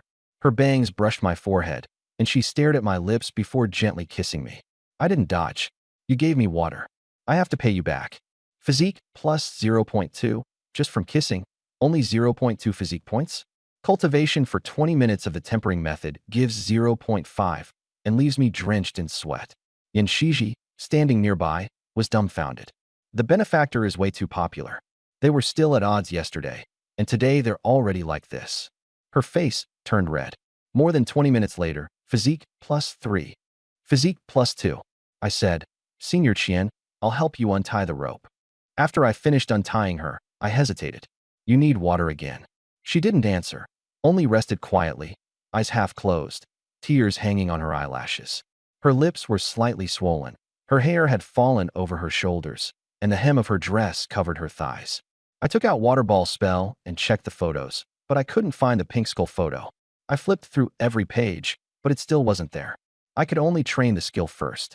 Somewhere in a palace, shadows of pillars lined the floor and echoes rippled through the hall. Seated high above was an undead in ornate robes, holding a photo in its pink bone hand. Sis, are you sure you used the other party's legendary item? Riverol lowered his head, not daring to look straight at her. The pink bone hand put the photo away. Your photo was in Water Ball spell. Didn't you show it and then forget to give it to someone else? Riverol said apologetically, it was my mistake. No matter how busy I am, I'll buy half of any secret realm treasure for Sis. No need to blame yourself. It's the other party's problem. You suspect he tampered with it? Something's off. Legendary items are rare in Zone C. How could he have one when he just advanced not long ago? Riverol froze. I suspected it too, but he threatened me. The pink-boned figure stood up. I'm one of the 6 senior traders in Zone C. I'll personally handle the C910 deal. If he tricked you, I'll set a trap and trick it back. She looked up at the skull bird relief on the dome. Its wings spanning 5 meters, wing bones like spurs. Its bird had a complete skull, beak like a curved blade, with no feet. She waved a hand, and the footless bone bird took flight. She leaped onto its back and soared away. The wind pressure made Riverol stagger back. An epic grade item, the Mask of Free Choice, and a level 4 threat, the footless bone bird. Sister's wealth is 1,000 times mine. Luckily, Riverol had followed ancient Bingqiu. The undead traders had no blood relation. They only retained instincts and talents. You show, what if I get pregnant? Qian Shangyao lowered her head in thought. Her hand pressed against the skirt fabric as she could feel the warmth of her skin. I'll become stronger. The reverse flow river won't be able to harm us, I said. She looked up, trusting. I believe you. She touched her stomach, her heartbeat racing like a caged bird. By now, I was a little more skilled with Water Ball. Skill, Water Ball tier, 2nd rank proficiency, 5/100, a liter of water condensed in my palm. Before learning this skill, I could only generate at most 300 milliliters at a time. With high mental strength, I learned quickly, and the water element condensed rapidly. The water ball remained stable, spinning in my hand for a full minute without dispersing. "I'll help you clean up," I said. "Okay." She leaned against the pillar, her body slightly forward. A few minutes later, she said, "I'll rinse my mouth, so they won't notice anything unusual. You rescued me, and I took the initiative to talk to her. Will they accept me?" I smiled. "Anyone can be accepted. First accept yourself. I'll listen to you." She smiled. I pinched the foam from her bangs. "Leave me alone. I want some quiet. Seeing you makes my heart lie." She stepped back, pressed her back against the pillar, hooked her hands around the edge behind her, turned her face to the side, and her ears turned red. I understood her personality. She wasn't the type to be carefree and loud. I gave a light push and floated into the air, wind elements supporting me, so I drifted like a kite. It was effortless, as if I had broken free from gravity's restraint. I adjusted my balance midair and landed lightly on top of the kitchen. The waterproof canvas had been heated by the sun. Sitting on it felt soft. From afar, the water was bluish. Up close, light gray, and farther out dark gray, the horizon blending into the sky. The diary said the current would speed up the next day, but looking at it now, the flow was about the same as last night. The stone giants were probably, like Yin Shiji, people from another world. They explored equipment as treasures to be seized by survivors. Why were the rules like this? One group entered and got a system, talents, and treasure chests. Another group got nothing and became survival resources. The game players held a special status. I didn't think about it too much, just survive one day at a time. First, add my 19 attribute points to mentality. I opened the panel and thought, mentality, 199.9/204.2. My mind cleared instantly. Congratulations on becoming a third-rank transcendent. You have obtained the right to post announcements in the global chat channel. Once per day, you also have announcement privileges in the regional chat channel announcement rules. No personal attacks, no spreading false information, no posting harassment images. Violations will result in loss of privileges. I grinned. Not bad. I've got announcement rights now. It wasn't very useful right now. The regional channel had 7,000 people, and the global channel had around 13,000. There weren't many messages. But when there were tens of thousands, or even hundreds of thousands, messages would get buried. If I posted seeking teleportation item, it would be drowned out instantly by selling timber and buying nails. I had expected this long ago. If I wanted my strength to soar, I absolutely had to get a teleportation skill or item. If I didn't have teleportation, I still had to get one as soon as possible. Chat was useful now. There were plenty of supplies, cleavers, timber, nails, energy cores, turbochargers. Enough to trade for a high-quality communication item, maybe even an excellent one. Thanks to River. First, I posted in the regional channel. You show, seeking a voice transmission item, trade for a high-quality cleaver. Then I added, you show, voice transmission stone, voice transmission talisman, anything that can transmit over distance. Then I posted in the global channel, show de Yun Kai Jian Yuming, seeking a voice transmission item, offering 2 high-quality daggers. Narrow-minded opportunist. Just say 2 straight up? I had thought this through clearly. The regional and global channels were different crowds. Top players in the global channel had higher desires, and the prices would be higher. I'd probe with a low price first. If no one responded, I'd raise it. A message rose in the regional channel. Li Jian, what's the big shot planning to do? Can't you just DM? Trying to contact someone outside the region? I shook my head. No one replied. Then I looked at the global channel. Not wearing a mask. A voice transmission item? Is it for killing people with sound or something? Karen, yeah. Can't swim.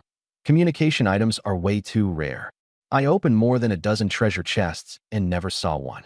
On the first day, treasure chests mostly yielded survival and offensive items, with very few communication items, so as to ensure survival rates. Once players stabilized, the rewards became more diverse. I stayed on top of the kitchen for 2 hours, and during that time I also gave supplies to Lu Yinhua. She didn't try too hard to please me. We talked quite a lot. She said the treasure chest had yielded a water-avoiding pearl and some weapons. Suddenly, Wang Jile ran out of the cabin door. Her hair hung over her shoulders, with a few strands falling onto her chest. You show, there's a boat ahead. She stood on tiptoe to look into the distance. The collar of her nightgown sagged, revealing her collarbone and bra straps. Her name's Zhang Jie, the telecom division's deputy squad leader. I'd seen her before. She looked ordinary. The system has standards for looks. Does she pass? Anyone else? None for now. Can you fly farther with her? Fly. She suddenly realized. You've put points into wind magic? I nodded. 10 points in wind. I can scout farther. Coming back against the wind drains magic. Then come back with the current. I've put my points into water. My swimming range is only 7 or 8 meters. Lin Xiao climbed out of the cabin, her hair a mess. Leave this to me. I want to take the initiative and stop always hiding in the back. I tied the rope securely, wrapped it around twice, and made a dead knot, then handed the rope into Wang Jielei. Safer this way, so it won't come apart. I closed my eyes and sensed the wind. The wind was moving faster than the boat. Wang Jielei pressed against my back, the soft flesh of her chest against my shoulder blades. Her arms wrapped around my waist. I waved my hand. The wind rose beneath my feet, and my body floated lightly upward. We're really flying? Wang Jielei said in delight. She thought, you can fly with just a little magic? Should I have picked fire magic? The stove is hard to use. With fire magic, I could burn things fiercely. I ignored her thoughts. The soft flesh pressed against my back as we rose all the way up for 5 minutes. Hovering in midair, Lin Xiao looked up at the tiny black dot. Sujimon, watch your surroundings. Sujimon nodded, thinking Wang Jielei was lucky. I scanned the area, and my fear of heights was eased by the water below. Ahead was a small boat, with one person in dark clothes on the deck, head down, rowing the oar. Zhangjia. I lowered a bit and approached the boat. No favorability prompt. Name, Zhangjia. Looks, 72 morality, 40 purity, 97 a system reminder. Looks below 75, morality below 60, purity below 99. I was speechless. Morality 40, who knows what she might do? To the front left, something long was moving. You show I found something, Wang Jielei said, hiding behind my back. Their names are Lu Daqiang, Li Shuhui, and Lu Rushi. 3 people. Probably a couple, plus a daughter or a student. The names didn't sound like people born after 2000, so there was only one target left. Head back. The boat is veering left. There's a giant carp against the current on the left. The 2 of us landed on the boat, and the wind supported us as we descended slowly. Zhangjia noticed us and pulled out a gun. Don't kill her. Bullets are precious, and we won't get much loot. She didn't move. I was confused, so I asked the favorability system, why not kill us if your morality is so low? We're meat, after all. A morality below 20 does not mean cannibalism. I originally wanted to take other people's supplies, but now it seemed unnecessary. The other side underestimated me, and I also looked down on her supplies. No need to be cruel. Wang Jielei was still keeping watch. I went straight for hypnosis. My mental energy was full, so I could go straight to brain power. I took out the tuning fork and gently shook it, producing a high-frequency vibration. In Zhangjia's eyes, the pink rings expanded and glowed. You will follow you show? You will give him all useful things. He is your master. I spoke softly, each word seeming to nail itself into her mind. Mental energy consumed. 12 points. A massive change in cognition only cost 12 points? Looking at the tuning fork, I realized my hypnosis ability was absurd. In real life, even 100 attempts to break through a barrier wouldn't be enough. Too bad reality doesn't have hypnosis talent. You can't have your cake and eat it too. The system complained. Host used the fork again. The mystery of the talent item remains unresolved. I smiled. Stop staring at the tuning fork all the time. Observe other people more and try to figure out the importance of talent. Understood, seriously. The wooden board carried the 2 of us back to the level 6 ship. Only after sitting beside the board did I realize just how big the ship really was. Vehicle, Basic Energy Core Ship Captain. You show level 6, max 8. A durability, 78. Power, Basic Energy Core, Fuel Control Weapon Slots. 1 first, turret, upgrade requirements. 60 premium timber, 50 sturdy iron nails, 40 high-grade canvas. I'm speechless. Upgrading everything is such a resource drain with all this premium lumber needed. Looks like I'll have to overhaul the strategy. Guess the old materials will be returned to me anyway. Wang Jielei clung to me, reluctant to let go of the times we've been tied together. Heading back? She asked. You like this kind of binding play, don't you? There'll be more chances, I teased. Her face turned crimson, as red as a ripe apple, blushing all the way to her neck and forehead. I'm a normal person, okay? Well, if that's how you roll, nothing I can do about it. We stepped onto the deck, and I started untying the rope from my waist. The nylon cord was slick with moisture, and it took ages to work it loose. Wang Jiele quickly stuffed the rope into her system inventory when I finally got it off. I glanced her way but didn't comment. As long as I'm not the one being tied up, I don't really mind. I headed to the helm and adjusted the course. Mana, wind 4 out of 10. Not great. If I had 100 points, I'd already be soaring over there to investigate. The New Day's leaderboard still has me ranked first. At least I've got speed on my side. The real threat will probably be those skeleton mobs. They're immune to hypnosis, and I've only got a limited supply of purification scrolls. If the enemy sends thousands of skeletal minions my way, I'm done for. Time to power up my stats fast. In a quieter corner, the wind brushed over the unconscious girl's fever-warmed body. She lay on the deck, her clothes soaking wet, her skirt riding up to mid-thigh. Li Shuhui covered her with a sheet, applying a wet cloth to her forehead. Shuhui, we're barely surviving ourselves, and you're trying to save a feverish student? Lu Daqiang huffed as he rode. I'm the school nurse and your teacher. It's my responsibility to save people. A wise man knows when to walk away and let the saints step forward. I'm no saint, just don't want anything bad to happen. We don't even have fever medicine. Her temperature's over 39 degrees. If it goes higher, she's at risk of brain damage. Cold water's all we've got. Should we try sending out another distress call? We've already sent out 3 in the past half hour. No responses. Then start slapping her awake and hope for sympathy donations of medicine. You're full of ideas, aren't you? Li Shuhui lightly patted the girl's cheek, her lips pale and trembling under the damp cloth. She snapped a photo and sent it out for help, sparking quite the reaction. She looks familiar. Why does she seem so recognizable? Even if she's famous, we can't save her. She's not eaten in days. That's Lu Ruqian from Telecommunications Engineering. Top of her class too. Who'd have thought? Inside the cabin, Ing Xinhui, visibly flustered, scrolled through the chat with an anxious stare, deprived of sleep. Never heard of her, but it looks like her condition's bad, she mumbled. Cheng Wanfeng leaned against a wooden crate. Resources for treatment are so scarce. No one will give them away for free. The teacher's watching too, but she's got no phone and has to rely on the channel updates, she added. I'll follow Yusho's lead. First to answer the call. Let me help wipe her down. Only the captain can touch her. Stay out of it. Ing Xinhui snapped, slamming her hand against the wall. Cheng Wanfeng sighed in frustration. With my mental strength over 200, I heard everything crystal clear while leisurely enjoying the fish Lin Xiao had carefully picked out, seasoned with salt. Lin Xiao, Wang Jiele, and Su Jiman all joined me for the meal. I set my chopsticks down and checked the regional channel. Someone sick and unconscious, finally encountering a survivor. And this happens? Ing Xinhui still hadn't said anything yet, and I wasn't paying much attention until she tagged me. Then I noticed Li Shuhui's picture attached to the plea for help. A notification popped up with a ping. Potential romantic interest detected. Lu Ruqian, 18 years old, 157 centimeters, 46 kilograms, measurements 89-57-88.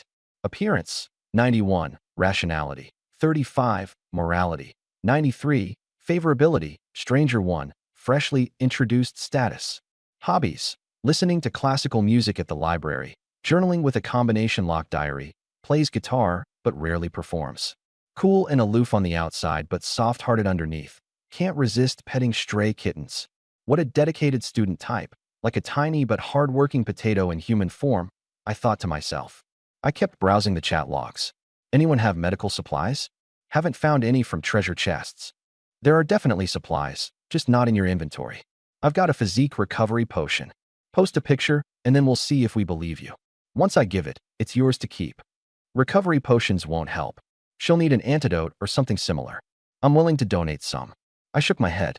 Early-stage fever is hard to handle. The immune system's burning through energy reserves, leaving her disoriented and fragile. If the fever doesn't break, shallow unconsciousness could deepen, bringing even worse consequences.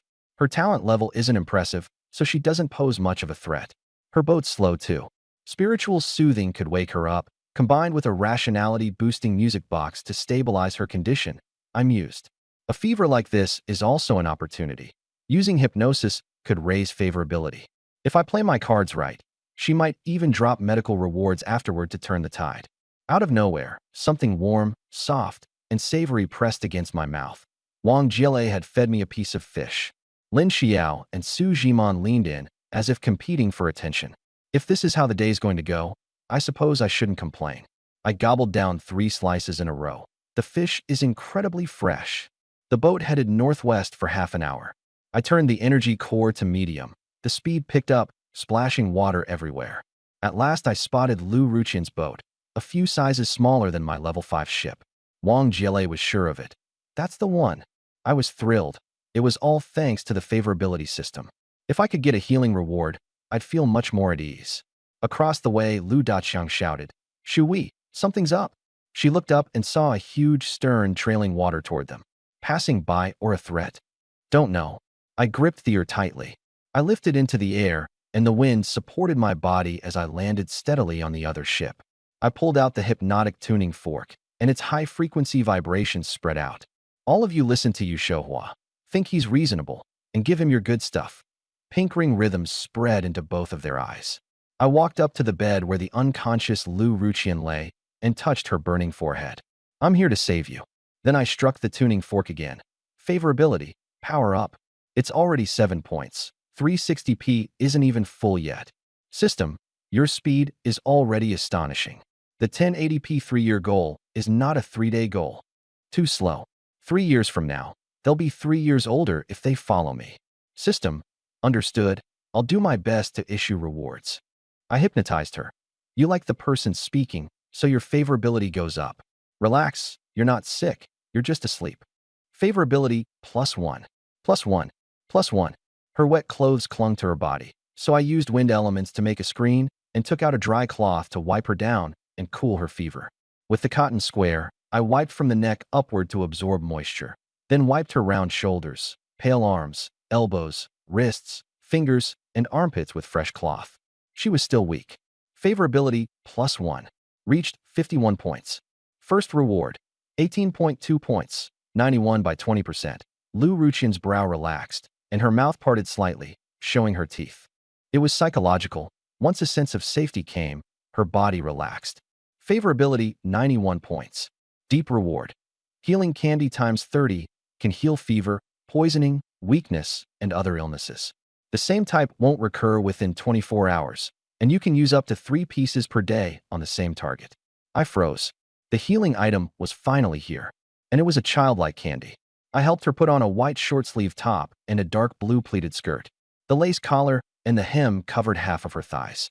But there were no socks, and I couldn't find any white ones, so I had to settle for skin-colored sheer stockings. White top, dark blue skirt, and skin-colored stockings. With her black hair as the finishing touch, she went from patient to sleeping beauty. I handed her an orange candy. The candy touched her lips. Her lips moved, and she swallowed it. Favorability 100 points. Her complexion turned rosy, and the fabric over her chest rose and fell. Ultimate reward. Skill to make healing candy. Consume mental power to create candy. 1 mental point makes a common cold candy dot. She woke up, and the first thing she saw was me. You saved me. Her voice was tiny. Yes, I brought you onto my boat. She nodded and let me carry her princess style. Forget it. She should change out of those clothes anyway. From the very first glance, she was drawn to me. The reason was hard to explain. On the deck of the big ship, Su Jiman and Wang Jiele looked at each other. Wang Jiele praised. Brother Yu really is a good guy. He even saved her when she had a fever and passed out. Su Jiman stayed silent. She knew Yu Shou was kind, and she was afraid she'd also end up waiting to be rescued. I set Lu Ruqian down. She was restrained and said, You saved me. Whatever you want me to do, I'll listen. I patted her head, inwardly mocking myself for not hypnotizing her into gratitude. I'd only increased her favorability, which should have been a Xingyu system mechanic. She stole glances at me, and her words sounded utterly insincere. Lin Xiao told her to introduce herself. Lu Ruqian nervously looked around. There were 3 girls and the blue-haired mermaid Xiaolan here too, and she thought she had been taken in. My name is Lu Ruqian. I have A-rank talent, Recovery Halo, which speeds up a target's recovery of a certain attribute by 15%. I'm a support type. Nice, a healer lowly. Lin Xiao said. I smiled. I'd really picked up a treasure. I handed her a small stool so she could sit. Her skirt spread out like a half-open blue flower. Don't crowd around. Leave some space for the new classmate to eat, Lin Xiao said. Lu Ruqian ate fish, occasionally glancing at the people on deck. Ing Xinhuai, Cheng Wanfeng, Yin Shiji, And Qian Shangyao also came over, and I let each of them eat some fish. She was surprised. 8 girls, and this ship was so big. I was truly the top rank, Yushou. She reminded him. Yushou, when I fell into the water, I encountered a level 4 threat and was unconscious for over 2 hours. I don't know how far away I am, and my teammates probably don't stand a chance. There are many of you, so don't move in a straight line. Everyone looked at me. I gave an helpless smile while keeping a stern face. If I'd met the little healer sooner, there would definitely have been good things. I planned to raise my physique points first, and Lu Rushi helped out, prioritize adding more than a dozen physique points.